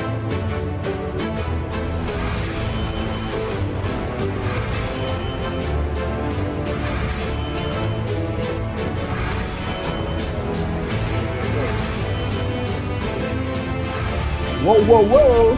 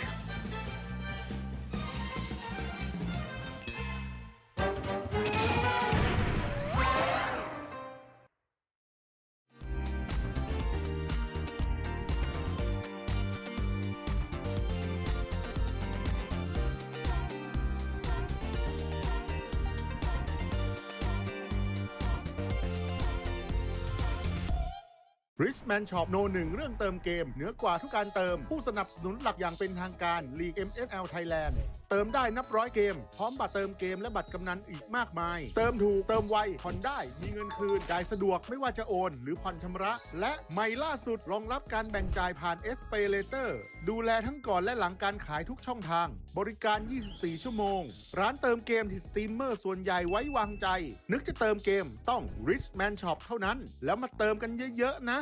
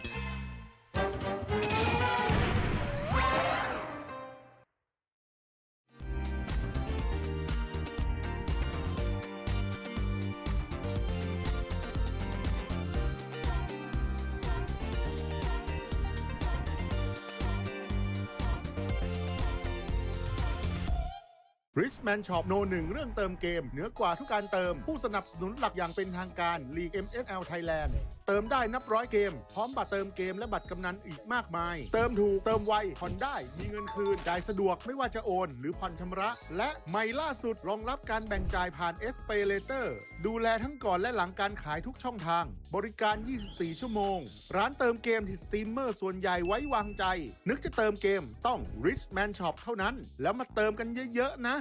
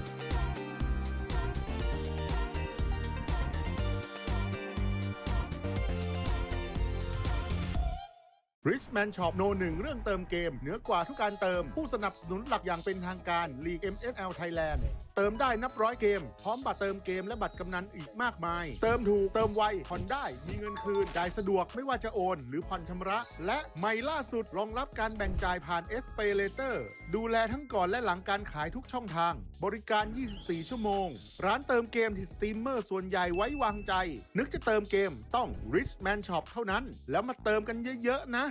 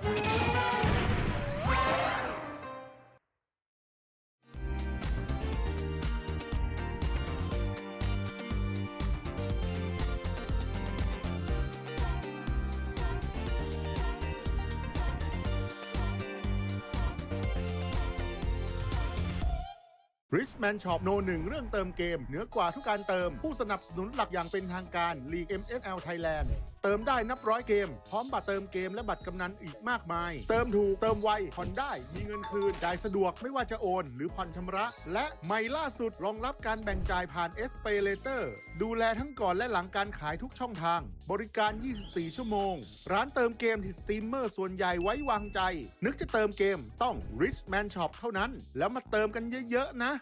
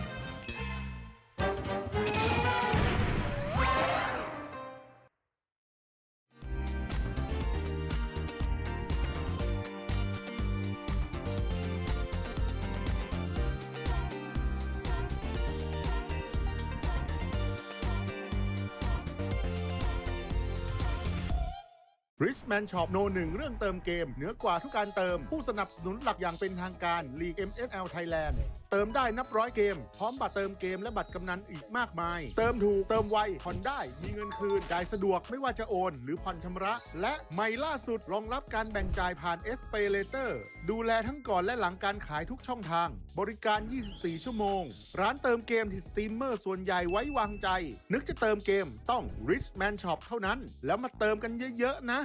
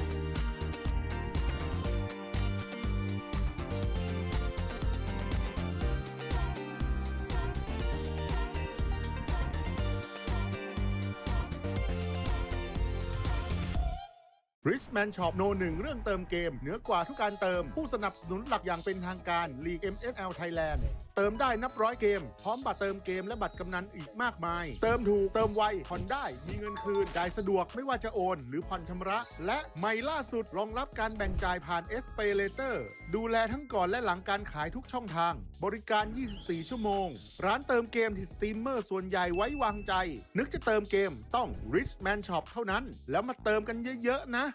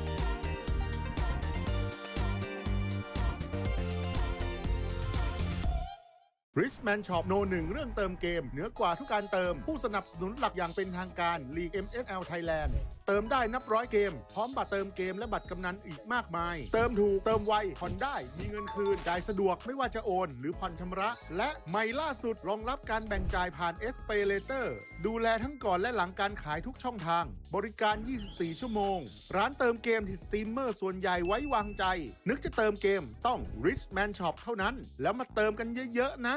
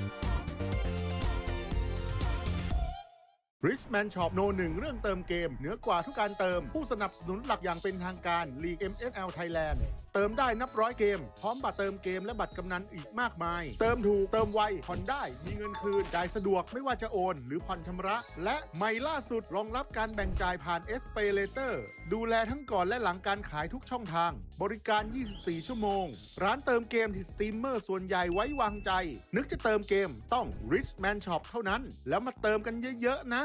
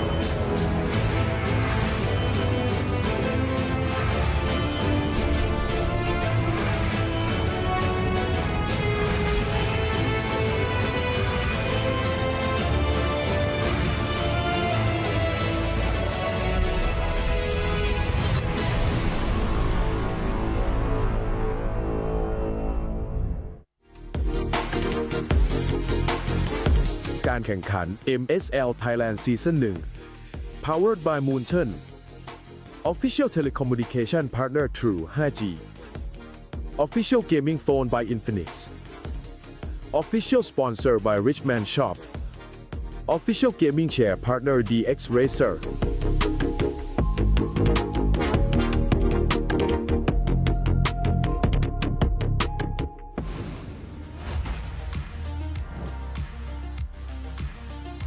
มาถึงคู่สุดท้ายของการแข่งขันของเราในวันนี้แล้วนะคะ เพื่อนๆคนไหนเนี่ยที่ยังไม่ได้อยู่หน้าจอนะคะไปเข้าห้องน้ำไปซื้อขนมรีบกลับมาเฝ้าหน้าจอได้เลยนะคะเพราะว่าบอกเลยว่าคู่สุดท้ายของเราเนี่ยมันแน่นอนค่ะเพราะว่าเป็นการเจอกันนะคะของ2ทีมค่ะที่ต้องการแต้มมากๆเลยทีมแรกนั่นก็คือไฟส้มฟูเซนนั่นเองได้ข่าวมาว่าตอนนี้นะคะมีการ ปรับทีมใหม่ปรับไลน์อัพกันใหม่นะคะไม่แน่ใจว่าตอนนี้เนี่ยจะเล่นได้เข้าขารู้ใจกันอยู่หรือเปล่าเดี๋ยวต้องมาดูในแมตช์นี้นะคะและวันนี้เนี่ยพวกเขานะคะจะต้องมาเจอกับทีมรวม Legend นะคะอย่าง Solic Esport ค่ะมาดูกันว่าวันนี้นะคะพี่เชอรี่ของเราเนี่ยจะสามารถใช้ความเก่าเอาคะแนนมาให้ Solic ได้หรือเปล่าหรือว่าฟูลเซนเนี่ยจะมีแผนอะไรนะคะมารับมือกับความเก่าเกมของ Solic นะคะเพราะว่าวันนี้นะคะจะมีทีมเดียวเท่านั้นที่ได้แต้มวันนี้ไปค่ะและเพื่อไม่ให้เป็นการเสียเวลานะคะขออนุญาตส่งต่อให้กับพี่แคสเตอร์ทั้ง3คนได้เลยค่ะ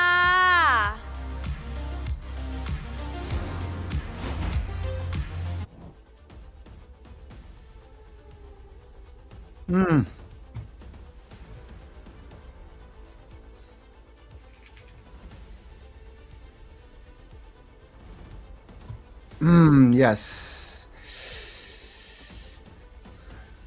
Rock hard, you're muted. Wow. All right. That was a lot of stuff I said. All right. So you're saying, I was welcome back, hoping you were MSL looking at the Thailand. message. I'm sorry, I was not looking. I was looking at the teams. Anyway, we were back at it again. Full Sense versus Solix this time around. Still Rockhart and Goni. And yeah, last match of the day, bro. It will be the last match of the day. It feels like, especially for week 4, day 1, the train for a 2-0 stomp or 2-0 score, I think that's the narrative today. We'll see though. Full Sense and Solix, they're a little bit closer on the standings, and both the teams are desperately looking for a win, right? Solix, they need a win here to solidify themselves. Full Sense, they're not safe. So again, right, a win is a must for both. That's why I feel like we might get to see a full 3 games here on our last series. Yeah, this is the one series where probably not even us, right? Maybe the other casters as well are probably expecting a bit of a long series just because of how close these two teams are. Not just not in standings, right? But more on like their skill level or their power level or their perceived power level right now. It feels like I think both of them are on 1 win, right? 1 win. And for me, again, Full Sense, I feel like just needs more time still to kind of just boil up into what they can really be full. So in my humble opinion, they're not really quite full yet, despite their name. Maybe they're about half. So, but yes, it feels like they can only go up higher from here on in. Yeah, as we take a look at the full overview here, Rockhard, and that we are going to see action from the positions, the 7th position and the 8th position here, both sitting at a 1 win. One is slightly worse with a 5-loss record. And let's see, right, who will be the victor today, as it will be the battle of the veterans here. Solix Esports, they got Cherry and Moss. Dominic and Flash SR is on Full Sense though. That's right. Lots of veteran experience coming in here. SEA Games experience. Dominic obviously has had a lot of MPL experience in multiple countries as well. Most notably, of course, being part of Blacklist as well, and all of the other teams, national team even for Philippines. So lots of experience here, obviously being showcased in this specific matchup. That's one of the reasons why, when casters look at this, no one's actually quite ahead. You've got so much that you can actually bank on. You've got so much experience you can rely on for both teams that it's not quite as clear. And despite being obviously the trend being 2-0s, not just here in the region, but in multiple regions as well, it's just not clear cut. Definitely not, right? It is definitely not clear cut. As again, both teams are looking to find their form here. Let's see who will jump the gun first, who will have the advantage first, because at least again, we've been talking about this. The team that has won the first game, it's for today, has been able to find their momentum, bring it to the second game. So maybe that can also be evident on our last series here. Again, I know my prediction. I know your prediction, but it's quite different. I think it is very different. It's gonna be a And little bit. after a a long, yeah, I mean 3 matches where we were in a total agreement. Let's see here. It's gonna be full sends with Dominic Hasaki, Double PZ, Neja, Flesh SR. Yeah, for me, Full Sense again just has not really quite had that much success because I feel like they just need more time to kind of just gel together and be a more dominant force, right? So for me, if I am personally just waiting for the day where Full Sense actually goes into play, so this might be it. And as for Solix Esports, their opponent, it's going to be the veterans that will be deployed here with Sherry and Moss. We got Xiao Xiao as well, and we got me Mark there. And let's see, right? The 2 teams going at it. Solix Esports and Full Sense, their standings, both of the teams aren't really looking too hot here. So, of course, the win would be very, very value here entering week number 4 as we get to say hello to the coaches here and let's prepare for our final series of the day. That's right. So for Full Sense, again, still looking for some of that pizzazz. And for Solix, they're definitely closer, right? Both of these teams ที are มที่เริ่มต้นฤ like ดู one กาลได้ไม่สวยงามนัก เส้นทางที่ผ่าน See what มาไม่เคยง่าย ต้องเจอกับโซลิกอีกหนึ่งทีมสกิลเพลเยอร์ระดับตำนานที่ต้องฝ่าฟันมาไม่ต่างกัน ทั้ง 2 ทีมต่างผ่านช่วงเวลาที่ไม่ราบรื่นและยังคงต้องพิสูจน์ตัวเองในทุกเกม แต่บนเส้นทางนี้มีเพียง 6 ทีมเท่านั้นที่จะไปสู่ในรอบเพลย์ออฟ พวกเขายังคงต้องไล่ล่าชัยชนะในเกมนี้ ไม่ใช่แค่แต้มแต่มันคือโอกาสในการไปต่อและสุดท้ายทีมไหนจะได้ไปต่อ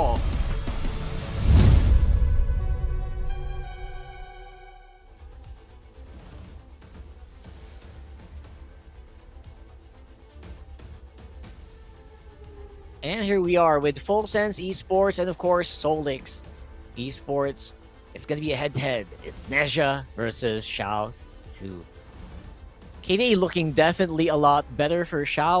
Not as many kills I expect because he's trying to be as conservative or trying to stay alive as much as possible. GPM though, definitely a big boost here.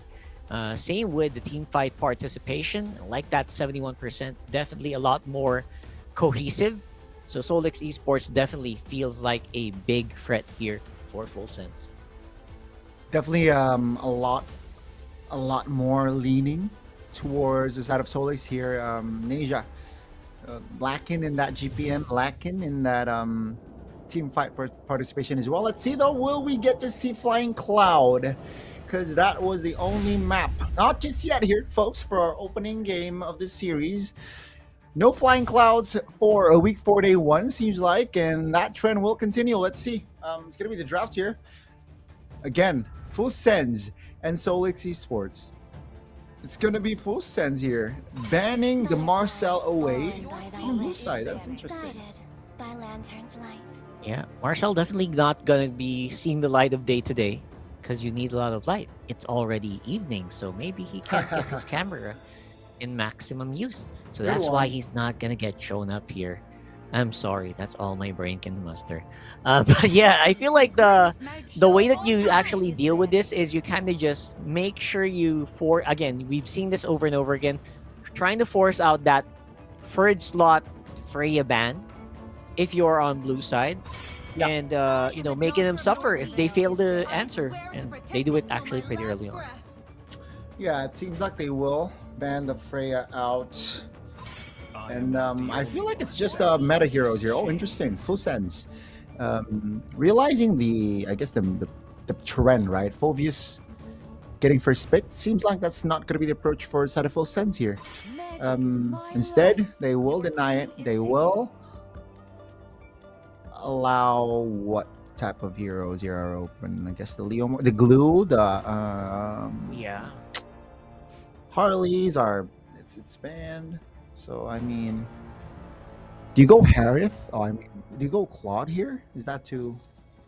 That's that too like a reach? Yeah.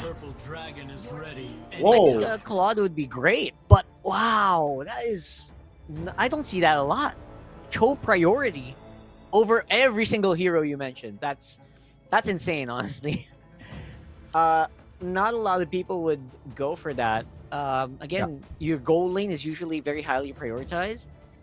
The only reason why you'd pick this up or show up is if you don't want to reveal too much too early.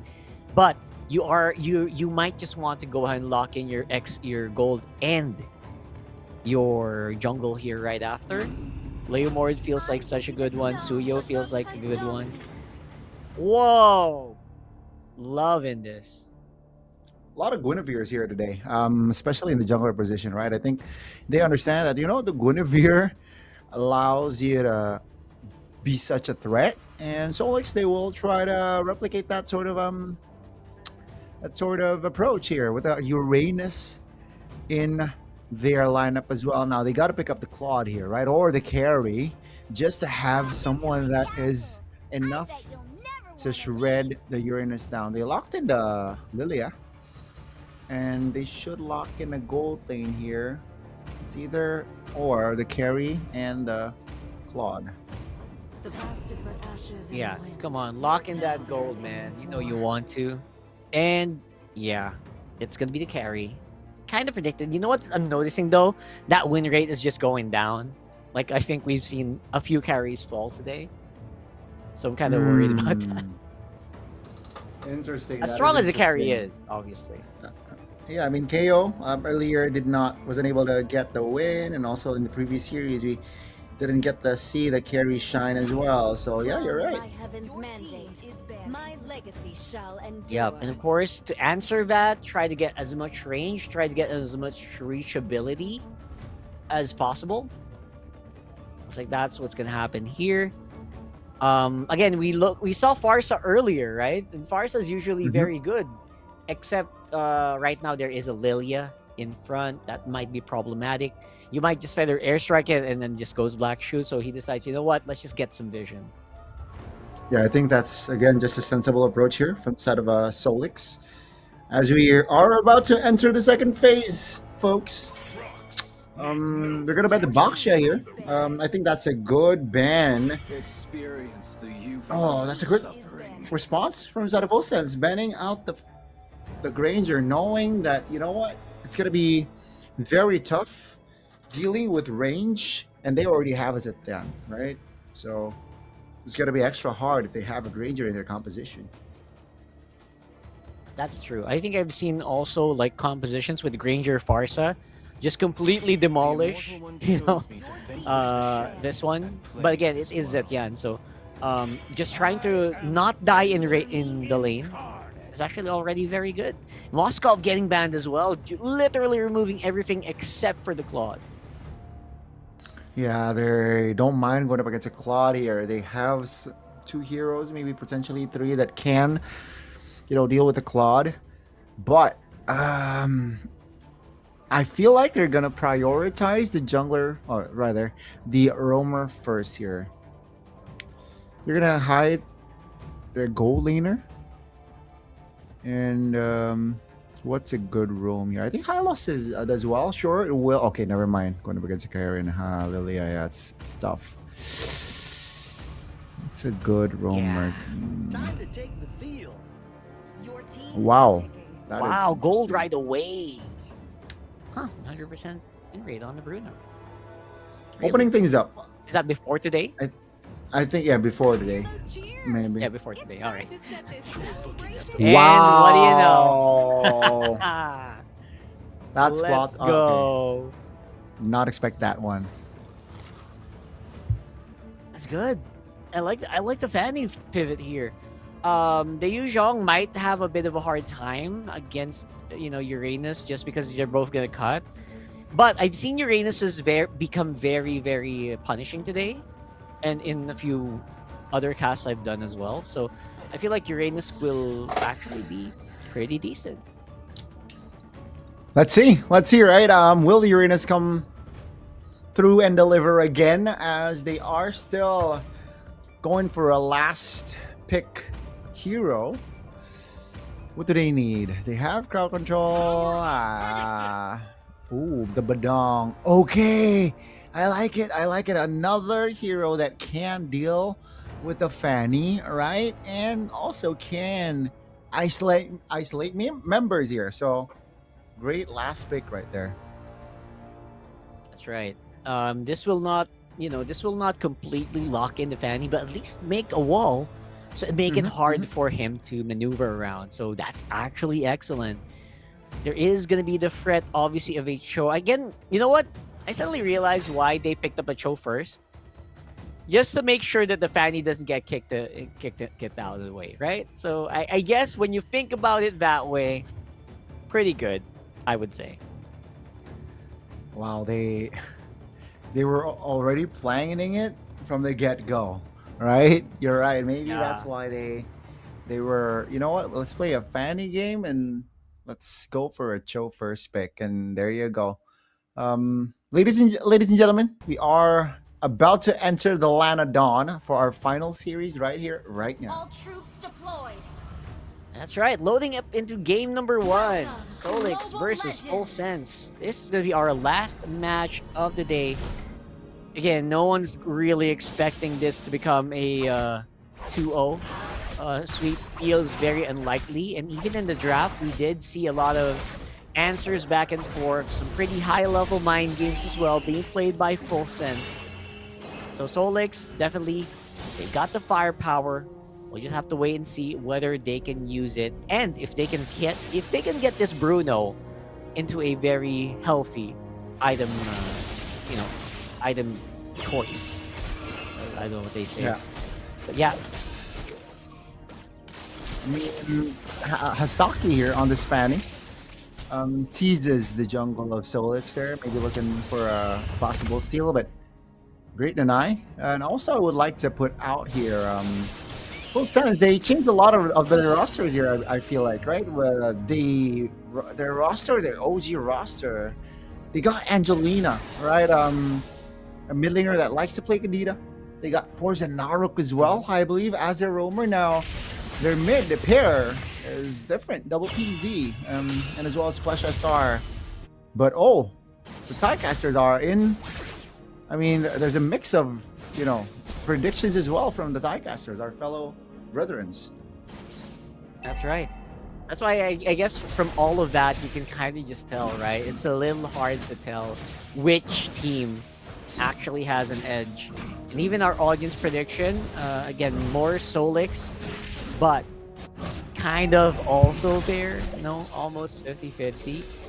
So let's go ahead and look for what can possibly happen here. 100% turtle priority here for Solix. They're gonna go ahead and take it. Or at least try. Yeah, the Fanny.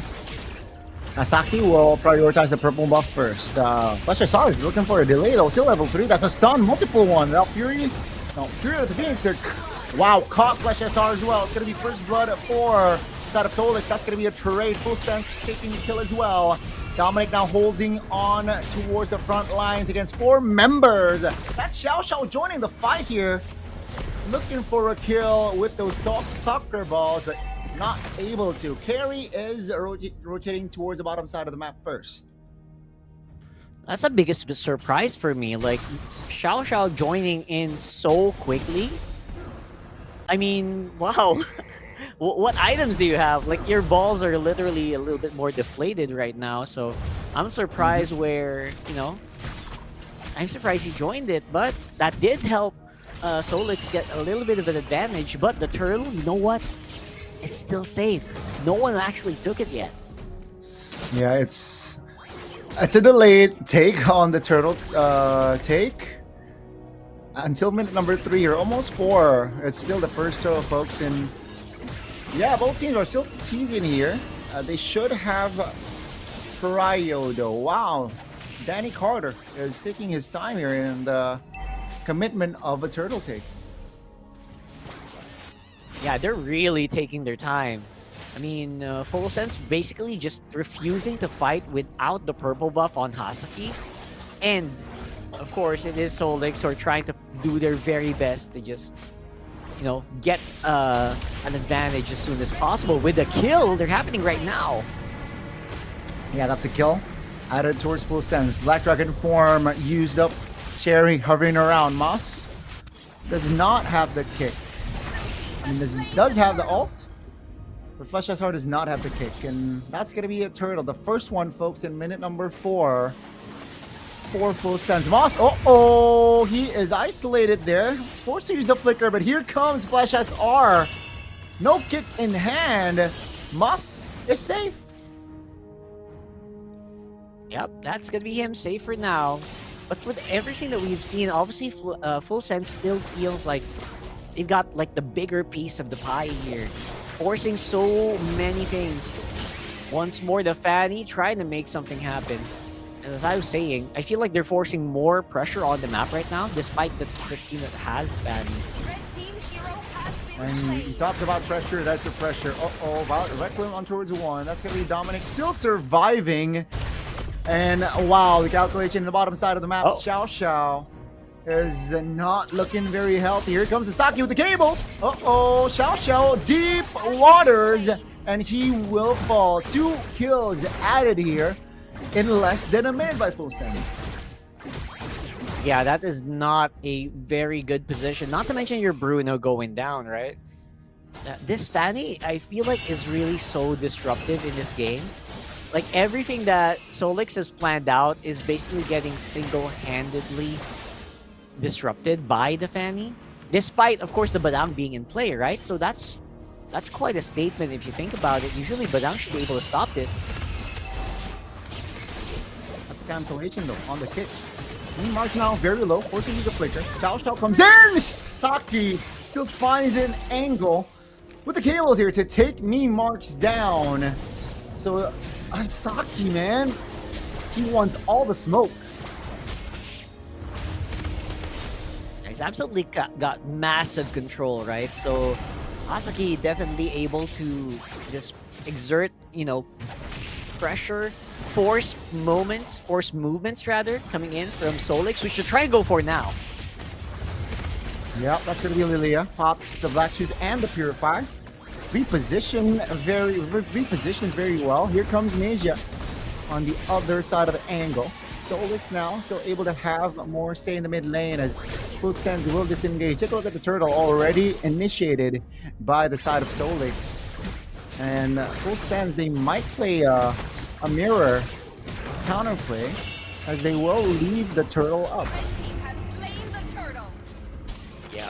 So for some reason now, they're trying to stray away from just forcing a turtle fight and just moving towards making Xiao Xiao's life a lot harder on the bottom side of the map. Giving pressure, you know. He's level 8, Ninja is level 9. That's gonna be an engage from Moss. Force of Purify. Ninja's in trouble and will be taken down. Has Saki now with the cable still able to reposition. Solix, great recovery there, and what an opening by Moss. Yeah, that was a great opening. Despite, again, most of the pressure of Full Sense on the bottom, Dominic with a solo kill on top side as well. That must hurt. That's an expensive kill, Rockhard. That is one expensive kill. As that was the jungler. He is currently sitting at an 0-3-1 record here. Saki will take away the purple wall with the retribution. But here comes the stun. Saki will not be able to escape from that. So Solix finds an answer. You know, you took down my jungler. We will take your jungler down. And by the way, that was a shutdown. Answer per answer here. So again, no one-sided game here today, folks. You are experiencing definitely a two boxers punching at each other, basically. And resources being transferred left, right, and center. Top side of the map is going to be pretty vulnerable here. You want to go for it. Yeah, and we're 8 minutes in here. It's still close. Purple buff take. Still able to be taken away from Fanny, by Fanny with that retribution. But that's info, you know, with the Lord coming up. Is Solix gonna blitz the Lord? Feels like they should have enough firepower to do so, but they're not really in a position to go for it yet. Maybe clearing the minions. Wave first! Ultra's Flash SR. Still has the flicker, still has the way of the dragon here, holding on to it. Solix looking to cover more ground, as I think Full Sense's priority right now is to clear their far lane and the bottom lane first, and then they might look for a fight or tease around the Lord's area. And I think that's what they're doing. Sending Fanny up top. Oh, that's an engage on towards the bottom side here. Dominic, Black Dragon form defensively. Will this work? As that was the kick on towards one. As Danny Carter, the jungler, will fall in the mid lane. Cherry, the veteran, is trying to cause problems, but this Uranus will not be able to take down that turret just yet. And the Lord here should be free for Full Sense. Yeah, because of that kill, obviously they'll have no retribution. So then Carter losing out means that Lord will go over the Full Sense, but they might actually be paying a tax for it. Hasaki is gonna fall here, and Solix could trade it for that mid turret. So, to be fair, they're getting a lot on the map, and denying this purple will be huge if Dominic can't push them back. It's like that's gonna be the case here. No purple for the Fanny when he spawns. It's unfortunate, right? He didn't even get the Lord. Even he popped the retribution. It was Nasia who locked in the Lord. Luckily for them. And they lose out on the mid and as well as the purple buff. I think that really is the bummer. But uh-oh, Moss all alone. That's gonna be Nasia now, being the target. And Cherry comes from the flanks. With the help of Mimars there, is able to take Nasia down now under the turret. The Uranus is taking a lot of damage, but still able to find an escape route. Take a look at Dominic against 4 members here of Solix. Trying to buy time, trying to find damage, but he falls. It's gonna be Cherry for Dominic. Both XP laners going down. Let's take a look at Hasaki here. Split pushing. Still able to be covered by Xiao Xiao though. Yeah, that was a very funny trade right there. It feels like it's so crazy where they're both being zoned by the respective team's XP laners, and now they're playing around it. Another kick by Flash, who just can't seem to catch a break in these last ones. They're really pushing Xiao Xiao's Purifies here. And with all that said and done, yeah, which is good, obviously, right? That's exactly what they need to be doing. And of course, he's going to have his flicker up soon. Again, this just feels like it's 2 teams trading blow for blow, XP for XP, and this time it could be kind of removed on the equalization if a pickoff can happen. If Flash can make another one with Conceal. Let's see. They want to close the distance. Uh-oh. That's a 2-man stun. Flash SR now isolated. Take a look at the front. Oh my goodness, he will be taken down. Hasaki finds Moss, but Xiao Xiao finds Hasaki. And take a look at Xiao Xiao. Out of position there, punished by double PZ. And that's going to be a 3-4-2 in favor of Full Sense here, Rockhard. Yeah, that's crazy. And again, the other guy that you traded is your gold laner as well. So when we're on a dive situation, right, where we're in a situation where it's so unpredictable and explosive, everyone's grouped up together, your Bruno is not gonna survive, right? It's gonna be so hard to make this Bruno survive, just because one, behind on items, you have different items. You're trying to stay alive with lifesteal, and then later on, once Neja gets actually onto the Wind of Nature, you're gonna do less on these team fights. So the pressure goes over the Moss and Danny Carter to make sure they take out Neja soon before it gets to that point where they need to duel it out. Because as you can tell, this Bruno is just not doing much yet. Not just yet here. Still waiting on, you know, the influence of Xiao Xiao being evident. Perhaps in a minute or two. Take a look at the Fanny here, still around top. Maybe wants to tease and push the top lane first. Let's see, Solix, they gotta pull the trigger right here. That's the pull, trigger pulled. Dominic all alone, isolated, no time to pop that Black Dragon form. Now to 5v4 as Fanny is still pushing, so it's a 5v3 here in the Lord's Pit. That's going to be Zetian going back. Flash SR repositions. Xiao now is in good position, finds the Lord. Here comes Asaki from the flanks, but no kills added on the board for Full Sense. Solix Esports, they stabilize. Yeah, that was 100% weird. Hasaki not joining that Lord as soon as possible, and the rest of the team not communicating, hey, this Lord is dying, bro, where are you? That will be like the 100% call. They did trade up with a Winion Wave control on top side. Looks like they're going to suffer with this siege right here.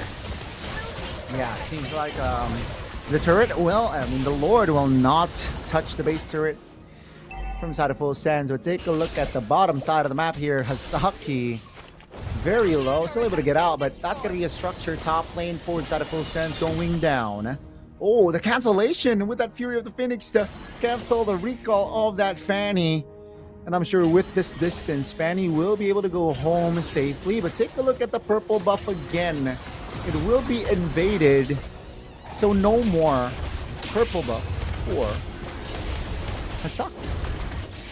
That's right. They're going to be relegated to just hold on using your normal energy. You've been splitting so much, you kind of actually are neglecting your base. That's what I would say for Hasaki here. And he just needs to pick up the pace, man. He's getting hunted down. Moss is so ready to pull that trigger. He knows Hasaki has very, he doesn't have the purple buff. He sees double PZ actually holding that purple buff, so he should be roaring to go, waiting for the signal. Has that flicker and is so itching to use it, but we do still have some waves to clear here. There's going to be a play on bottom. Yeah, they know the whereabouts of Xiao. The airborne, the purify pops, the stun! Take a look at the cover from Solix Esports. That's a two-man knockup by Dominic, but no clear follow-up damage, just the damage, the Xiao. The Bruno just yet here, as Xiao is able to reposition as Moss finds a kill on Dominic.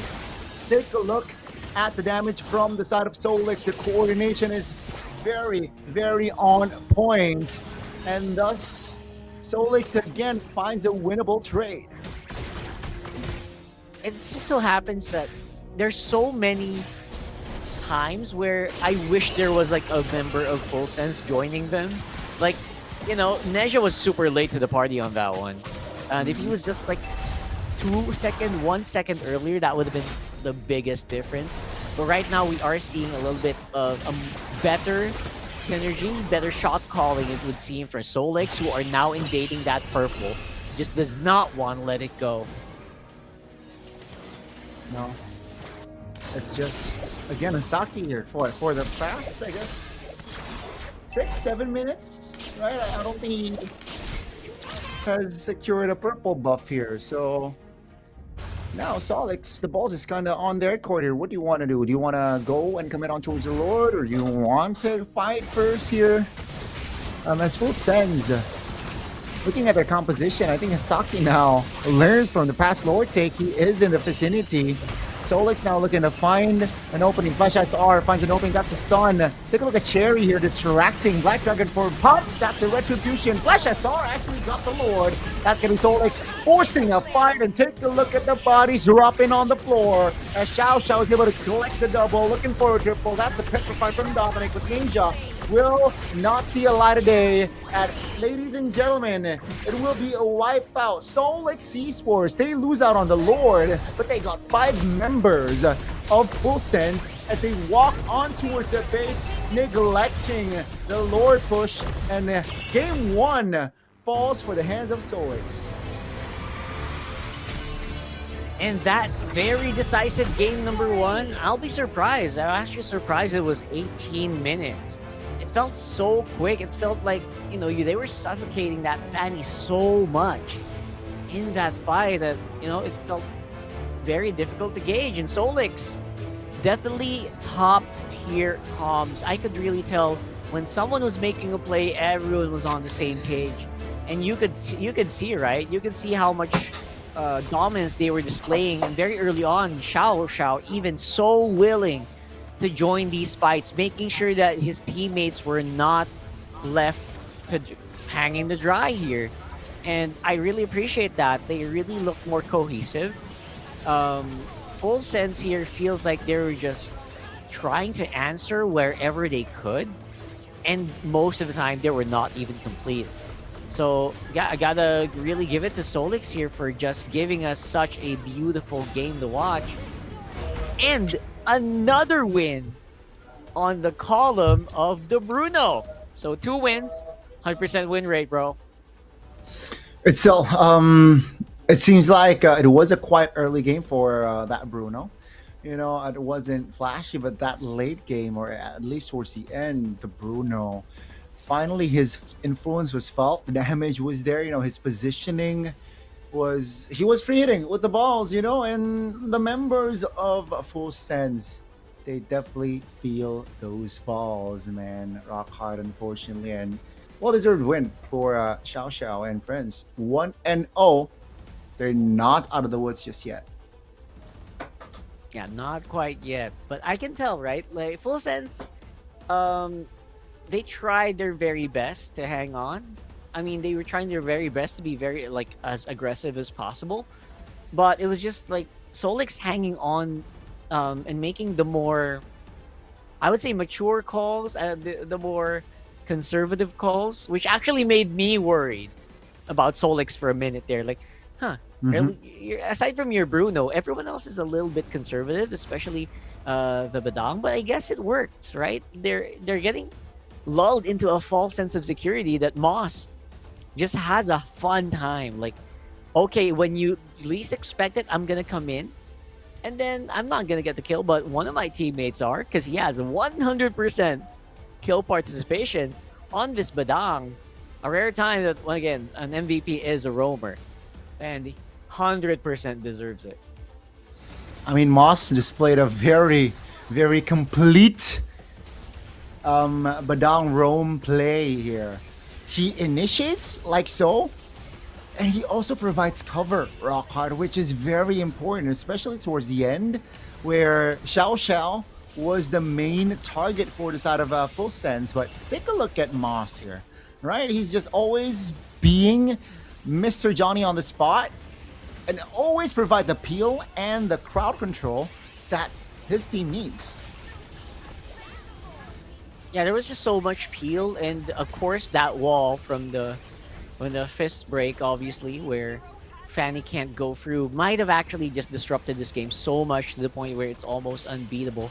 Even without that wall, right? Moss just knows where to throw that fist crack rather, and he just knows how to make it work for their team. And this beautiful one, again, you force the flicker, you force a purify, it's all good, man. Overall, it was just them forcing it in weird situations where, I'm not gonna lie, a lot of times they were low HP. But small advantage after small advantage really just, it got just bottled down into a very strong Lord take, or Lord fight rather. They said, you know what, go ahead, take that Lord, we'll take your base. Again, just a clinical display. They were more decisive, definitely. And folks, it didn't feel like it was 18 minutes, to be quite honest here. Rock hard. Right. Yeah. It felt sooner. And boy, it was quite back and forth if you really think about it, right? It was a Full Sense, but then Solix, and then Full Sense Solix, and then Solix again.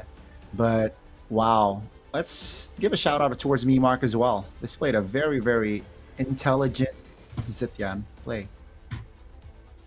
Oh yeah, Mimark is like one of those players where, yeah, we're not gonna highlight you, buddy, but you know what? You're doing your job every time. Nothing too crazy, but he is on point. Each and every single Fury of the Phoenix was mostly just chef's kiss, right? Something's gonna happen when he pulls that trigger. And I think we also saw that with he communicated so well alongside Moss. I mean, even the times where Danny Carter was actually just, taken out so early, there were times where both of them, that mid trio, was just able to carry and maintain the momentum and the balance in that game. Yeah. And again, towards the end, it was rather shaky. I think Solix's form, but towards the end, they recovered, and that was game one. Rock hard. Wow, are we going to see a clean sweep, or is Full Send's gonna strike back in the second game? I am intrigued to see the drafts because I understand with that Cho pick, but I think they forgot about the Badong last pick, and what a way to end the drafts for the side of Solix, right? They delayed the Rome take. They instead take the Bruno in that for red. And then the last pick, they really capitalized on that Badong, because without the Badong, who got MVP, by the way, I don't think that game was salvageable. Yeah, that's true. I mean, they were trying to hold on for dear life, right? I mean, it's not like the one-sided game we kind of expect, very fast, 10K goal lead, nothing like that. Nothing at all. It just feels like it was like one very bad play or one forced Lord call where they used up all their bullets on the Lord, and then it was just so easy to clean up. I think it's just one of those things, right? Which we have seen before, but not to the point where the whole team gets wiped out. Like, the fact that they all got wiped out was like the factor that actually ended this. Because if maybe 3 of them survived, they could have maybe gone for like a clear that might have gone on to 20-something minutes. So I completely agree. Not completely black and white now who's going to win. I guess depending on how well Full Sense is going to be able to reset their mental after that one. Yeah, I think that's a fair assessment, Rockhard, and it all comes down to the draft again, right? I feel like they were trying to be smart here on Full Sense with their drafts. Are they going to draft things more simply? Because they can definitely take a simpler route. More straight up, honest draft. Because with the Cho pick, and then you went with the pivot towards Fanny. Sure, that was intelligent, that's smart, but is it overcomplicating things? Is what I'm trying to say. And maybe that might not be the approach for the second game. You know what I'm saying? That's true. I mean, as fun as it was very fun, but you're right. It feels like it's an overcomplication. You missed out on so many stronger picks. I'm gonna be honest, right? They missed out on so many game-breaking potential picks. Like, maybe if they just played it calm like a Suyo, maybe they would have been able to kind of just, steamroll that game at maybe 10 minutes or so. And they didn't need to get that show in. Maybe got like a Gatot, something more stable like a high loss. Again, what ifs, right? And that's what I'm looking forward to here and seeing in draft number 2 for game 2. I'm looking forward to just not being overthinking things. Yeah, I think just go for a simpler route, especially when there's a strong hero up in the option lists. So let's see here. We will not see a Flying Cloud game potentially here. Rockhart, it's going to be dangerous grass here on our potentially final game of the day. MSL Thailand, week 4, day 1. Will they change sides is my question. Full Sense is gonna still be on blue. So yeah, they will not switch side. Yep. So maybe don't do what we saw earlier. Maybe not saying anything about Flash SR. Flash SR, I think, played a pretty phenomenal Cho game. Not gonna lie. It just so happens that they were punished pretty hard, and to be honest, not every single play that Flash SR went for was confident. Maybe go for a jungler that doesn't get shut down so easily. Like, I know Fanny's usually a very polarizing hero, right? You either win so hard with it or you lose so hard with it. Maybe let's look for something a bit more in between. More on what you can be more calm and collected about. And not so crazy where I like the Fanny earlier, but maybe if it was like earlier to some Lord takes, their timings were completely off. So maybe their sync need some work. So here's what I'm thinking. Maybe do that later once your teamwork synergy is better. But for now, I feel like they just stick with what they're very good at individually.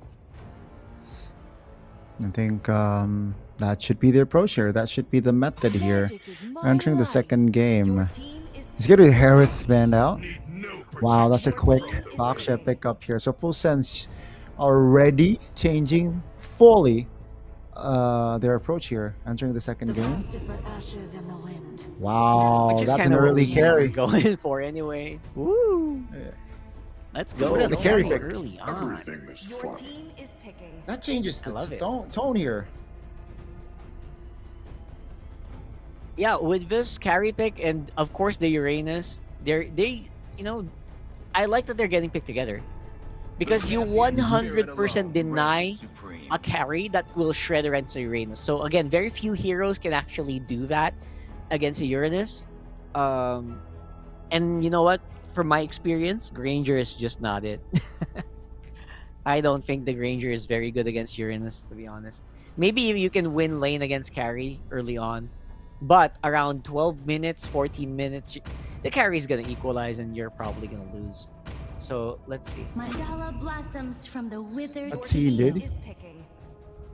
Wow, that's gonna be the Granger here. So, and the Lunox. Okay, someone that can deal burst towards the Uranus here, especially if Full Sense gets the early game.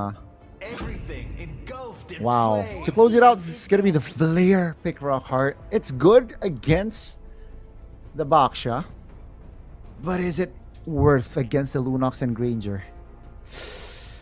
Yeah, usually Valiers just doesn't have like built-in mobility. That's why it's so vulnerable to bullets from a Granger. So good luck. You're gonna need your flicker to get out of harm's way. But yeah, other than that, it's not necessarily a good pick in this one. I would have preferred a mage with better rain at this point. Let them play the hero. That makes sense. Yeah, I like range. This world desperately needs. Wow, quick bans here. Rockhart. Second phase. Both the Yudzong and the Glue here taken away, respectively. So, yeah, on a Baksha, I think it makes sense. You don't want to face and go up against a Glue, a hero that can't mount you. And let's see, will they commit to another EXP laner ban? I'm actually thinking yes, possibly here. Or another shredder, like remove someone who can shred, who can maybe crit. Maybe the Bruno can be removed here. Or wait, did they already pick a gold laner? I think. Oh, yeah, they did. Sorry, they already picked the carry anyway. So yeah, more XP laners. Maybe one more, just for good measure. Lapu maybe. Or Lapu. Arlot. Yeah, I would want an Arlot here. That is an interesting approach if they were to get it. So if not the Arlet, what can be the option here? I mean, just ban the Badang, no? There you go. Yeah, very good. All right, that Badang was game changing, 100%. They're gonna have to go for, if they want like a playmaker, they're gonna have to go for someone else. It is gonna be the Cho, and that's Chip Lapu. There you go. Very well-rounded composition here for Full Sense. Just don't mess up the just don't mess up the shortcut and you should be happy, right? Yeah, that makes sense. What else can be? My guess is that, what do they need? I mean, they have burst. Okay, jungler. I think another tanky unit. I don't mind it. Fred can make a play, but then again, going up against Lunox, that's not ideal. Suyo, yeah. 100% Suyo, right? If not, you can go for Fanny again. They don't have much crowd control. It's a joy, though. Okay. That's not bad. So I like it because, you know what? They're gonna group up anyway with Shortcut, right? And they're gonna get the full load of the electrifying beats if ever they do that. But it is, again, a little easier to disrupt the tempo of the Joy now. Right, I don't know. It feels like an iffy pick there, Rockhart, not gonna lie. But let's see here, the execution. Potentially the final game of the day here, week 4, day 1. Let's see if Solix can close it 2-0 again.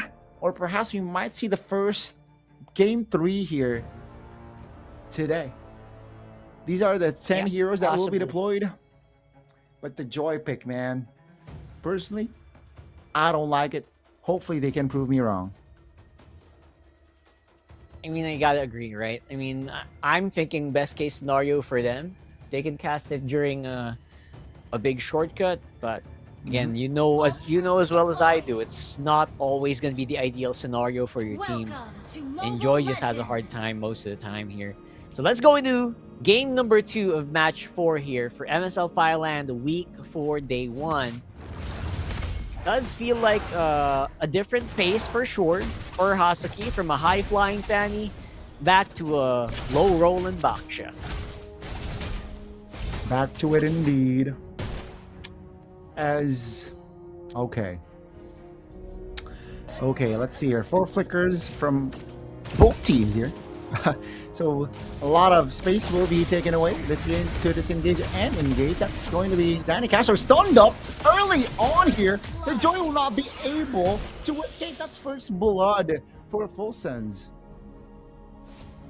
Yeah, I think these are the reasons why we're talking about, like, I think that's one of the reasons why, you know, you got kind of triggered with the your spider sense on these picks. Of course, Flicker gonna be used here. Shao still gonna get the kill, but I was saying, you know, it's just so easy to die at level 1 if you're a Joy.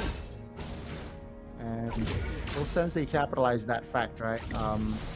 A lot of flickers spent before the turtle take, by the way. Sure, one's a gold laner, but both roamers not having the flicker here before the turtle fight. Let's see here if that will impact hugely. Or perhaps it will just be a clean one-sided take. 15 seconds on the clock for that first neutral to spawn. That's right. Oh, that's a stun. Don't really have quite the ultimates quite yet, but yeah. Of course, Full Sense will have a good shot at taking this fight very soon. Yeah. So far it's all under control for both teams technically, right? Asaki's level 4, Danny Carter's level 4. Solix is on it though. 4 members already committed towards the turtle spit. Cherry now trying to zone Hasaki away, looking for an angle. Danny Carter finds it. That's gonna be the shield unity crashing on towards one. Most repositioning. Danny Carter will be able to get out from that situation. No casualties here, as it will be just the turtle take here for Solix. Low for double PZ though. Flashes here. Looks for an engage. Moss is still around. And that will be it. So no kills on that turtle take. Take a look at the purple buff though. Danny Carter, very intelligent there, is already on it. All right, so Danny Carter is definitely getting a little bit of a lead here against Hasaki, and they're also able to just control all of his routes. Hasaki being basically left wondering, all right, what do I do next? Where do I roll? Yeah. And wow, flashes are Ghost Flicker. Yeah, Danny Carter now. Loki stuck still able to dash and sidestep. That's the damage with the rate of abuse. Dominic finds that kill. Take a look at Chow Shell here with the shurikens. Able to deal damage towards the Lunox, and Dominic falls as well. They got Danny Carter, but take a look at the 4 members of Full Sense that is down and out. Oh, that is painful to see, brother. Not to mention Nezha also missing out 2 big gold cards on top side. They lost everything there, giving a pretty big gold lead here to Solix with basically one fell swoop. That was beautiful to watch here. And I'm very impressed by how quickly they were able to burst down that Lord and also take that fight, that turtle, and still be able to take this fight around this area. It feels like they were forced, right? It's 5v4. But you know what? Why are they behind? Like, that really boggles my mind, man. Really does, it really does. And it's now it gets interesting because Solix, remember what first minute Danny Carter got taken down. The first blood was on Full Sense, and now they're leading 3K. Take a look at the shortcut here. Immobilized at one. Xiao taken down.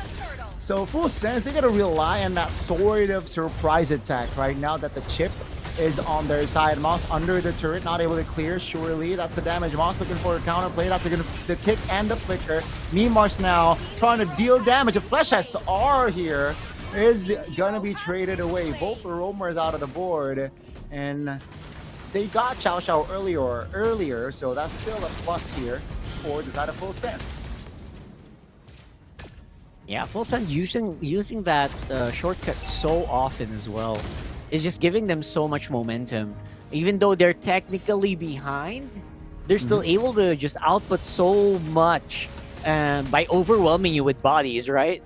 So overall, I would say that Full Sense are still, playing towards their win condition, which is a good thing. Again, despite being behind, Solix usually able to punish right back with at least something. But again, it's something that's very hard for them to pull off as well. It's very hard. Shortcut again. Dominic pops that. Oh, that's a stun. Xiao is free hitting. Mimars finds that kill. Take a look at Xiao. His positioning is in prime position. And Full Sense now looking to, again, just keep their distance as they lost Dominic in the process. So it's, again, Solix firing back here. 30 seconds on the clock for the next neutral objective here.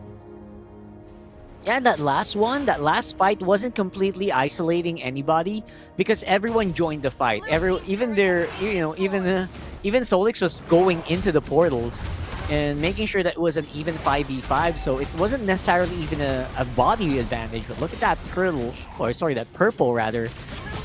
Getting attempted stolen back. Xiao with free hits. Who can touch this guy? Not anyone at the moment, not anyone, and he is rotating aggressively towards the bottom side. He knows that Dominic is a juicy target, and Dominic has to step away as here goes the last turtle.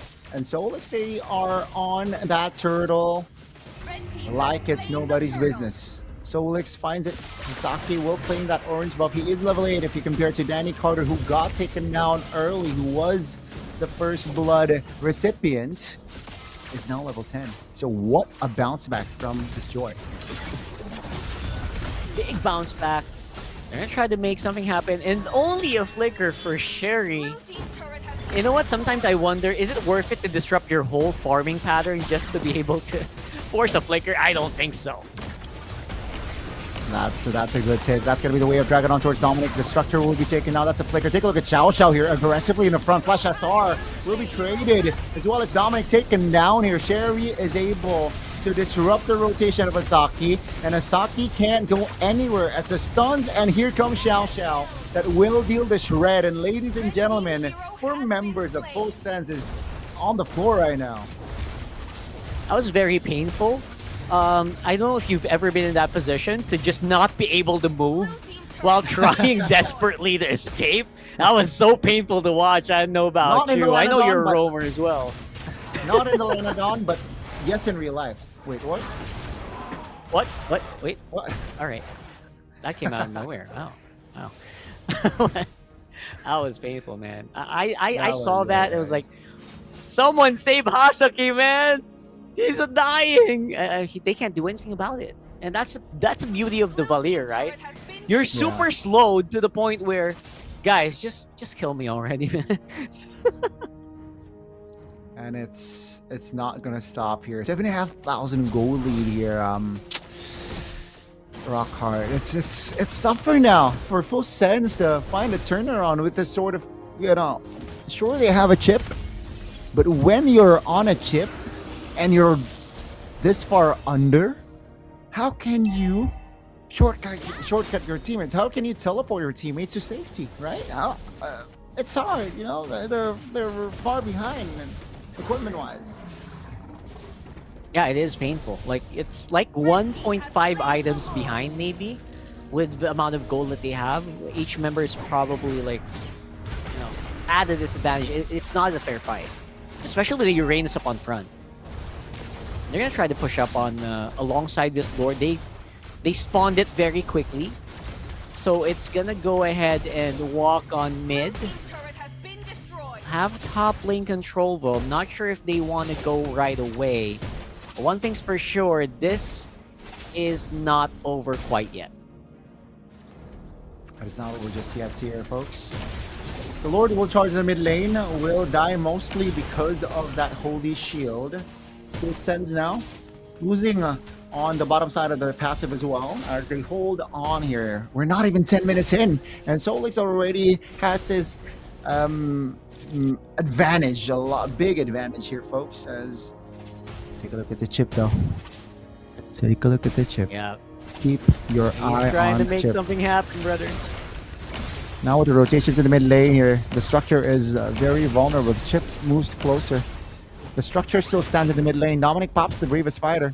Not enough distance to close that gap. Here comes the shortcut though. Oh my lord. Xiao Xiao goes down as Full Sends finds the perfect opening that they wanted. Meanwhile, now flickers away. Cherry now trying to buy time for his team as technically it's just Xiao Xiao. But double peasy. In a bit of a trouble. Danny Carter still able to get out. Cherry not able to find the execution there. Has to reposition. But man, oh man, the chip, the patience, it paid off because Xiao Xiao went down. That's right. Without Xiao Xiao, it's actually just pure magic damage they have to deal with. So everyone who has radiant armor will actually survive, more or less. That includes Dominic, Hazaki, maybe Flash. I'm not sure if Dominic has it, but probably Flash and Hazaki. Anyone that has any magic resistance will be able to just, you know, kind of just walk away. They're gonna be bloodied and bruised, but they're not gonna be fainted. They're not gonna go back to base. So overall, I think we see the game plan, right? Just go for that carry, and it should be fine. But it's also a very rare occurrence that Xiao Xiao was actually like 20-30% HP. If Xiao Xiao was full HP there, that might have been a completely different story. Yeah, so it's another reset here. Still in favor of Solix though, with the amount of turrets that they got. But with that, again, just chip again, right? The value of chip is that surprise attack. Oh, here comes the shortcut on towards the Uranus. I don't know if this is the right call. They managed to burst the Uranus down, but that's a lot of resource spent! Danny Carter finds an angle to take the Granger down. Here comes Solix and the rest of the members. Xiao Xiao is in prime position to free hit the members of Full Sends, and they manage to overwhelm Full Sends. And here comes Dominic in the mid lane trying to defend. Solix, they want to close this out, and they want to close this out early. They have a whip to play around in the mid lane, and take a look at Xiao Xiao just locking the base in. And here we go. Solix, they got the series done in a 2-0 fashion, continuing the narrative, continuing the train of the day, a day of clean sweeps. Momentum was completely on the side of Solix from minute number 5, and they did not let go at all. You could really tell that Solix was, you know, it was very clear that they were just basically waiting for Xiao Xiao to get at least 2 items, and that was game time. And they were very happy to take most of the fights, even despite the chip being so aggressive towards them. So congratulations to Solix, definitely deserves it. And like I mentioned earlier, Full Sense feels like right now feels pretty half-baked. They really need to get back to the drawing board for this one and, you know, get their synergy in check. Because this one, I feel like, especially in game number 1, really showcased some of the glaring you know, weaknesses of their lineup. That was intense. Rockhard, not gonna lie. I thought this was the play that maybe can, you know, equalize, but it wasn't enough. And again, going all in against the Uranus, I didn't think that was a right call. You know, they got overzealous there. they were trigger happy with that shortcut. Maybe the call was, you know what, let's take one before the Lord. But take a look at the damage from the rest of the members. It was crazy. And here comes โอ the เค interview. ค่ะ ตอนนี้นะคะมินนะคะก็อยู่กับพี่ๆ Legend ทั้งสองแล้วนะคะ จากทีม Solic Esport ค่ะ 30 บวกดีวะโอ้โห แค่พูดก็เจ็บ แซวแซวแซ แค่ ว พูดก็ โอ้โห เจ็บ จริงๆ อันนี้เป็นชื่อทีมป่ะคะ30 บวกดีวะ ชื่อทีม ใครับ ชื่อทีม ใช่ค จ บ ริงๆ ไม่ใช่ Solic ไม่ใช่ครับ ไม่ใช่ ครับ โซลิกก็เป็นในนาม ใช่ครับผม ขอแสดงความยินดีด้วยนะคะ ที่วันนี้เนี่ยเก็บแต้มมาได้อีก1แต้มแล้ว แสดงว่าเราเนี่ยยังเก่าเกมอยู่นะ ยังอยู่ในเส้นทางเดี๋ยวให้แนะนำตัวกับตำแหน่งก่อนแล้วกันค่ะ ครับชื่อเล่นชื่อมาร์กนะครับชื่อในเกมมีมาร์กนะครับเล่นมิดเลนเนอร์ของทางทีมโซลิกนะครับผม สวัสดีครับ ชื่อเล่นมอสครับ ชื่อในเกมมอสเล่นซัพพอร์ตให้โซลิกครับผม โอเคค่ะ คือจริงๆ เกมเมื่อกี้แบบว่าลุ้นมากเลยเนาะ เพราะว่าจริงๆ performance ของ2ทีมเนี่ยก็ถือว่าพอๆกัน แต่ว่าเหมือนรอบนี้เราแบบฮึดสู้ใช่ไหมเพราะเป็นแต้มที่จะต้องได้แล้ว ก็โอ้โห พิธีกรก็ลุ้นนะคะวันนี้ขออนุญาตถามความรู้สึกหน่อยค่ะ เกมเมื่อกี้เนี่ยมันเป็นยังไงความรู้สึกของเรา ก็เหมือนเล่นด้วยดาบที่พวกเราคาดกันไว้อยู่แล้วดีกว่าครับคือพวกเราก็ศึกษาคู่แข่งมาค่อนข้างที่จะเยอะ แล้วก็เราก็ต้องเหมือนแบบเตรียมพร้อมให้ดีที่สุดนะครับในทุกๆวัน เพราะว่าตอนนี้เราเรียกว่ายังอยู่ในเส้นทางละกันนะครับแล้วเราก็พยายามอย่างเต็มที่ทุกแมตช์เพื่อที่เราจะเข้ารอบเพลย์ออฟนะครับผมก็คือวันนี้เนี่ยเราเตรียมแผนมาเพื่อชนะอยู่แล้ว ใช่ครับด้านนี้ล่ะคะ ถามอะไรนะ ความรู้สึกของเรายังไงที่เมื่อกี้ชนะน้องๆมาได้ ก็รู้สึกดีใจแล้วก็โล่งใจครับผม แต่ว่าก็ยังมีการบ้านให้ทำอีกเพียบเลย เพราะว่า 5 นัดอันตรายตอนนี้ ต้องเอาแต้มให้หมด เราจะเก็บรวดใช่ไหม5 แต้ม ใช่ครับผม ความหวังคือจะเก็บรวดก็คือแต่ว่าจริงๆเกมในวันนี้ก็คือเป็นไปตามที่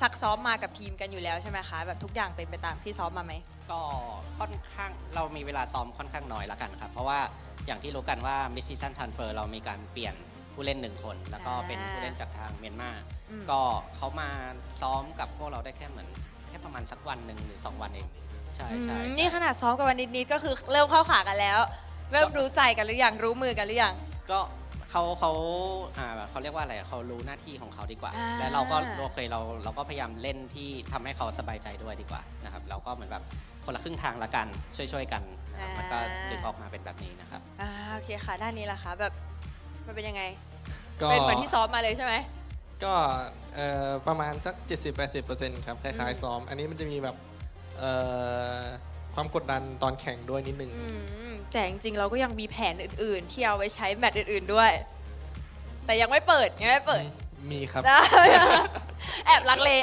จริงๆมี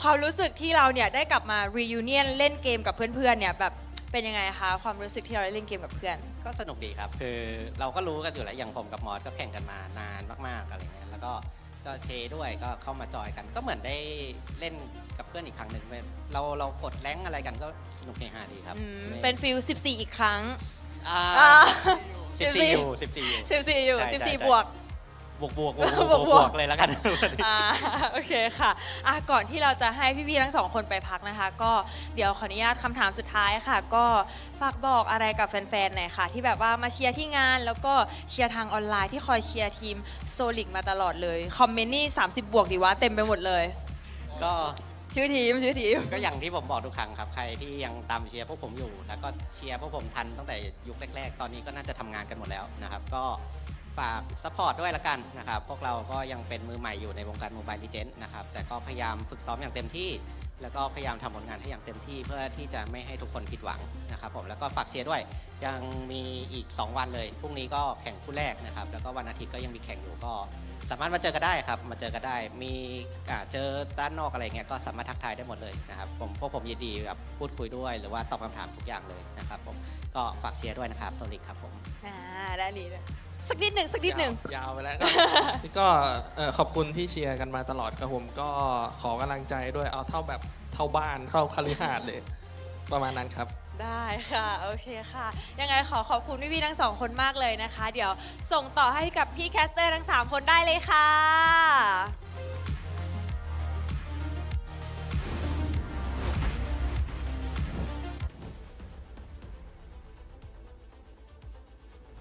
Solix definitely showed us, I think, probably one of the biggest improvements that we've seen.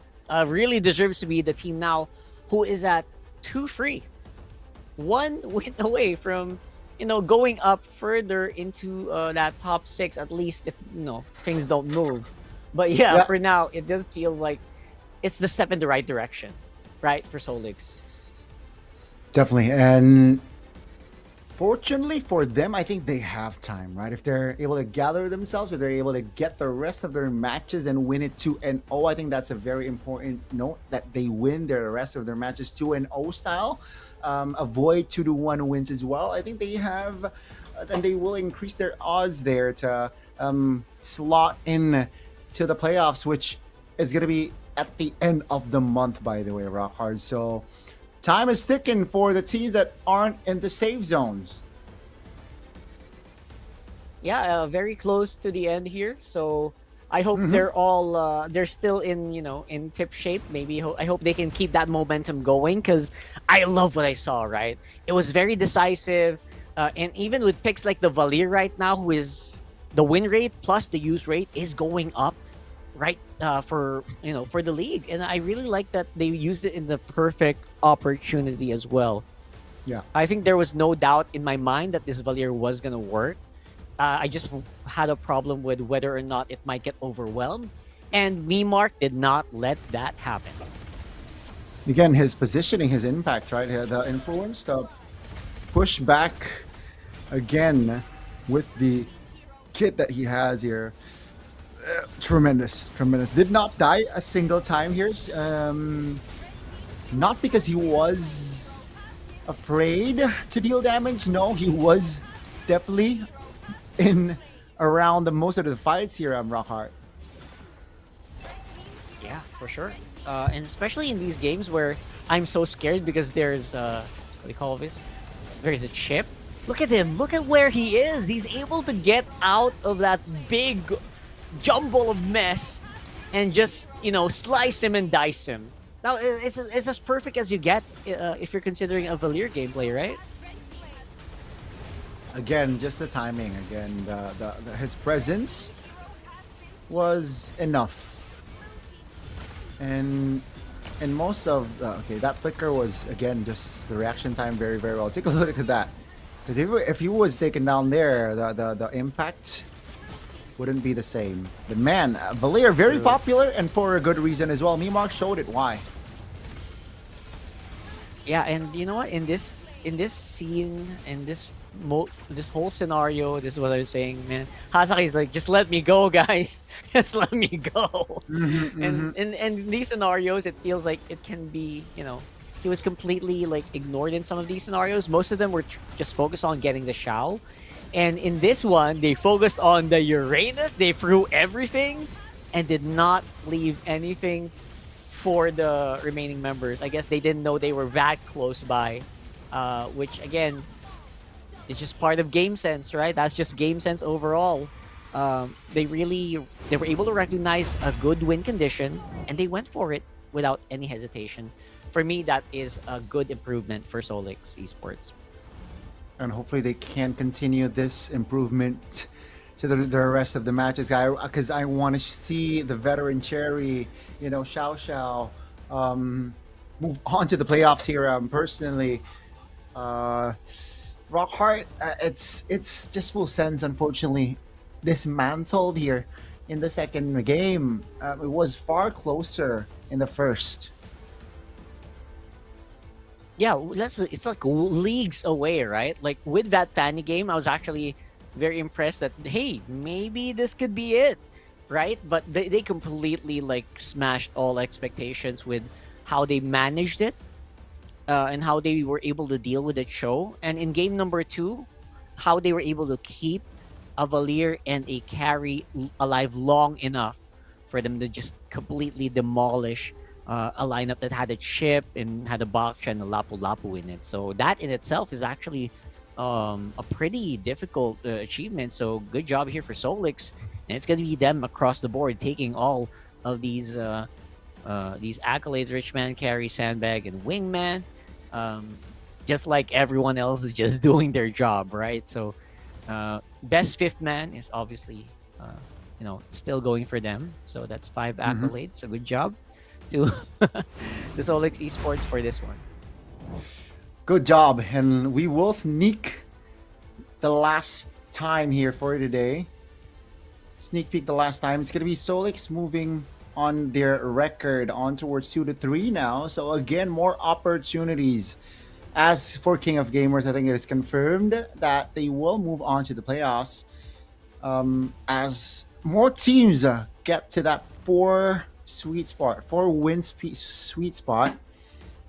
As for E-Arena, Full Sends, and Hydra, who lost today, it's just they're again just in the trenches still. Rockhart, not gonna lie. That's right. And we have more matches coming to you tomorrow. Again, we've got Solix. You're not going to be resting long. You're going to be our first match for tomorrow. Ooh, you're right. AOG and Hydra. So it's going to be pretty fun. We got the Buriram as well, who will be playing. And obviously Tenacity. It's a scary team to beat. And the Bacon against E-Arena. That might be the final hurdle. If EA doesn't do that, that just might be it for their journey here. So looking forward to watching more games tomorrow for sure, Gani. Man, just more action, and this was just the first day. 4 matches today. It's crazy. Rockhart, and yeah, more actions for tomorrow and the next year. I'm glad just to be able to cast with you, Rockhart, today. I enjoyed it. Truly so. I genuinely enjoyed it, Gani. Hopefully see you soon there. Might visit Indo someday, eventually. Let us know. We'll let us know. All right. It's been fun here in MSL Thailand here. See you soon. I'm hoping that we'll get to a point where, we'll do this in person, maybe over there. Maybe. Never know. Amen. But for sure, their journeys are still far from over, right? I feel like we still have a few more matches coming. We have our next one as well. We've got lots. We've got lots in store for you guys. So hope you're not quite done yet, because the weekend is, it is just starting. We have more in store for you here. I hope you guys enjoyed that. We really did. And overall, I would like to welcome you guys, or encourage you guys to also watch tomorrow. All right? And are you casting tomorrow, Gani? Or no? No, I'm not casting tomorrow. It's a different... All right, it's going to be different guys casting tomorrow. And that's going to be it for us. By the way, I'm Rockhart, and this is Gani. We hope you enjoyed MSLTH Season 1, Week 4, Day 1. We'll see you guys tomorrow. นี้เนี่ยเราจะได้มีแรงกันต่อนะคะและที่สำคัญเลยต้องขอบคุณนะคะผู้ชมทุกท่านเลยนะคะทั้ง Lido Connect ที่นี่นะคะแล้วก็ทุกช่องทางออนไลน์ทุกช่องทางเลยค่ะขอบคุณทุกการกดไลค์กดแชร์นะคะสิ่งเหล่านี้เนี่ยมีความหมายกับพวกเรามากๆเลยนะคะไม่ว่าจะเป็นพี่แคสเตอร์พิธีกรหรือว่าทีมงานเองนะคะและสำหรับวันนี้นะคะมินค่ะและทีมงานทุกคนนะคะขอตัวลาไปก่อนนะคะแล้วพบกันใหม่ในวันพรุ่งนี้ค่ะสวัสดีค่ะ